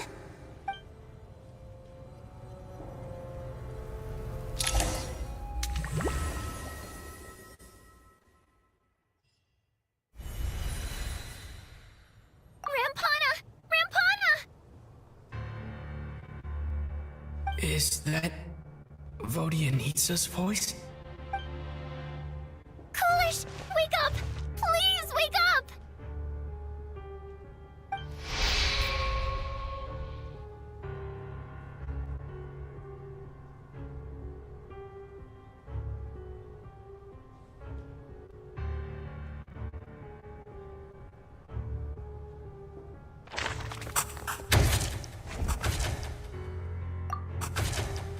The situation is identical to that of the two casualties yesterday. We cannot ascertain the cause of death. At least there are some elements that we can rule out this time. They slept on the stage with everyone else, so I suppose the surrounding environment can't be a relevant variable. Rampana. Coolish. Weren't some of us keeping watch last night? 3 of us, in fact. How could you not notice something was wrong? I'm as confused as you are. Certainly nothing unusual happened on my watch. Likewise, and from what I've observed so far, both Miss Odette and the Traveler can be trusted. To be honest, I didn't get a wink of sleep last night. I couldn't help but think I was the target, so I just laid there with my eyes closed. I heard the Traveler and Lelik chatting, but otherwise I don't recall hearing any commotion during the night. Me too. I didn't want to wake everyone up, so I was concentrating hard, trying not to cough. I hardly slept at all. If anything had happened, I'm sure I would have noticed. Then, what could possibly be causing this? Once was bad enough. I can't believe it happened again. I worked closely with Rampana and Coolish for so long. I never imagined that one day they'd... And on this stage of all places... Florianitsa... 4 victims in just 2 days, and we still don't have a single lead. I need to get to the bottom of this as soon as possible. And above all, keep Tonya safe. I'd never be able to look Child in the eye again otherwise. Still snowing? Yes, I just checked. Still no sign of anyone outside either. So we only have ourselves to rely on. If you ask me, this killer can clearly strike whenever they please. The Night Watch was a useless endeavor from the start. Lelik must be an expert in poisoning. Clearly she used some poison that can't be detected on the corpse. Here we go again. Listen, I was already thinking to myself last night, was Lelik's reason for revealing her identity the real story? Well, now I have my answer. It most certainly was not. She's been playing us for fools. You get off on this, don't you? Revealing your identity, only to carry on with your killing spree? That's a hideous thought. One that only a hideous mind like yours could dream up. How dare you! That's enough! Yesterday, you named Lelik as a suspect because the victims were both wealthy merchants. Lelik might have had a motive then, but today's victims were just ordinary people. Not to mention that they were colleagues of Odette and mine. What reason would she have to murder them? Let me guess, just to scare you? Who knows? Maybe you don't know her as well as you think. I implore you all to ask yourselves, how many people are there really in this world that have what it takes to kill another person? Not many, I'd wager. Lelik is well known to be a ruthless operator, and now she has revealed her identity. How could it be any more obvious? Everything you've said so far is still just conjecture, which doesn't constitute a concrete lead. You need to back up your claims with some evidence. How can you defend her, officer? What did she say to you while you were on Night Watch? Maybe I shouldn't be so surprised. You military types are always colluding with criminals to target the rich. All so you can get your grubby paws on our hard-earned fortunes, then tell us to fall in line. The Fatui, the Druzhna, and the Rokot. Thugs, the lot of you!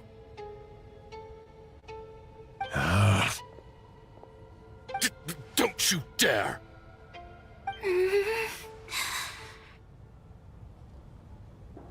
Sir, but... You were the one who told us not to stop other people from expressing their opinions yesterday. 4 people have already died. Only yesterday I was chatting with Mr. Coolish. Then we woke up in the morning and he's... Turning against one another is the last thing we should be doing right now. Little girl.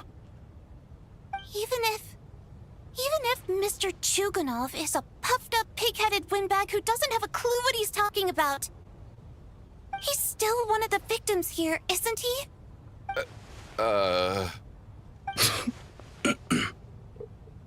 Quite. I had no intention of resorting to violence. But you're right, Miss Tonya. I ought not prevent him from speaking his mind. In any case, I believe Mr. Chuganov has calmed down a little now. We may resume our discussion. I don't think there's any need for that. What is there to discuss? Nothing about this situation is normal. Did you have an idea, Mitya? You're the brainiac here, right? Come on, clue us in. I've been mulling something over. All the leads we have so far concern things from outside the theater. Miss Odette's alter ego, the threats Mr. Chuganov received. But then there's the 2 double murder crime scenes themselves, which have given us absolutely nothing to go on whatsoever. That's highly unusual. Even with the most careful killers, there's always some evidence left behind. So what are you suggesting? I think this could be a supernatural event. It isn't characteristic of human-on-human homicide at all. Correct me if I'm wrong, but aren't you supposed to be a scientist? That doesn't sound like a conclusion someone like you is supposed to make. I got into scientific research because of my insatiable curiosity. But if the present situation defies all known scientific explanations, I don't mind shifting my curiosity toward the paranormal instead. Now that you mention it, I remember when I first came to the theater. I heard rumors about this place being haunted. Haunted? Yeah, I think I heard the same thing. But I mean, they're only rumors, right? We've worked here for years. Surely we would have noticed any spooky goings-on by now. Well, this has taken an unexpected turn. A haunted theater? If Paimon were here, she'd probably be hiding behind me in fear right now. Why don't we take this opportunity to look for clues again with a more open mind? Maybe a different perspective will help us see something different. Very well. Whether it's criminals or ghosts we're looking for, the same rules apply. Everyone needs to tread carefully. I'll move the bodies into the same room for now.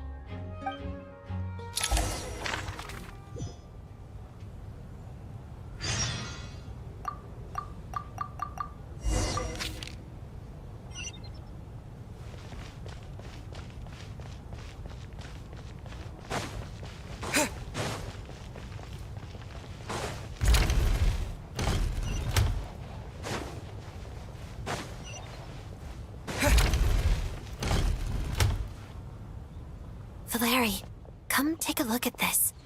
You too, Traveler. Some sort of notebook. What is it for? It's the on-duty logbook for the theater. Kulish was the main person to use it. He mostly used it to record any unusual incidents during a show, audience numbers, exit times, and so on. Yes, he'd always have this logbook with him when he checked tickets at the entrance. This should confirm a lot of key details about the recent show. So, you find anything unusual? Yes. The number of people. I've checked and double-checked, but the numbers just don't match what's recorded in the logbook. Apparently, we have an extra person among us. Are we certain that logbook is accurate? Could someone have sneaked in without buying a ticket or something? Unlikely. Kulish took his duties very seriously. I've rarely seen any errors in his work. Not to mention that this was a dress rehearsal, meaning smaller audience numbers and tighter ticket restrictions than usual. Everything would have been well within his control. We no longer have our tickets with us, do we? They got collected on entry. I assume there's no way we can check them again. Unfortunately not. The theater recycles tickets. Once people are in the door, they don't tend to leave until the show ends, so we collect the tickets at the point of entry.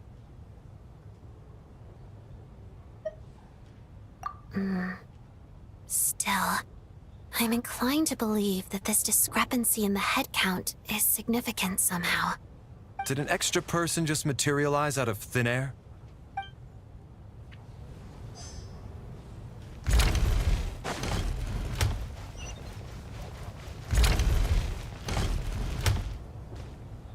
Tonya, did you find anything?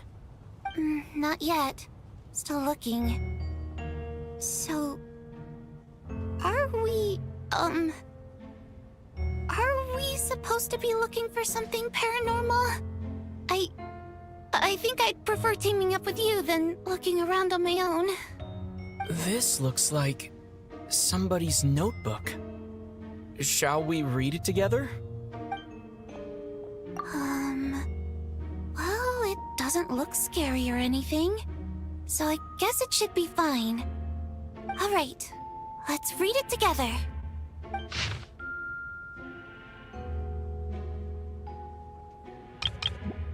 Huh. This has to be Vodyanitsa's writing, surely.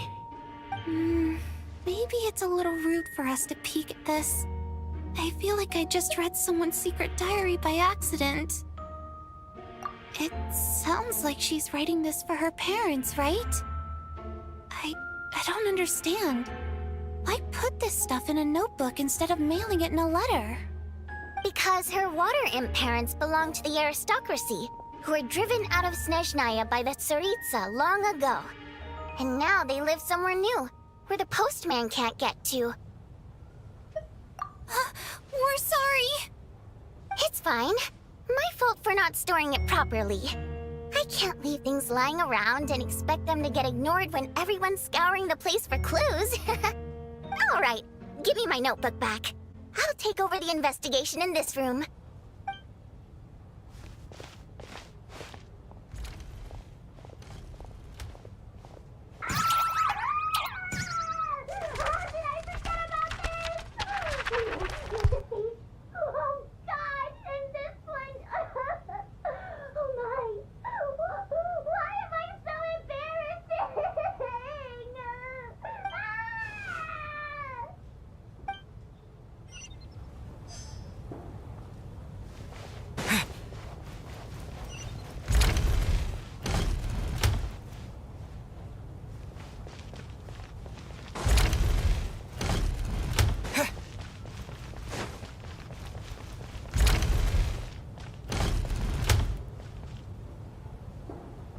Ah, Traveler.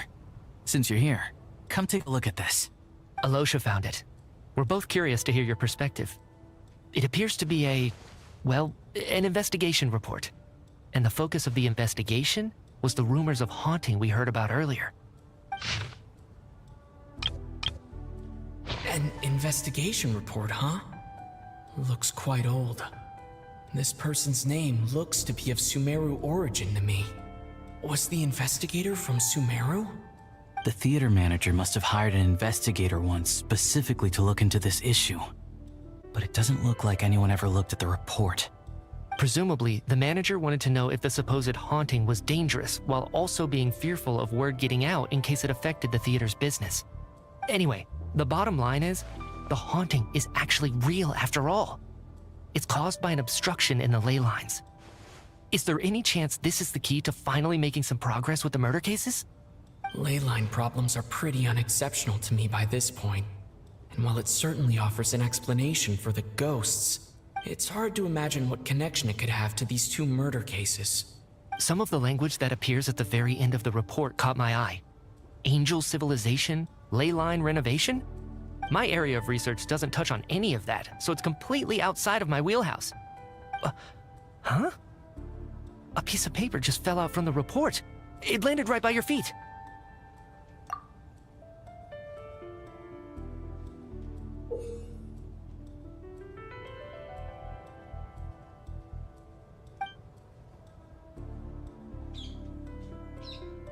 How unnerving.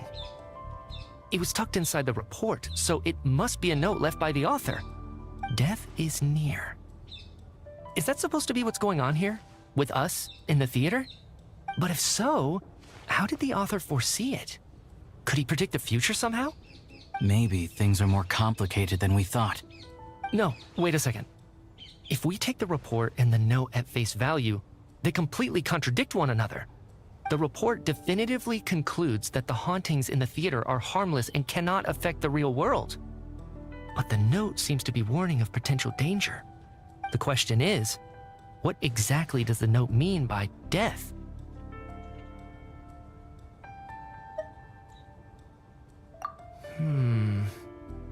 The various ways we could interpret this keyword lead in completely different directions. Let's pause our analysis here for now. I think we need more information.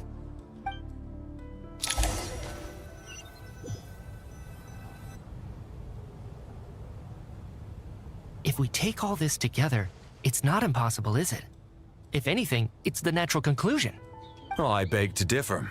This sounds to me like a product of a researcher's vivid imagination. And perhaps it's because I'm still viewing this through the lens of a typical murder investigation. But still, I'm struggling to be persuaded by your theory. Does it really sound that far-fetched? All right, well, let's treat that as speculation for now. I do agree with what you've said, so let's go with your idea for now. Good. Okay, now that we finally have some meaningful leads, I think it's time to reconvene. Let's get the others.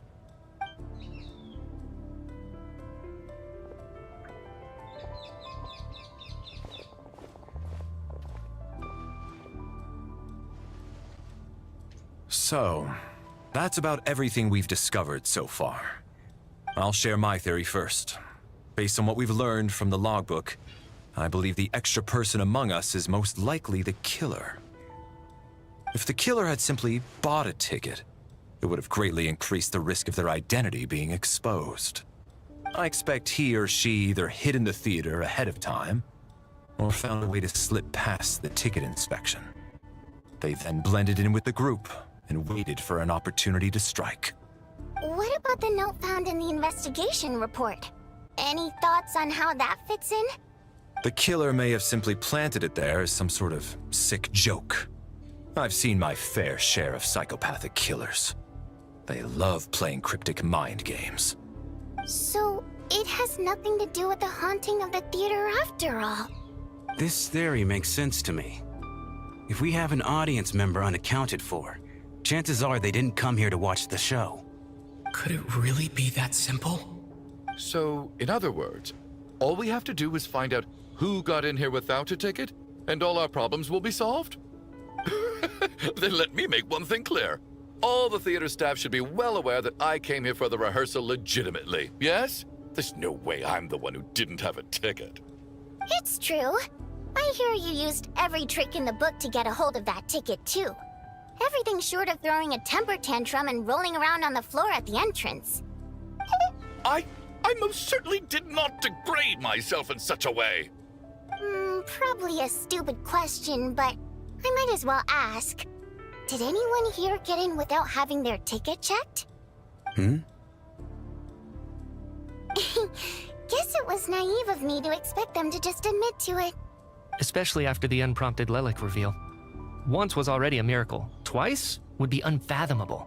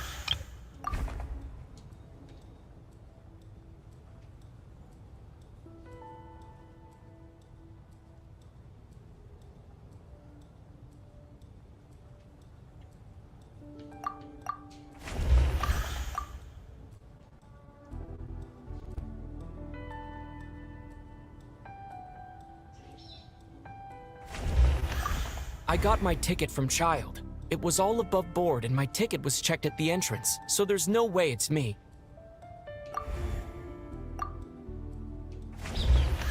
Tonya received her ticket the same way I did. I assume Child got both of them together. In any case, I knew in advance that Tonya was coming.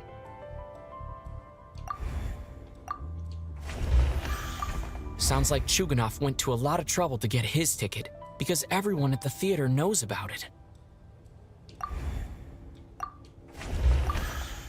I don't believe any of us here knew Shram before all this. If no one can verify Shram's identity... Mr. Shram, did you really go through the ticket inspection to get in here? Huh? Me? Why am I being singled out, my friend? Do I seem that suspicious? It's not that you stand out as suspicious, more that everyone else has been ruled out as trustworthy. Okay. Well, we spent the best part of 2 days together now. so I'm sure you can all tell what kind of person I am. I'm a true gentleman. I never dream of doing something like sneaking to the theater without a ticket. Yeah, I have no doubt that you're a good person. But the problem is, none of us here actually know you, so no one can say for sure that you are who you claim to be. Although, actually, what was it you said last night? Yeah, you're friends with that water imp, which is why you understand our primary mode of expression. Last time I checked, there were barely any of us remaining in SNEZHNAYA, since most of the water imps left. Could you tell me a little bit more about your friend? There's a good chance I actually know her. And I suppose it's also kind of a way for everyone else to get to know you a little better. Good grief. Are you blushing? Pull yourself together, man. Stop giggling like a teenage boy. It's revolting. Hey, revolting is a little strong. All right, fine. I'll admit it. That water imp friend of mine, the truth is, we're dating. I was just the bodyguard hired by our family. But the stars must have aligned, because sparks began to fly between me and their daughter. Never in my wildest dreams did I think I'd get so lucky. We don't need details. Just get to the point. Okay.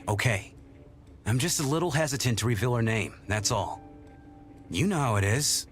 These are delicate times. Even with me to protect her.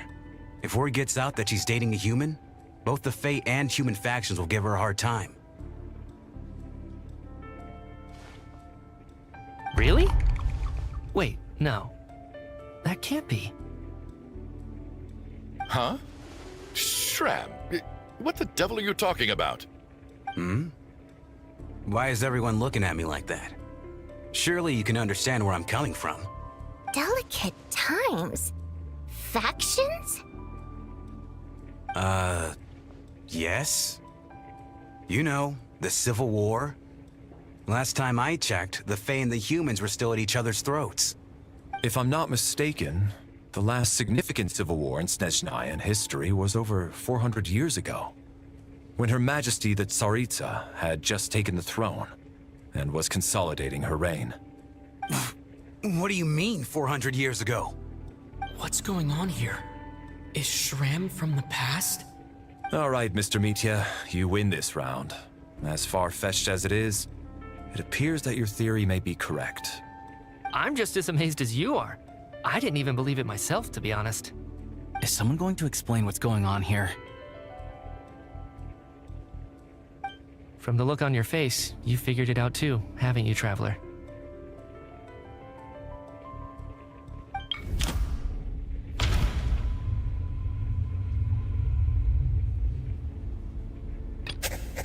That seems to be the case. Shram's the extra person, but there's no way of learning his identity from this clue.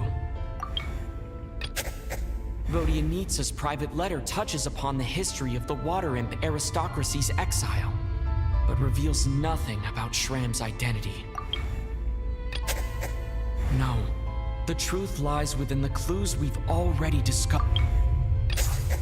The theater's ley lines have been modified to block souls within its grounds from returning to them. Some souls can even wander this place forever.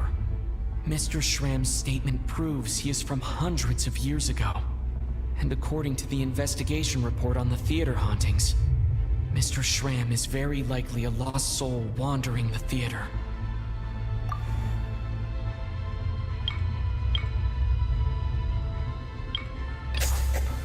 For some unknown reason, the soul that has been wandering the theater due to the ley line issues has joined our group and blended in. Yeah, that must be the immediate reason why the ticket count doesn't match the number of people present.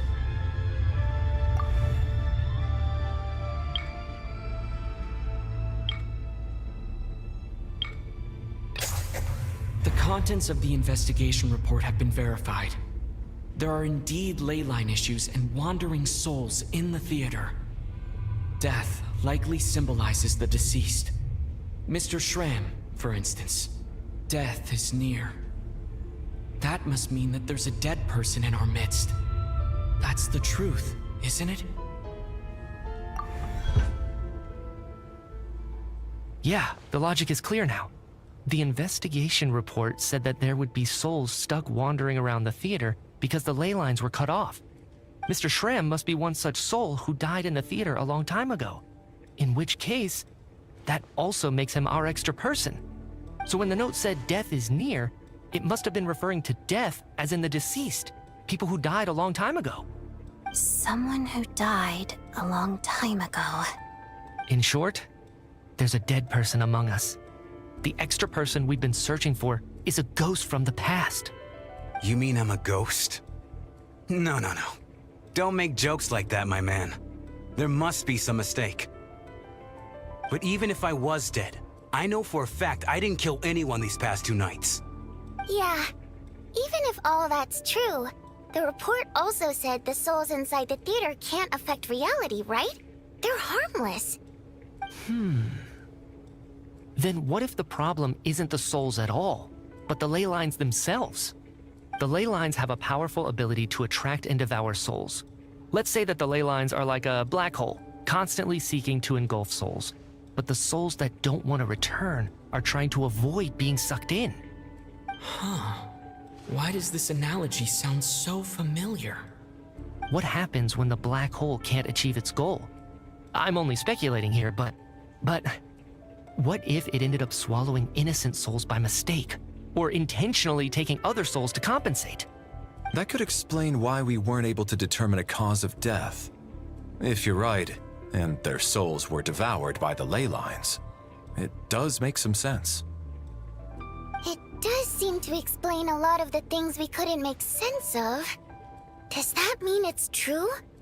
Except there's no concrete evidence. Mitya's relying on a lot of logical leaps.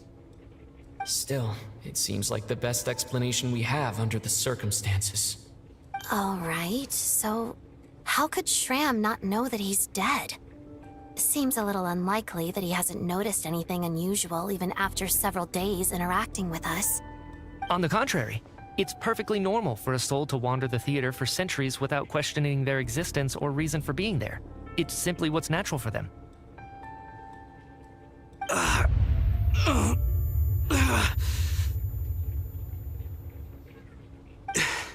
You know what, Mr. Brainiac? I think you might actually be right after all. I'm trying to remember and... even though my head feels like it's going to explode, I think... it's all coming back to me.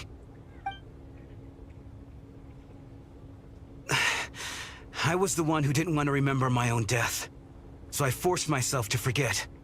Well, I'm sure those are painful memories. My lady and I snuck out to go on a date one day. We bought tickets for the theater. It wasn't really my thing, but I was just happy to be together. All of a sudden, a group of people burst into the theater, shouting for all the water imps to get out, performers and audience members included.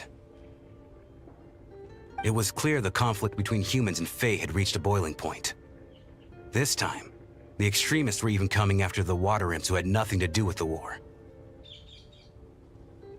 I thought I could pull one over on them, so I took off my jacket, draped it over my lady, and tried to sneak out amid the chaos. But I got caught. They started shouting, calling me a traitor to humanity. But I was going to do whatever it took to buy our chance to escape, no matter how many people stood in my way. I had to, both as their bodyguard and out of love. It's all right, friend. You can stop there if you want. You don't need to dig all that up again. It's just...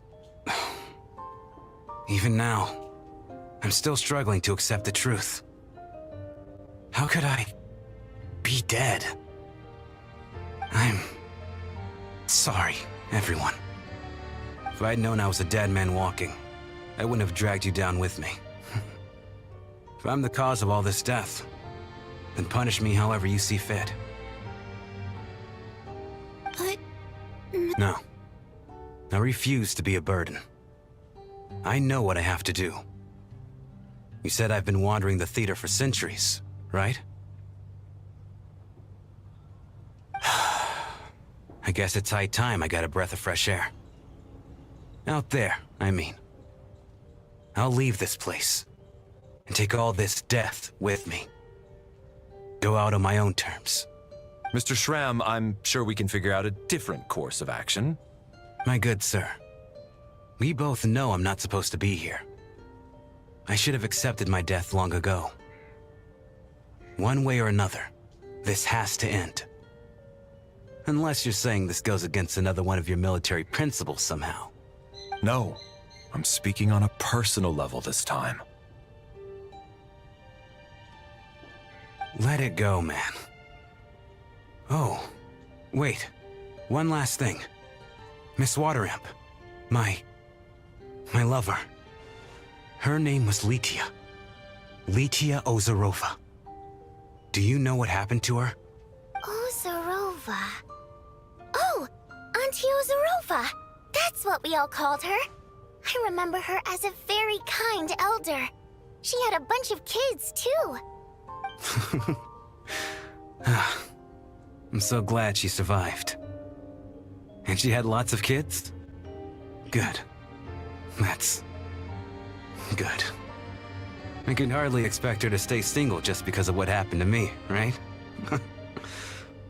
As long as she went on to be happy, that's all that matters.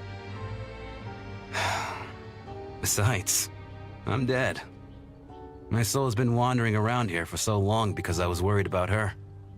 But now, I can go without regret. There's no need to see me off, my friends. I've enjoyed our time together over these past few days. Perhaps we'll meet again in the next life.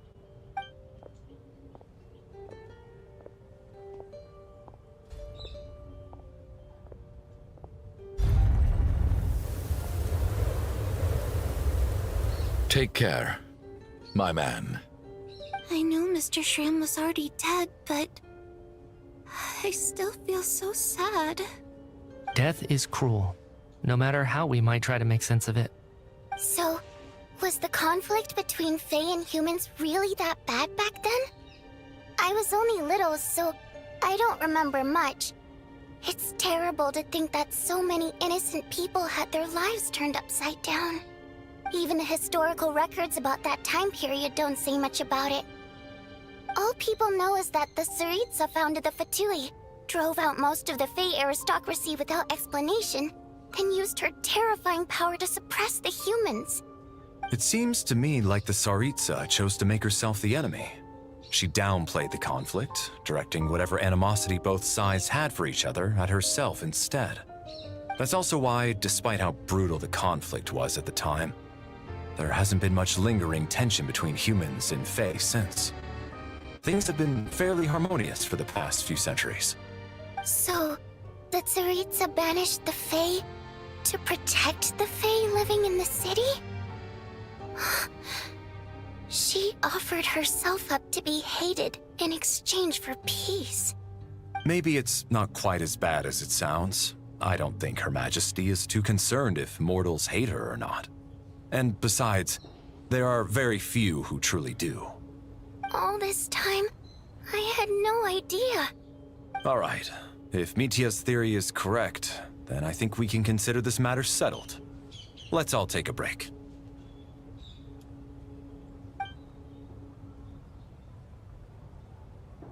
Ugh, if only this blasted storm wasn't still raging on.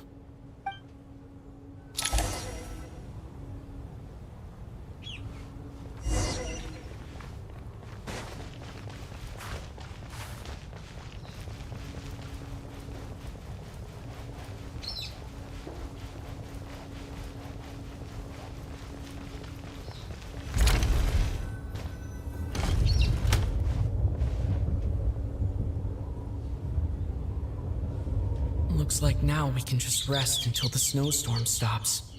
I still can't believe Shram turned out to be a ghost who'd been in the theater for hundreds of years. To think he was dead this whole time. What a strange turn of events. Knock knock. Huh? Knock knock. You know the door isn't closed, right? You don't have to knock. Think of it as a signal then. When I'm entering someone else's room and I knock, I'm here as Odette. If I don't knock, it's Lelik. Thanks. So, why did you come to find me? Is there something I can help with? Vodyanitsa said you knew about my secret identity from the start. But when everyone was discussing who Lelik could be, you were worried that revealing what you knew would be unfair to me, so you kept it to yourself, right? Yes, I'm extremely grateful for that. It's nothing. I mean, you didn't hold what happened with Signora against me, so I should thank you for that as well. Actually, there's something else as well. I found myself in a situation similar to the one you were in when you helped conceal my identity. So I thought I'd come and ask you for advice.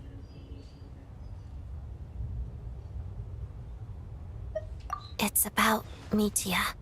Before all of this, the last time I saw him, he was dead. As I'm sure you know, my goal as Lelik was to stop Project SNEZHNAYA. Well, when I found out the tech lead for the experiment behind Project SNEZHNAYA was Mitya, I immediately started planning to track him down and threaten him to back out. I often saw him around the theater, but I soon concluded that making my move there would risk exposing my identity. So I decided to infiltrate the Armory Palace and go directly to his lab. That way, the threat would be much more effective. Well, I suppose there was a bit of luck involved, but I am a Fatus, so I already had some familiarity with the building's layout. But when I finally made it to his lab, Mitya seemed to be dead. I checked his breathing and his pulse. He had no vital signs whatsoever. I'm certain of that. I thought maybe another anti-Project SNEZHNAYA activist had beaten me to it, and chosen a much more brutal method, so I made myself scarce. That's why you were so on guard around Mitya that first night here. Yes. When I saw him sitting in the audience during the performance, I could barely contain the shock. To me, it was a miracle. Somehow, he'd come back from the dead. But then, the murders started happening and things got so complicated that it wasn't really at the front of my mind. That is, until Mitya himself said there must be a dead person among us. Then, I couldn't ignore it any longer. And yet, you thought that bringing it up right away would single Mitya out. Just like when everyone was suspecting Lelik. Exactly. I thought there could be something I was missing. Besides, we soon figured out that Mr. Schramm was a ghost. And we knew there was only one extra person. So we thought he had to be the one. But now, it seems like there's another candidate. I understand why you kept it to yourself.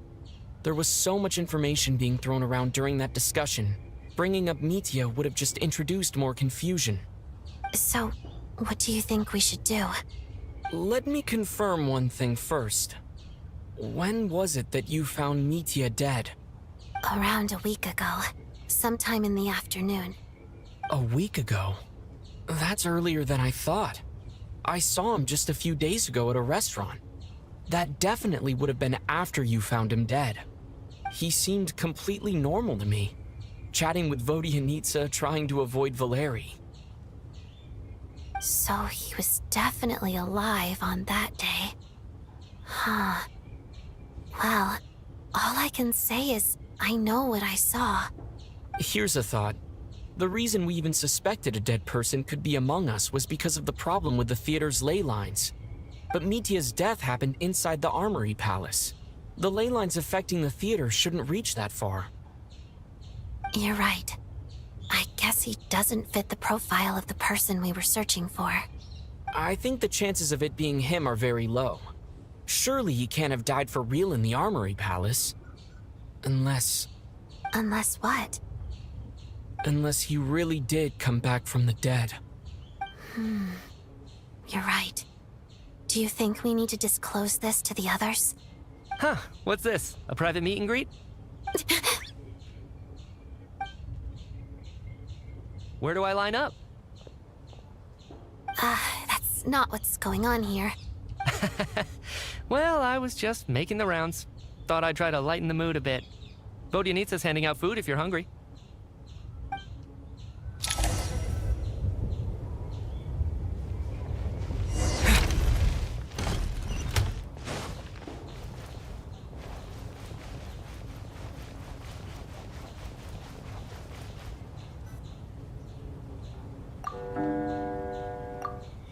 What is going on with this storm?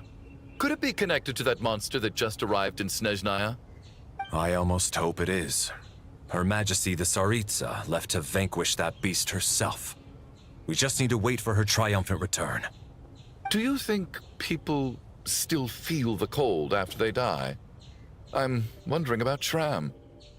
Oh, maybe we should have given him a coat before he went out there. Death itself is cold, isn't it? I'm sure the storm will embrace him. Well, I hope he has a safe journey. I'm going to miss him, I think. It's not like we can blame him for Rampana and Kulish's deaths. Thinking back on it, we barely made it out alive ourselves. Once we get out of here, how are we going to explain what happened to their families?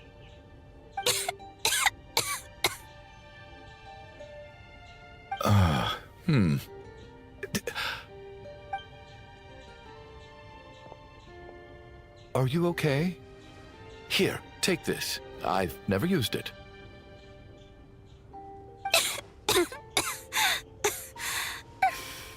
Thanks.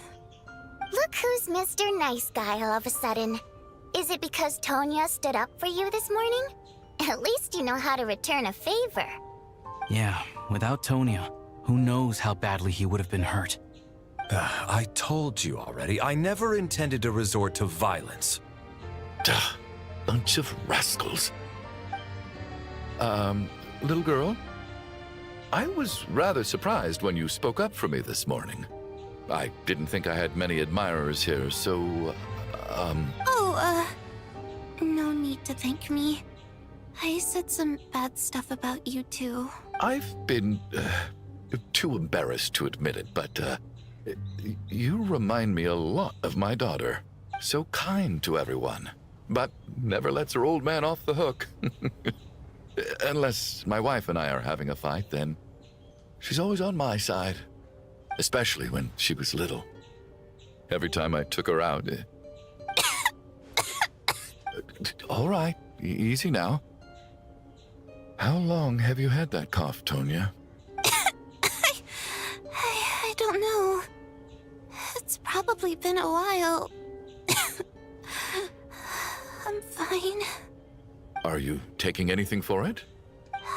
Yeah. I'll be fine once I see my brother.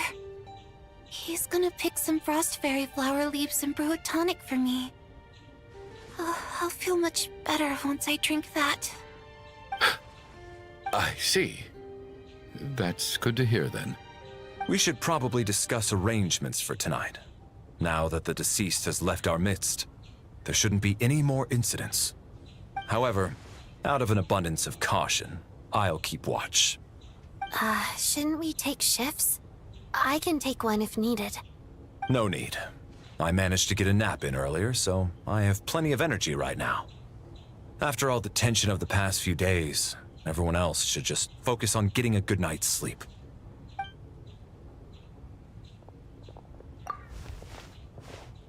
What a long day.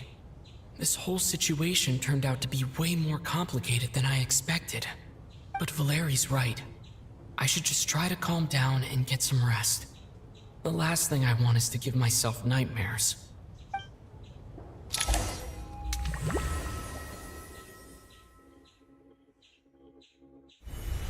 He's awake! He's awake! Get over here, you big lug, and take a look! If you must call me something, call me Mr. Door. The Black Mist is coming. You need to go.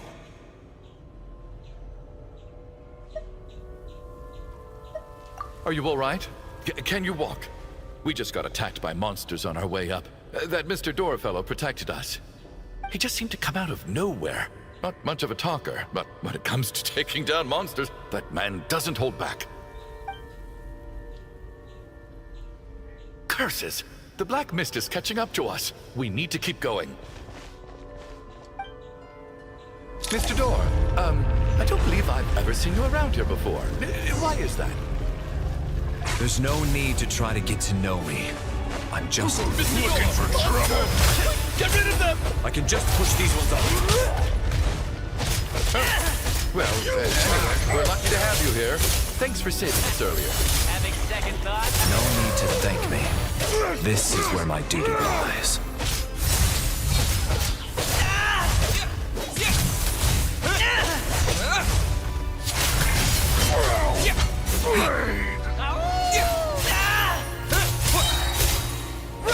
Gotta.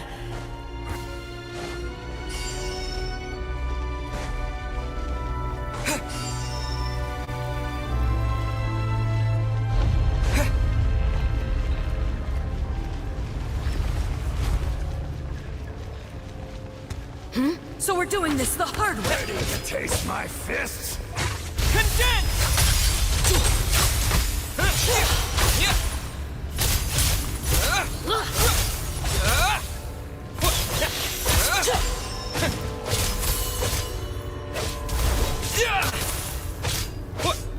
Oh, remarkable work, Mr. Door.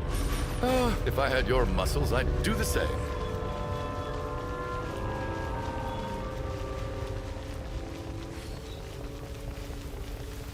Are none of these doors the one you're looking for? No.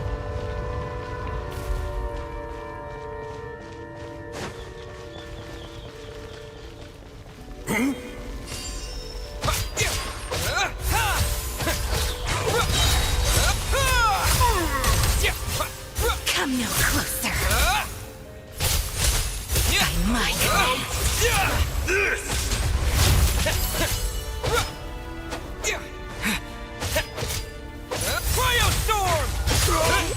Impossible.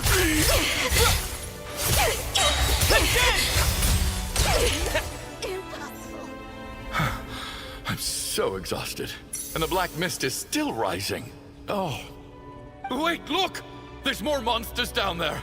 Are they coming from within the black mist? No, no! They're gaining on us! Quick, keep going, or they'll be at our heels any second!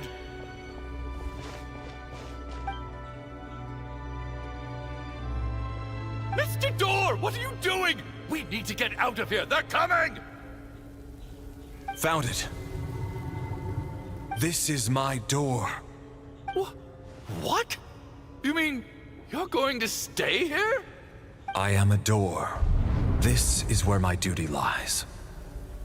No! You saved us. We can't leave you behind. You must keep going. A door can only keep things out for so long. You must make haste. But... Oh, you're right. Let's go. We can't let...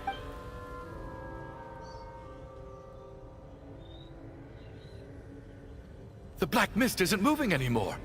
Looks like both the monsters and Mr. Door are gone. I didn't just imagine all that, did I? Surely I wasn't so scared out of my mind that I hallucinated a door as a human being. Oh, okay, good.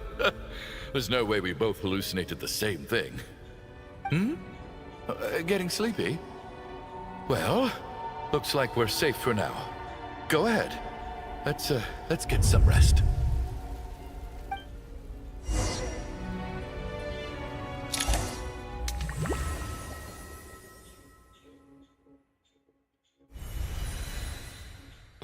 What time is it?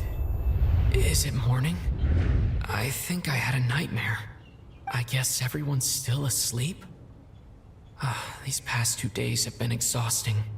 Valeri's keeping watch though, so he's probably the only one awake. Valeri?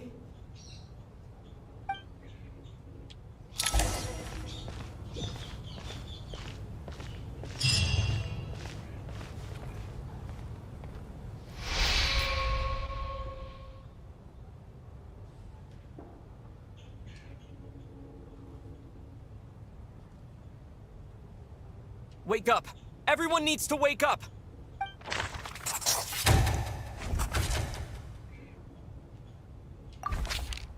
Just like the last 2 nights. No clear cause of death.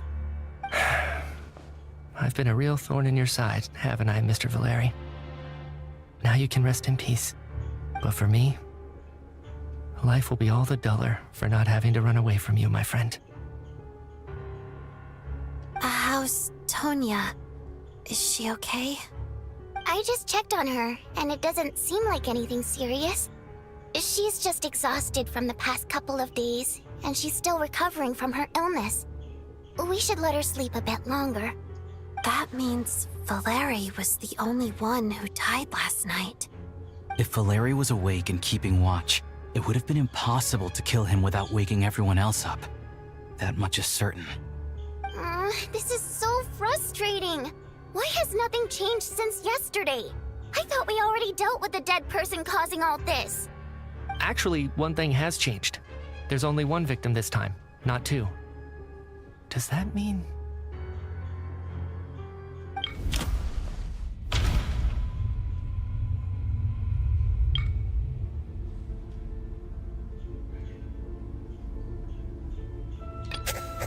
But Mr. Schramm was...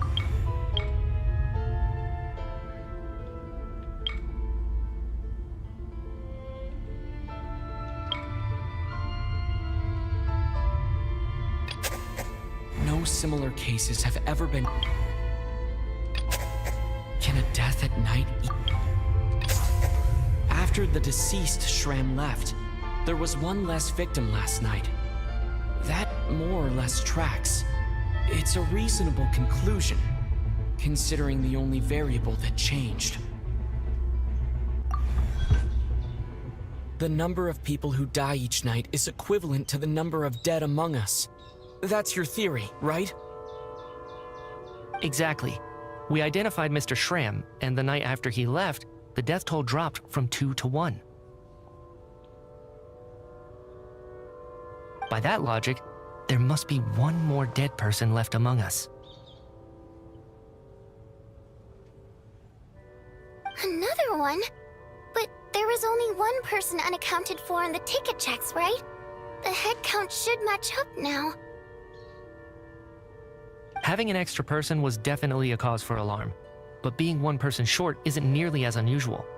Someone could have left in the middle of the show, or made it out before the storm hit. 1 more dead person among us. If Mitya's theory is right, then what Odette told me seems a lot more relevant. It's just, at the time, we had no reason to think there was more than 1 dead person. If only we'd taken it more seriously as a possibility, maybe this could have been avoided. I'm sorry. This is my fault. I had information that could have been helpful, but I held back. I should have brought it up right away. I'm partly to blame as well. I was too quick to dismiss Odette's concerns. What is this about? What have you 2 been getting up to behind my back? Sounds like there's some big news you've been keeping from the rest of us. Well, we're all ears.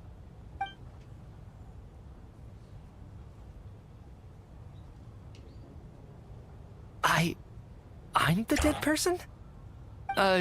Wow, that's certainly news to me. Odette and I talked about it yesterday, but we thought it just wasn't possible, so we left it at that. Yeah, I don't blame you. If I'd been there, I probably would have reached the same conclusion. It just sounds too unbelievable. Let me just try and verify this. I just scoured my memories trying to think back to the afternoon Miss Odette mentioned. But I honestly have no recollection of dying. That's where I'm different than Mr. Schramm. Having seen Mr. Mitya a few days ago myself, I also find it hard to believe he could be the other dead person among us. Well, if it isn't Mitya, then who? Do we vote on it? If you don't mind me asking, Traveler, I believe you mentioned that you know Tonya's brother. Had you ever met her before all this? No, never. Wait, are you saying... Now just 1 minute. I know where this is going. You can't just randomly point a finger at anyone you want. You're in the hot seat, and all of a sudden you want to divert our suspicions onto somebody else? Trying to pick a fight, Mr. Chuganov? Whenever you open your mouth, all you do is attack people, and I've had enough of it. If you don't want to engage in a civil discussion, you can shut up. You little brat! Did Mitya ask about Tonya because he suspects her? I suppose I only identified her by age, and nothing else. Could that mean... I'm just saying, you're going around casting suspicion on people for no reason. How could Tonya be dead? I can vouch for her, if nothing else. I've seen her before. She's the sister of that Harbinger, isn't she? The one called Child. Oh, really? You're telling the truth? Since being here, I don't think I ever mentioned she was Child's sister specifically. Does Chuganov actually know her? If Chuganov can vouch for her, then it can't be Tonya either. In which case, it seems unlikely that there's another dead person among us at all. Miss Odette, could you go over that afternoon with me one more time, when you found me dead? No problem.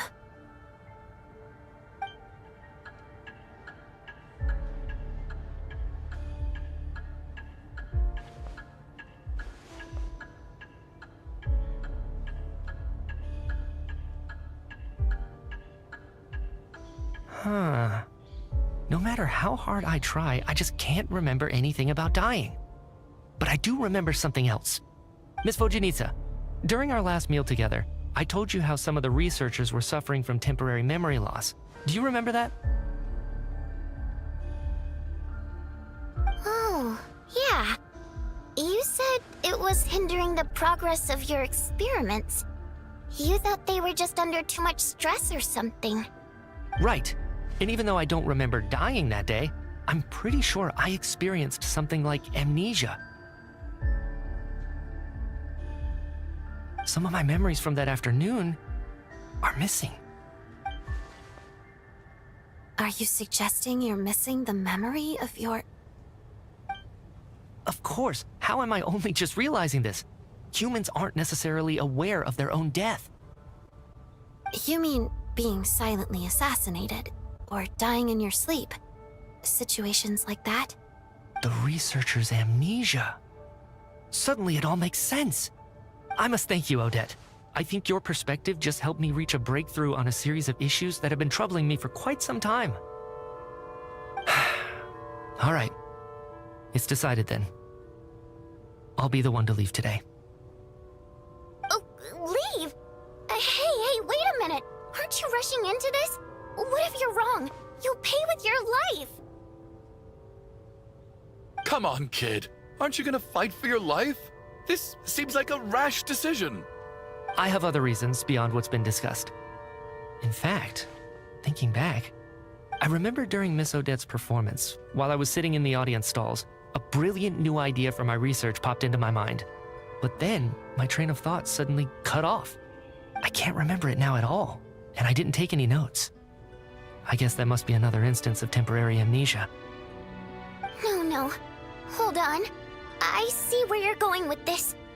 You're suggesting that each instance of temporary amnesia is a death, right? There's a glaringly obvious flaw in that idea, no? How can one person die so many times? I believe Miss Odette's account. During the period where my memory is blank, I must have been either dead or in a similar state. All it would take is for the same thing to happen in the theater, and I would come under the effect of the ley lines in this vicinity. This increases the likelihood of me being the deceased, does it not? But...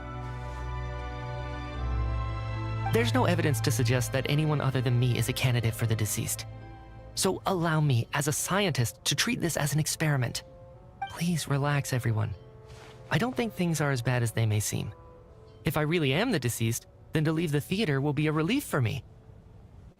If, on the other hand, I'm still alive right now, well, apparently you've all witnessed my resurrection recently anyway.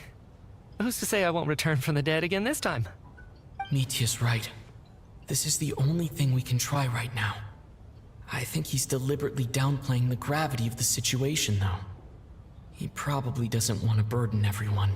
What is a scientist if not someone who gambles on experiment after experiment in an attempt to obtain the truth? With this snowstorm, the ley line phenomenon, ghosts of the dead, and my amnesia, we've been paralyzed by not knowing and powerless to do anything about it. It's a terrible feeling. But if I do get resurrected, you can be sure that I'll come back with the truth of all this. Just you wait.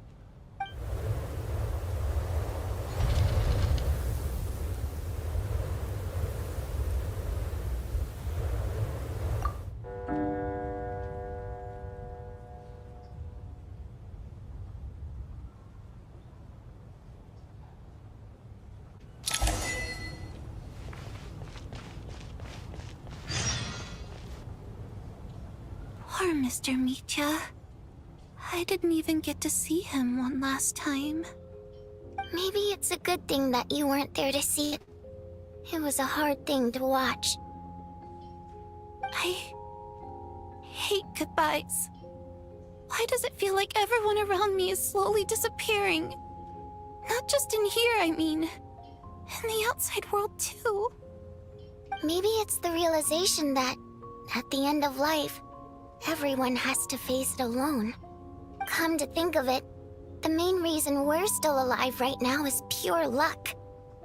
Each morning here, for every one of us, there's the chance that we might not wake up. You could take it a step further and say that the same is true outside, too. Who can ever be 100% sure when they drift off to sleep that they'll open their eyes again in the morning? If I make it out of here, I'm going to cherish every moment that I'm awake and live without any regrets. Without regrets. I feel like a strange sense of anxiety has been quietly growing inside me over the last 2 days.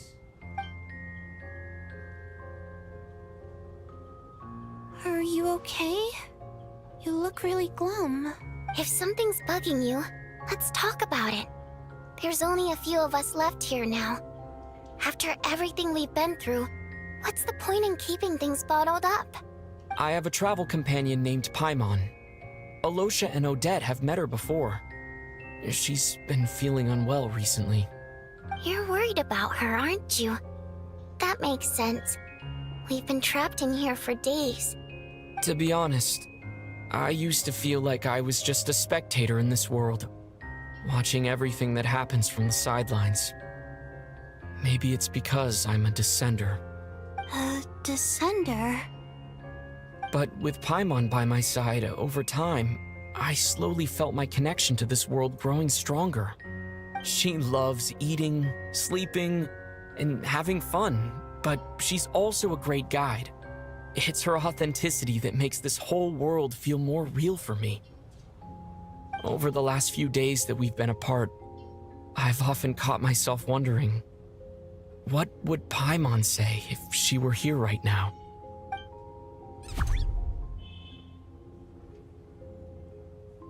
But by the time I snap out of it, the conversation has already moved on, and I'm still in my own little world.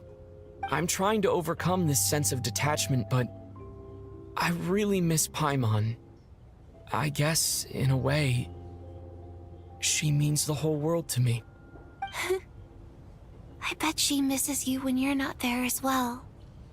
Maybe you're her entire world too. I don't know if this will make you feel any better, but back when the water imps left SNEZHNAYA in droves, I also felt like the whole world was suddenly empty. I could be surrounded by people all smiling and having fun, and still feel completely separate from it. So, I totally understand how you feel.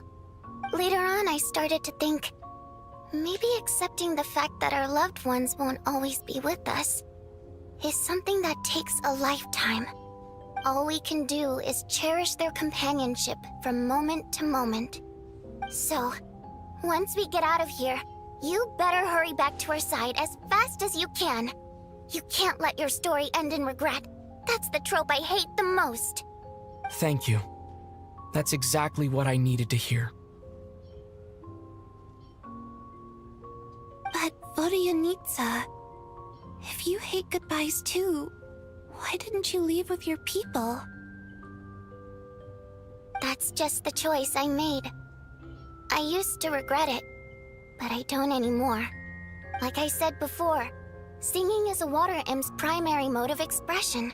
It's how we convey our emotions. Our songs have echoed through this theater for hundreds of years, each one a story pieced together through moments of joy and sorrow. But does a story exist without someone to read it? To me, the answer is no. So I made the choice to stay. That way, there would still be someone left to sing these songs and listen to their stories. Otherwise, they could have been lost forever. Could you teach me how to understand your people's songs sometime? I want to be able to truly hear them, like Mr. Shram. A fan after my own heart. Thank you, Tonya. How about I sing something for you, and you tell me what you hear? Okay.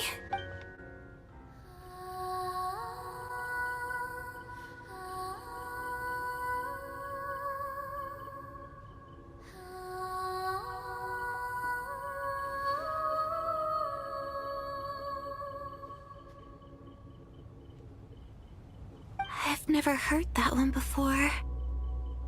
I feel like I can hear a sense of longing somehow.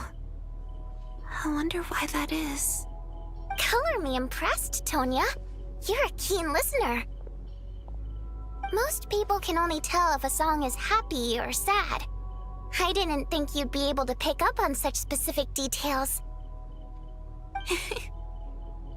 So, what's the song about then? Come on, tell me! I've actually never performed this song in the theater before, because it has more of a ceremonial purpose for our people. It's not meant for the stage. It means something like, may those we have lost watch over us, and follow this song back home in the night, so that we might be reunited once more. No wonder I could hear that sense of longing. You sing it for loved ones who have passed away. I hope it reaches them. It's getting late, Tonya, and you're not well. We should all turn in early. I suppose there's no reason to keep watch tonight. Okay, but, before I go to bed, could you sing that song a couple more times for me, Vodyanitsa? Of course. Anything for my #1 fan.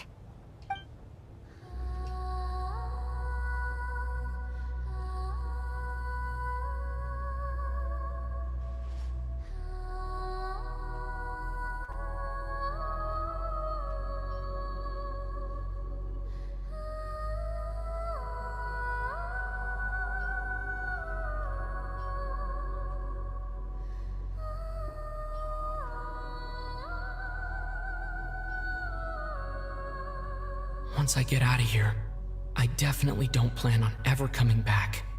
But I guess that means I'll never get to hear Vodyanitsa sing again. That's a sad thought. Before I fall asleep, I should cherish this moment of companionship while it lasts.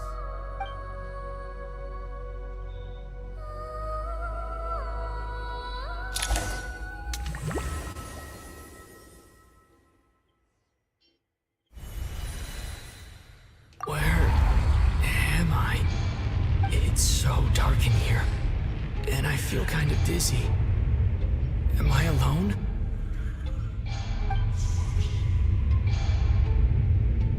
Huh? What was that noise?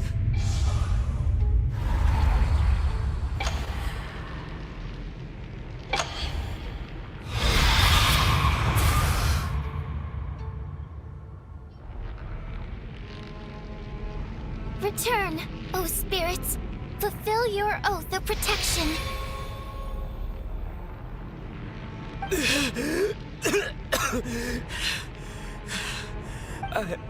I'm alive? What just happened?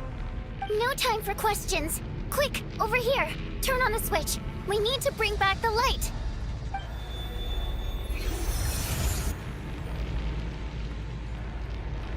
right. We're safe. The spirit just now is called Night Prayer. The light subdues her, but she'll attack without a second thought in the dark. Sort of. I know it's hard, but you can't let this place go dark, or she'll kill you again. Yup. Luckily, I was here to resurrect you. Otherwise, that'd have been a real bummer. A bit more than a bummer, I'd say. Wait, so you have the ability to resurrect people? Sure I do. I'm your guardian spirit after all. I specialize in soul recall. Oh, it's nice to meet you, by the way. Thanks. It's nice to meet you too. Alright, there's no time to waste. The black mist is already catching up. We need to avoid it at Night Prayer at all costs. Come on, let's go. We need to reach the next switch before the place gets too dark. If we bring the light back, Night Prayer won't be able to get to us. Sweet, sweet light! It's back! Now that... Shh! It's Night Prayer. We need to move quick, but don't let her notice you. Look out!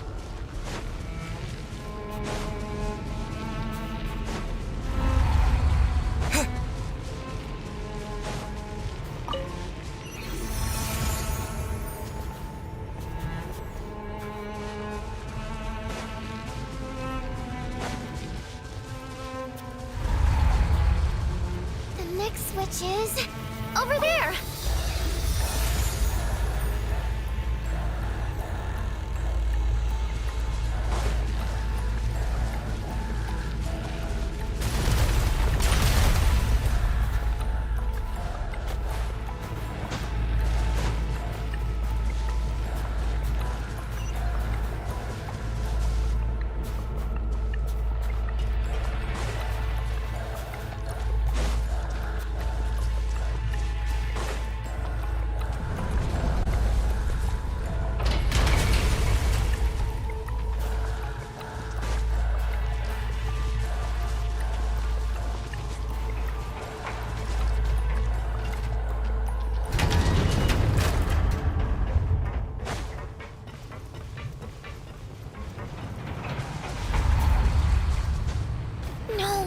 Night Prayer is here too. This can't be the only path. I won't let you die like this. Not on my watch.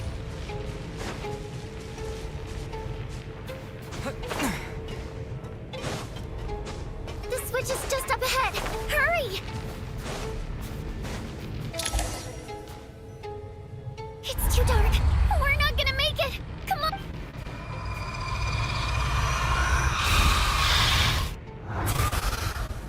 Traveler! I won't let you die like this. Not on my watch.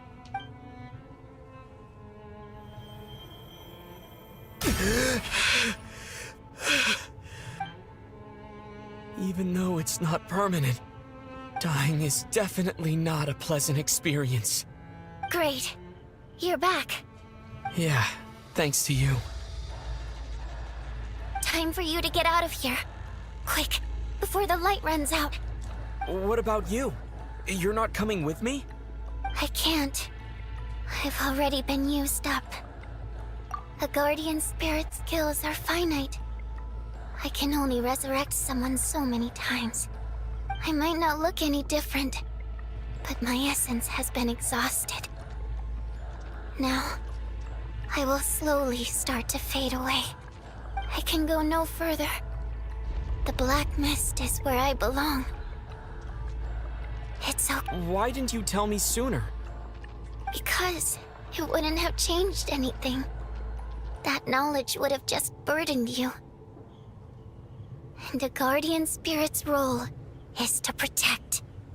But... Go. Now, before it's too late. I already hear Night Prayer approaching.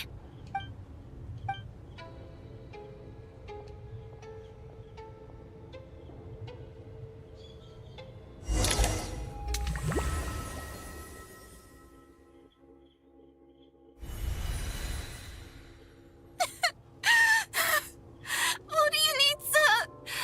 How could this happen? What do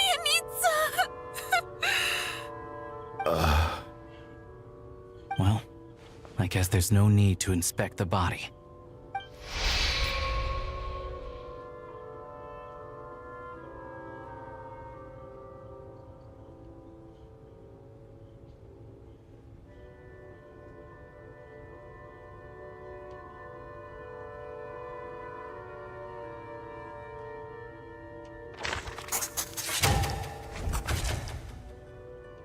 This wasn't supposed to happen.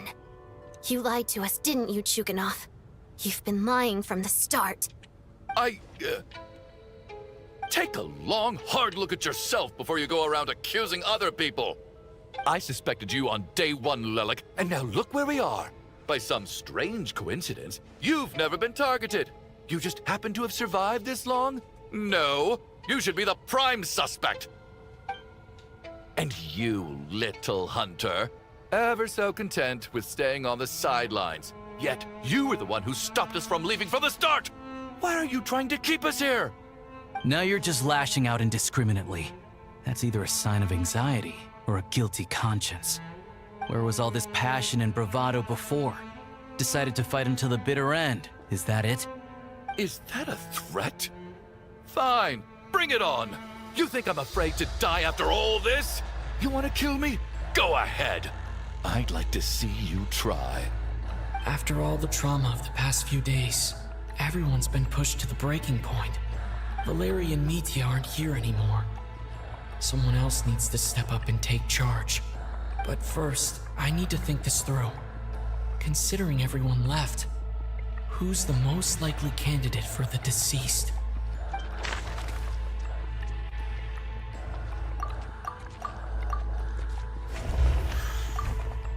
Of those who remain, the only person we've never met before is Tonya. There is room to doubt her true identity. People are easily misled by first impressions.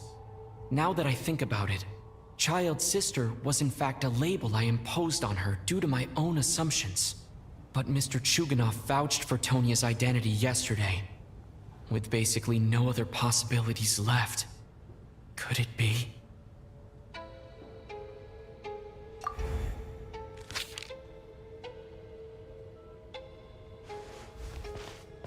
Tonya, how's Tusser been lately? Tusser? Your brother Ajax must have mentioned me in his letters home, right? Did he say anything about a blonde traveler? No. And my brother's name is Razik, not Ajax. Chuganov, looks like it's your turn to do some explaining. Yesterday, you said you could vouch for Tonya. Why did you give us a false testimony? I knew you were behind this, Chuganov. You've been lying through your teeth from the start. Everything about you is fake, down to the wife and daughter you're always talking about. Your entire family man persona is a charade, isn't it? That night, when I infiltrated your place as Lelik, I noticed you were home alone. Didn't think much of it at the time. Just thought everyone else was out. But thinking back on it now, that doesn't seem very likely. My guess is, you live alone, don't you? Even that was a lie? But why would he lie about having a family? Oh, curses. Oh, why is there no end to this blasted snowstorm? If it would just stop. If it would just stop. I think I remember now. I know how I ended up here. It feels like a distant memory. But at the same time, it's just like it was yesterday. The reason I'm always coughing is because I got sick with frostbite. The locals usually call it the snow cough. It's not a very common illness.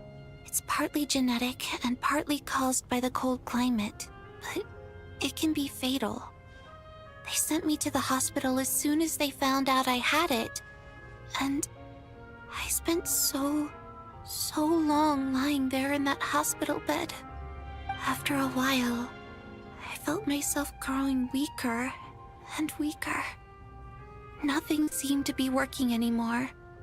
neither the treatment that the doctors were giving me, nor the medicine my brother was brewing from frost fairy flower leaves. So one day, I told my brother that I wanted him to take me outside for once, so things could be like they used to, just for one day. I wanted to meet loads of friends, experience new things. He agreed. He snuck me out of the hospital, and we escaped. We got to the theater, bought tickets, and went inside. Oh, it was all so exciting. I remember the show very clearly. It was amazing. But I found myself getting sleepier and sleepier.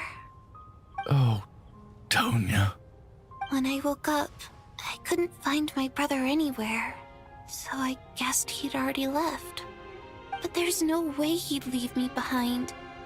So I decided to stay here and wait for him. At the time, I figured he'd probably gone to brew some more medicine for me. I was planning to chew him out for abandoning me when he got back. Tonya, it sounds like by then you'd already... Yeah, I know. I understand now. Dead, aren't I? This cough and the feeling weak, it's probably just my body's memory.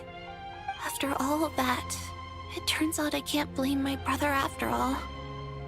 I was the one who abandoned him. I'm sorry, everyone. I realized this much too late. It seems like death skewed my perception. And now I've dragged you all into this mess. Your name probably isn't even Tonya, is it? Didn't that ever strike you as odd over the last few days? Well, when I was little, my brother and I read a storybook, and Tonya is the name of one of the characters. When we escaped from the hospital, our family and the hospital security were looking everywhere for us. So when you first approached me and said my brother had sent you, and called me Tonya, I thought he must have chosen a fake name that only the two of us would know. Because he was afraid of getting caught. No. It seems like that was just wishful thinking. At least your memory of death isn't painful. That is a small comfort. Now it's your turn, Chuganov. Talk to us. I believe no lie is ever told without a reason. You're right. I was lying. I happen to know that the Harbinger child and his sister Tonya managed to get tickets, so I lied to you and pretended I knew them. And yes, I was lying about my family too. The truth of the matter is, I lost them a long time ago. I just refused to accept reality. And now I've spent the second half of my life living a lie. I'm a joke. My daughter's name was Iskra. And before you ask, yes, Iskra, as in Iskra Manufacturing Plant. She also died from the snow cough. She was just 6 years old. If she were still alive today, she'd be around the same age as little Tonya here. After Iskra passed, my wife couldn't bear to face those memories either. So she chose to start a new life without me.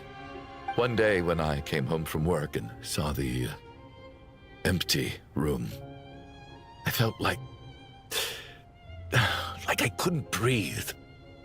Subconsciously, I started to imagine that they were still there. I soon discovered that this was the only thing that made me feel any better, so I just embraced the delusion. Nothing more than a pathetic means of escapism, I know. But at least it's not a crime. So explain your false testimony then. The night before last, when I was chatting with Tonya, she mentioned that her brother would brew medicine for her from frost fairy flower leaves. Combined with her various symptoms, I suddenly understood everything, including the fact that she was deceased. The snow cough used to be an incurable illness. I would pick frost fairy flower leaves to brew medicine for Iskra too.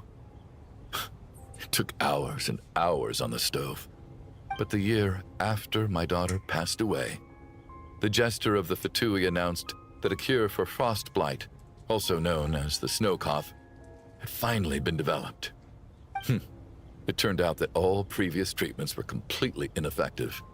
No better than random concoctions. That was the final straw for me.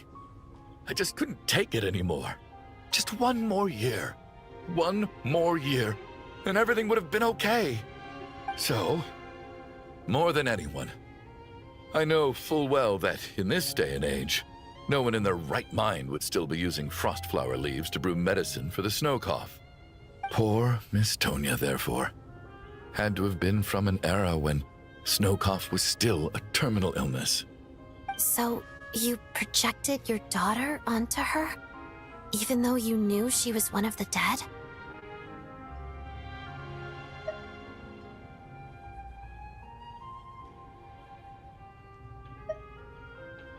That doesn't make any sense.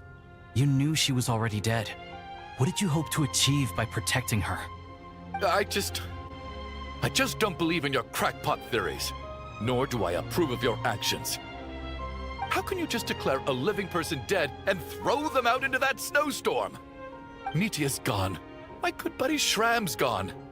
And now it's Tonya's turn, isn't it? The others I can make my peace with, but little Miss Tonya, here she is, standing right in front of us, alive and breathing, and fighting her own battles. Yet you're quite happy to say she's dead? I just want her to live. Once this snowstorm is over, the very moment it stops, I'm going to march out that door and find someone who can fetch the very best medicine for her snow cough. I'll be damned if I'm gonna let you cast her out into the snowstorm before I have the chance to cure her. Not again. Not this time. Not when the cure is right within our grasp. I'd never be able to forgive myself. Mr. Chuganov, stop. I can't let you do this. Tonya. By the sounds of it, you've known I was dead since the night before last, right? I really liked Mr. Valeri, Mr. Mitya, and Miss Vodyanitsa. And now they're all dead because of me. I'm not happy about that. The reality is, you've been trying to fight your own demons through me. But all you've really done is trap me inside your delusion along with you. No. Listen to me. I want to save you. I do. Well, at this point, I'm quite sure that I'm dead. I don't need to be saved. The time I got to spend with all of you is more than enough for me. Despite all the bad things that kept happening, I got to meet so many interesting people and spend so many days and nights by your side. Since the day I escaped that hospital until now, this has been an adventure I never even dared to dream of. I'm very fond of you all. If it were only possible, I'd trade my soul to bring back the ones who died. If it meant things didn't have to end like this. And that's why I'm not fond of you at all, Mr. Chuganov. I'm sorry. It's them that you owe an apology to, sir. Not me. Well then, I suppose this is it. It's time for my adventure to end. I've caused enough trouble. You're leaving already? It's still early. Don't you want to stay a little longer? No thank you. Oh, and by the way, my name is Patashka. It was nice meeting you all. Feels strange that we're only being properly introduced now that it's time to say goodbye. Tashka.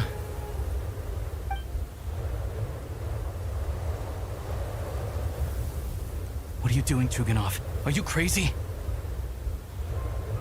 Let me leave. I can't keep lying to myself anymore. In your dreams. Don't think you're getting off that easy when you had a hand in the deaths of so many people. The Fatui have honed quite an array of enhanced interrogation techniques since they were founded. Once we're out of here, Lelik will personally give you a taste of every last one.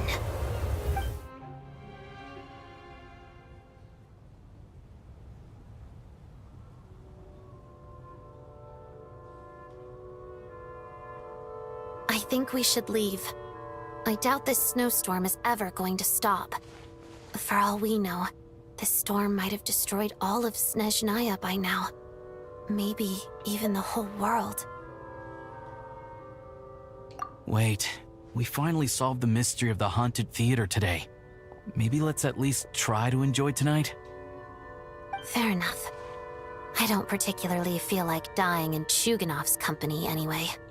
And yet you won't let me die first. Hey, Chuganov, on a serious note, if we do make it out of here, you should close down that factory of yours. A lot of people are freezing thanks to you. Is this really the time to be discussing my factory? All right, fine. I'll shut it down. Doesn't matter to me anymore. Am I hearing things? Or was that a knock at the door? There it is again. But I don't understand. The snowstorm hasn't stopped, has it? Should we open the door? Is this it? Is this nightmare finally over? If the last few days are anything to go by, I probably shouldn't be getting my hopes up. Whatever lies beyond that door at this moment, it could be something even more terrifying than everything we've been through so far.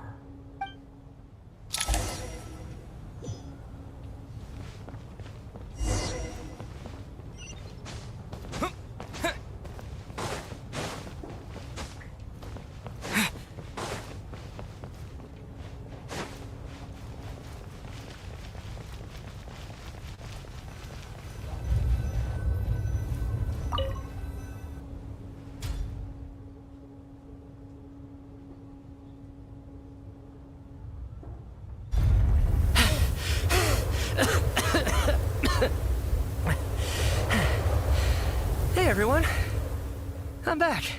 How are you doing? Feeling any better? Much better, thanks. Whew, it is so good to have you guys here. I was a little worried that the theater would be empty by the time I got back. Let me see. Tonya and Vodyanitsa are missing, which means Vodyanitsa died last night. And then you discovered that Tonya was the other dead person. Am I right? Not Tonya. Pitashka. First, tell us how you made it back here. Given the conditions outside, no one should be able to return alive. You're right. The thing that got me back safely was a song. I heard someone singing. After walking into the snowstorm, my mind grew hazy. I don't know how long I walked through the storm before my mind completely slipped away. Then, suddenly, I heard the sound of singing. The voice instantly brought me back to my senses, and I regained consciousness. So I followed the voice, searching for the source of the singing. I searched and searched, until finally, just a few moments ago, there was the entrance to the theater, right in front of me. I've actually never performed this song in the theater before, because it has more of a ceremonial purpose for our people. It's not meant for the stage. It means something like, "May those we have lost watch over us, and follow this song back home in the night, so that..." That must have been Vodyanitsa's Requiem. Who knew it actually worked? That song is meant to guide the souls of the dead. Mitya, that must mean that you... Huh. No kidding. Seemed like I guessed right then. This is what I've been so desperate to tell you about. When I first stepped out of the theater, I was still quite lucid. My memory of it is still pretty intact. I remember the outside world being completely different than what I'd expected. It was like this was a world where only the snowstorm existed. There wasn't a trace of any humans or buildings ever having been there. I don't know how else to describe it, except to say that it just didn't seem like the real world. And as for the Requiem, if I was guided here by Vodyanitsa's song, it can only mean that I must already be dead. And this is my soul, not my body. But I didn't experience a clear moment of death while I was out there. Nor do I feel any different now than before I walked into the snowstorm. You don't seem any different to me either. In fact, this is something I've been wondering about for a while now. If souls aren't physical, shouldn't they lack tangible form? Both Shram and Patoshka were clearly deceased, and yet their souls didn't look or feel like ghosts at all. They were visible, tangible, no different than you or me. This raises a truly terrible thought. Is that really what Mitya is suggesting?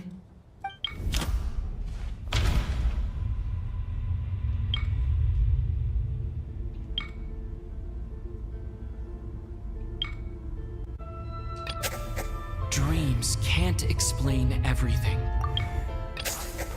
Mitya's soul was summoned back by the Requiem, confirming that he is indeed already dead. And yet, he looks no different from us. Of course, if even the long-deceased like Mr. Shram can blend in with us undetected, then maybe we've all been dead from the very start. And all of us are now souls wandering the theater.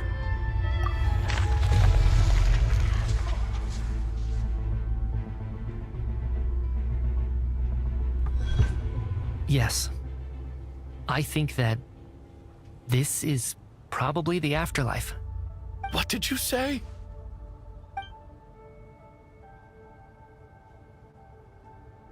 You heard me. We died in the theater. All of us did. But due to an obstruction in the theater's ley lines, our souls are trapped here, while an endless, infinite snowstorm rages outside. It's ironic, really. All that time, we were working so hard to figure out who the deceased among us were, when the truth was, we were all deceased. The only difference being some of us died more recently than others. Do you remember that note, "Death is near"? Seems like we misunderstood what it meant after all. Death was nearer than we wanted to think all along. The note simply meant that all of us were already dead. So all our attempts to survive, our search for the deceased, it was all for nothing? Hard to say. At the very least, we helped two lost souls find clarity and go to where they belong. The presence of those two is probably what caused our souls to be drawn in by the ley lines. In which case, the deaths we've awoken to over the past few days were just souls returning to the ley lines for good. If what you're saying is true, doesn't that make us the lost souls now? Huh, no wonder. This afternoon, when I was moving Vodyanitsa's body, I noticed that the other bodies in the room hadn't decayed one bit after all these days. That's further proof that those aren't physical bodies at all, but merely our shells here in the afterlife. Am I really dead? This doesn't feel real to me at all. No, that's impossible. This cannot be how it all ends. I still find it hard to believe that all of us are dead. How exactly did we die in the real world? None of us have any memories of dying, right? Not even knowing how we died is preposterous. Good grief. Surely there has to be some reason. Exactly. It's hard to rest in peace when you don't even know how you died. It gave me lots to think about as I strode out into the snowstorm. I racked my brains trying to remember the cause of my death, the exact moment I died, the root of all of this, right up until my consciousness faded. Wait. Hold on. Right before I lost consciousness, I think I saw something. I can't remember. And I think I lost my notebook and pen. Mitya, your hand. Is that blood on your fingers? Huh? You're right. There's blood on the fingertips of my right hand. Looks like it's already dried. When did that happen? What the? I guess this was what I saw. I must have desperately drawn it in my own blood right before losing consciousness. What's wrong? Do you recognize the symbol? It's Renova, the ruler of death. Alosha, do you still remember that SNEZHNAYA folktale you told me about? It was about the Grim Reaper. When someone's about to die, he appears as an incarnation of someone familiar to guide their soul into the afterlife. And as soon as you recognize his face, your life is over. I heard a similar tale when I was little. You think the Grim Reaper in this story refers to the ruler of death you mentioned? That's right. In which case, death is near could also mean that the Grim Reaper is here disguised in a familiar form. Death, the deceased, and the Grim Reaper? So it's a triple entendre. When I first saw this note, I thought it contradicted the investigation report. But now it seems like that was the whole intention. So the Grim Reaper deliberately misled us. Then, we started suspecting each other and searched for the deceased while they hid in plain sight. By that logic, the one person most likely to be the Grim Reaper incarnate is...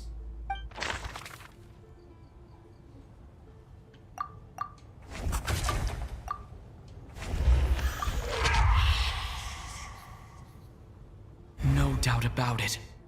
It's Alosha. Looking back at how everyone has acted over the past few days, Alosha is most likely the Grim Reaper lurking among us.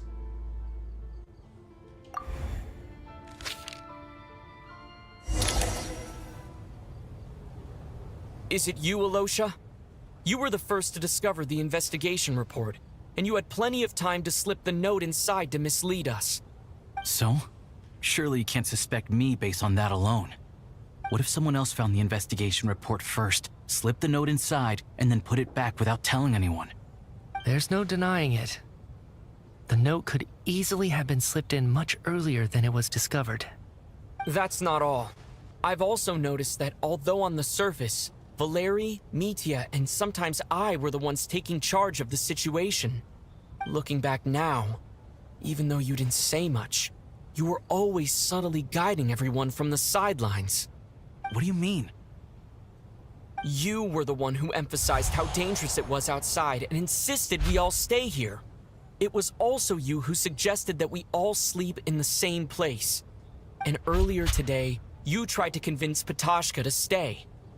I don't understand why, but it was out of character. So, you didn't understand my intentions, and now you're assuming the worst. Seems pretty unreasonable if you ask me.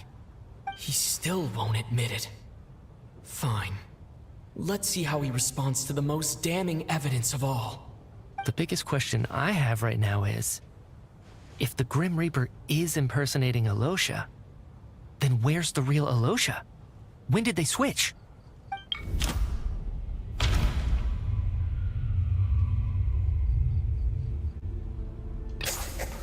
That's right. This was the moment.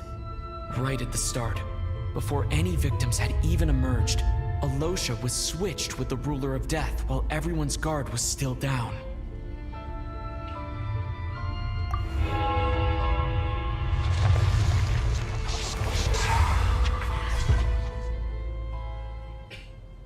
When all this began, right after the performance ended and the snowstorm began to pick up, no one suspected anything unusual. We just assumed we were snowed in. It wasn't until we discovered the bodies the morning after that we realized something out of the ordinary was going on.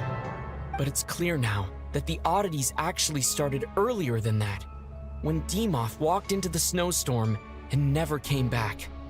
Right. So Mr. Dimov was the first victim, not Sobolova and Torgov. And if we pinpoint that moment as the beginning of this incident, then one thing becomes clear. Alosha, you are the only person who walked into the snowstorm and came back without the help of Vodyanitsa's Requiem. More precisely, Alosha never came back at all. The one who came back was the Grim Reaper. Not bad.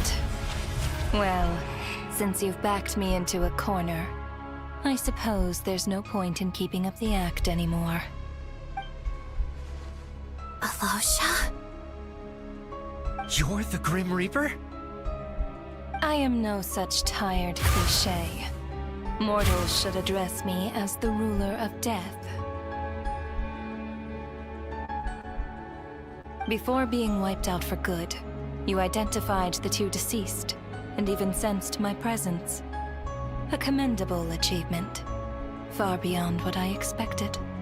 I heard you can ferry souls. Those deaths each night. Were they your doing? Your initial conclusion was correct. Due to the existence of the two deceased, the ley lines yearned to reclaim those long-lost souls. Every night they devoured an equal number of souls to fill the void. This required no intervention from me. Though, of course, ferrying souls is indeed my authority. Here, take a look.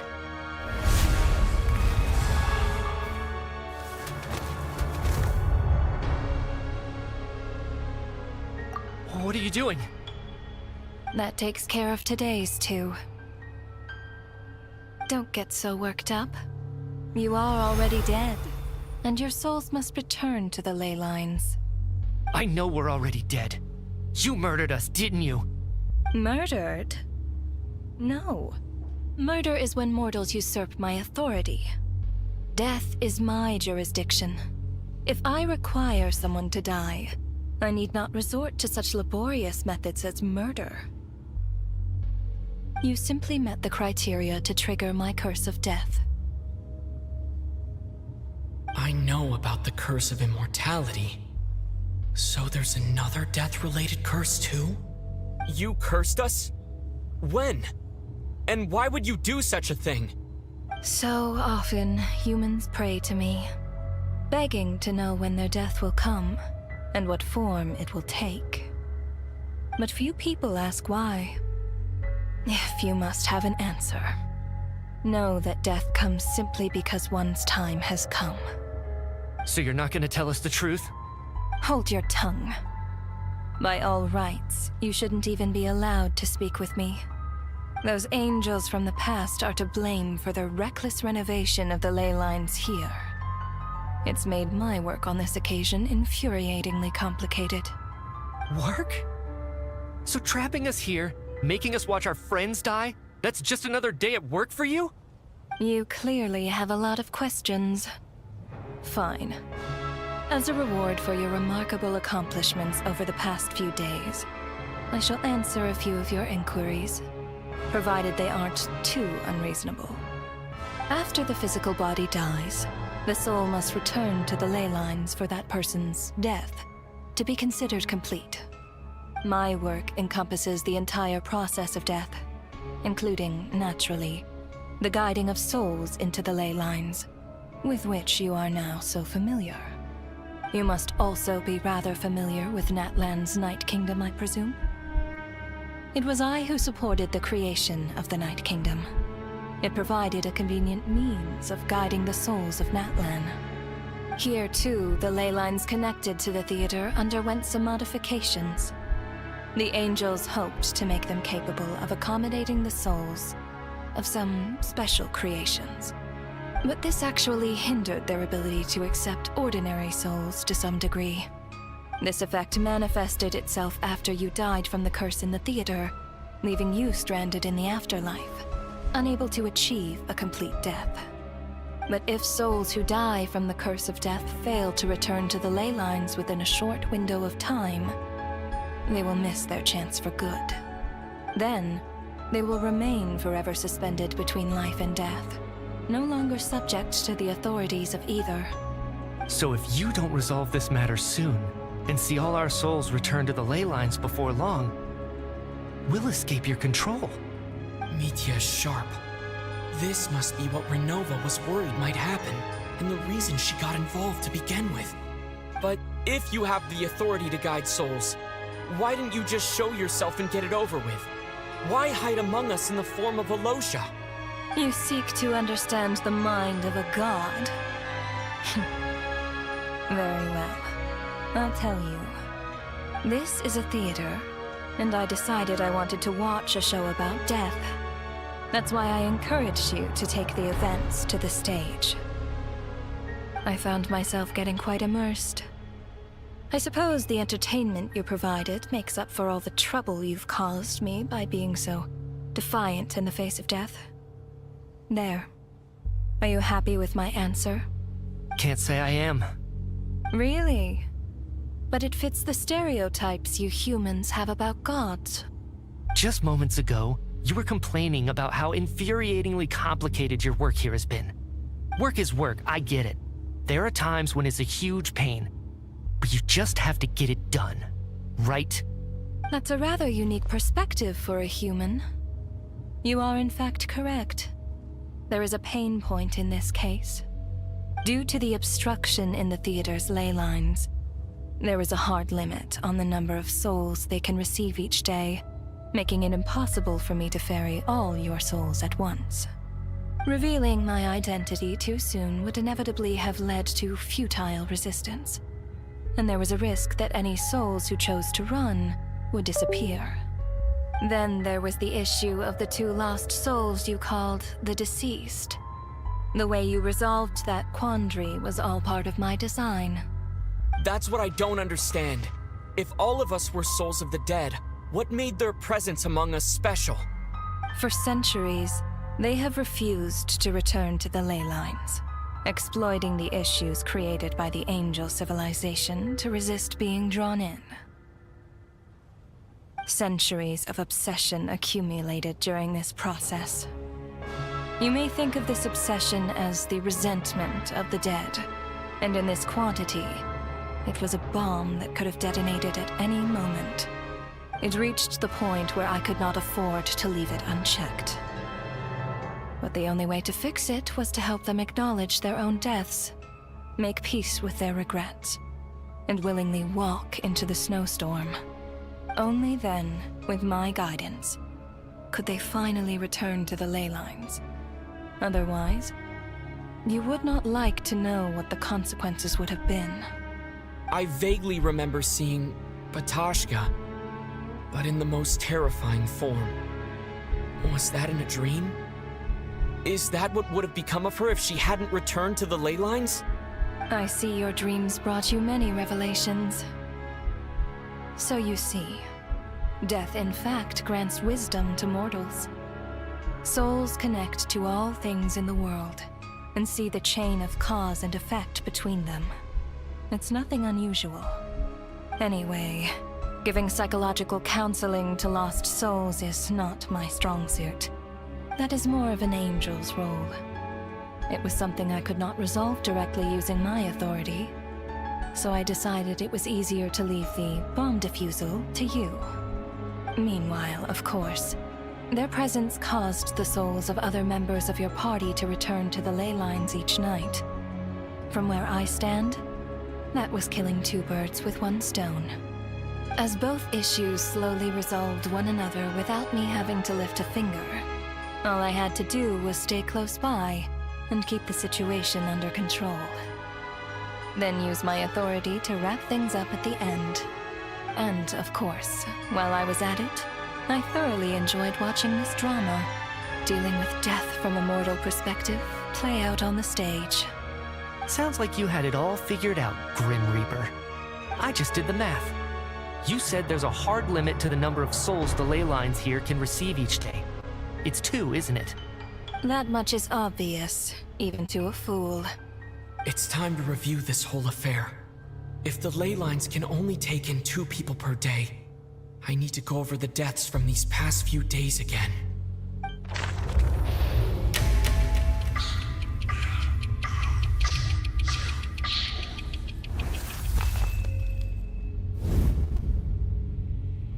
Looking back now, none of us had the faintest idea at the time. From the moment that staff member named Demoff walked into the snowstorm, the incident had already begun.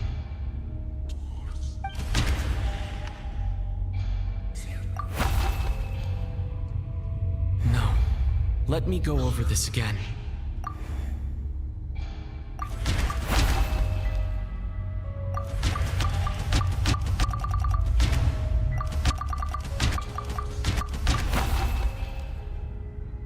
No.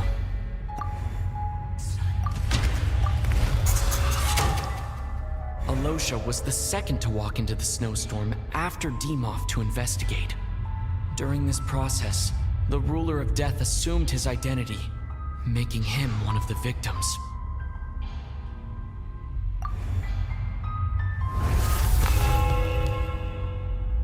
During our first night in the theater, everyone was caught up in the novelty of it all.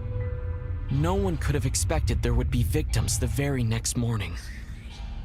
Despite all the confusion, and with the help of hindsight, we finally began to realize that something was amiss with the snowstorm.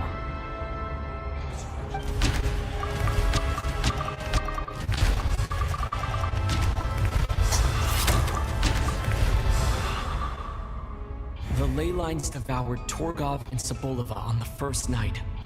At the time, we thought this might be a murder case connected to Lelik.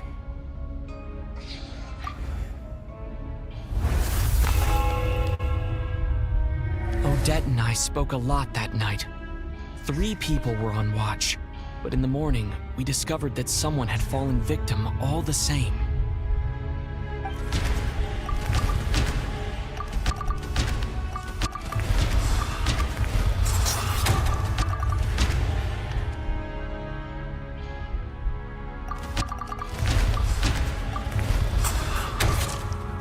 The deaths of Kulish and Rampana caused everyone to stop suspecting Lelik.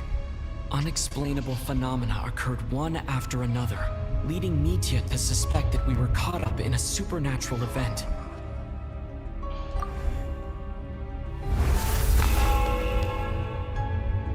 Later, we discovered that there seemed to be an extra person among us, and subsequently discovered the existence of the deceased. Mr. Schramm realized he was the deceased and walked into the snowstorm to return to the ley lines of his own accord. It turned.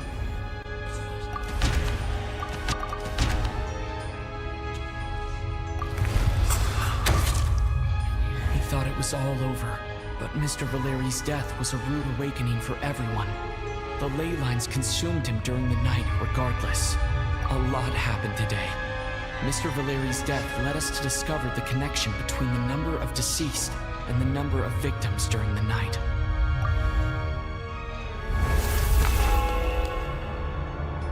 The fact that there was more than one deceased seemed to bring us back to square one. Odette revealed some information she had been keeping to herself.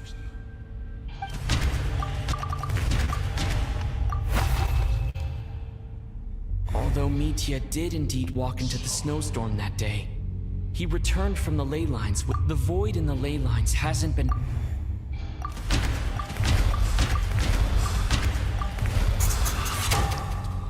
Vodyanitsa was swallowed by the ley lines in her sleep, but the requiem she sang before falling asleep was quite a game changer.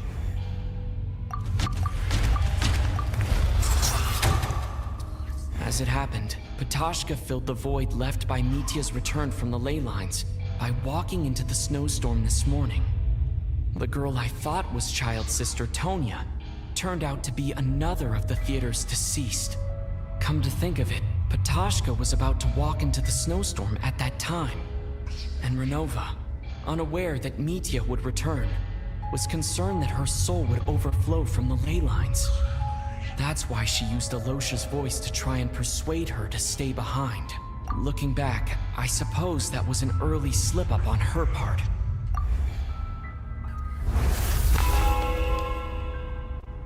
No one could have expected anyone who walked into the snowstorm to return.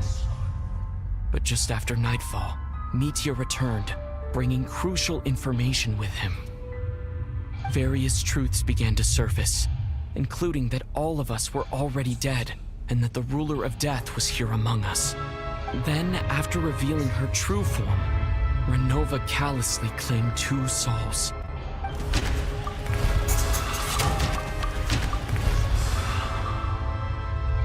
suspect everyone was already dead by the time we took the photo. And in the days since, we've experienced many more partings in the afterlife. Now, only Mitya and I remain.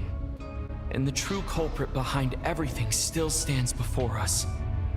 In Mitya's eyes, I see the same anger and frustration that I feel.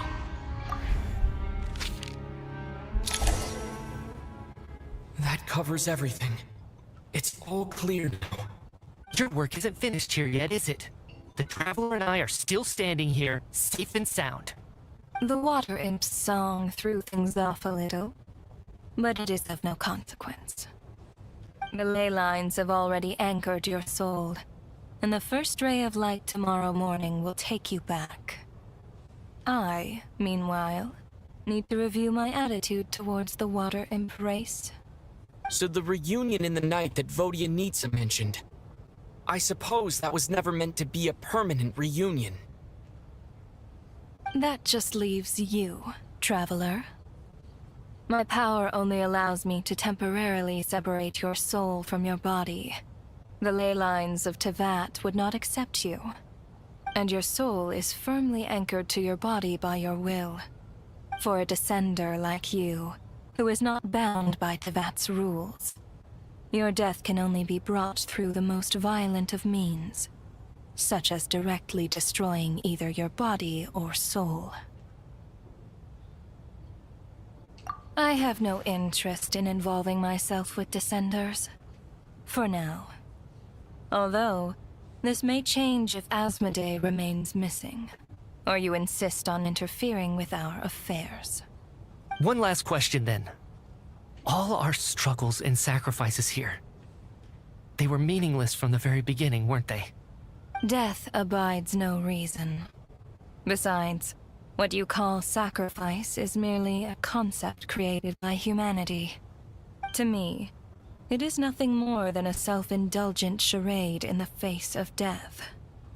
Mere mortals fantasizing that their actions could reclaim something from my grasp. A truly laughable idea.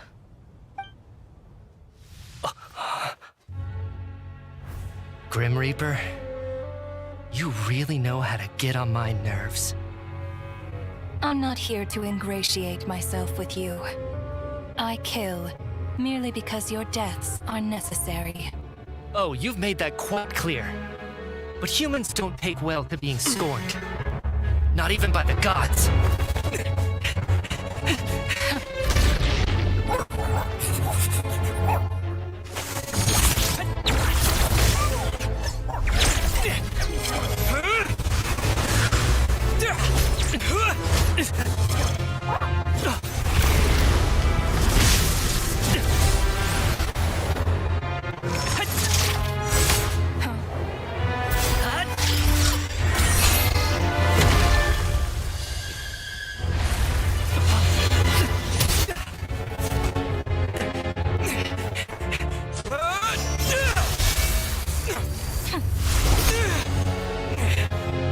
This is futile.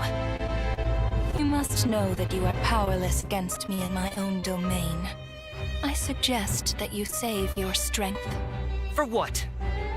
Maybe we can't change it. But if nothing else, we can at least teach you to have some respect for the dead. Audacious.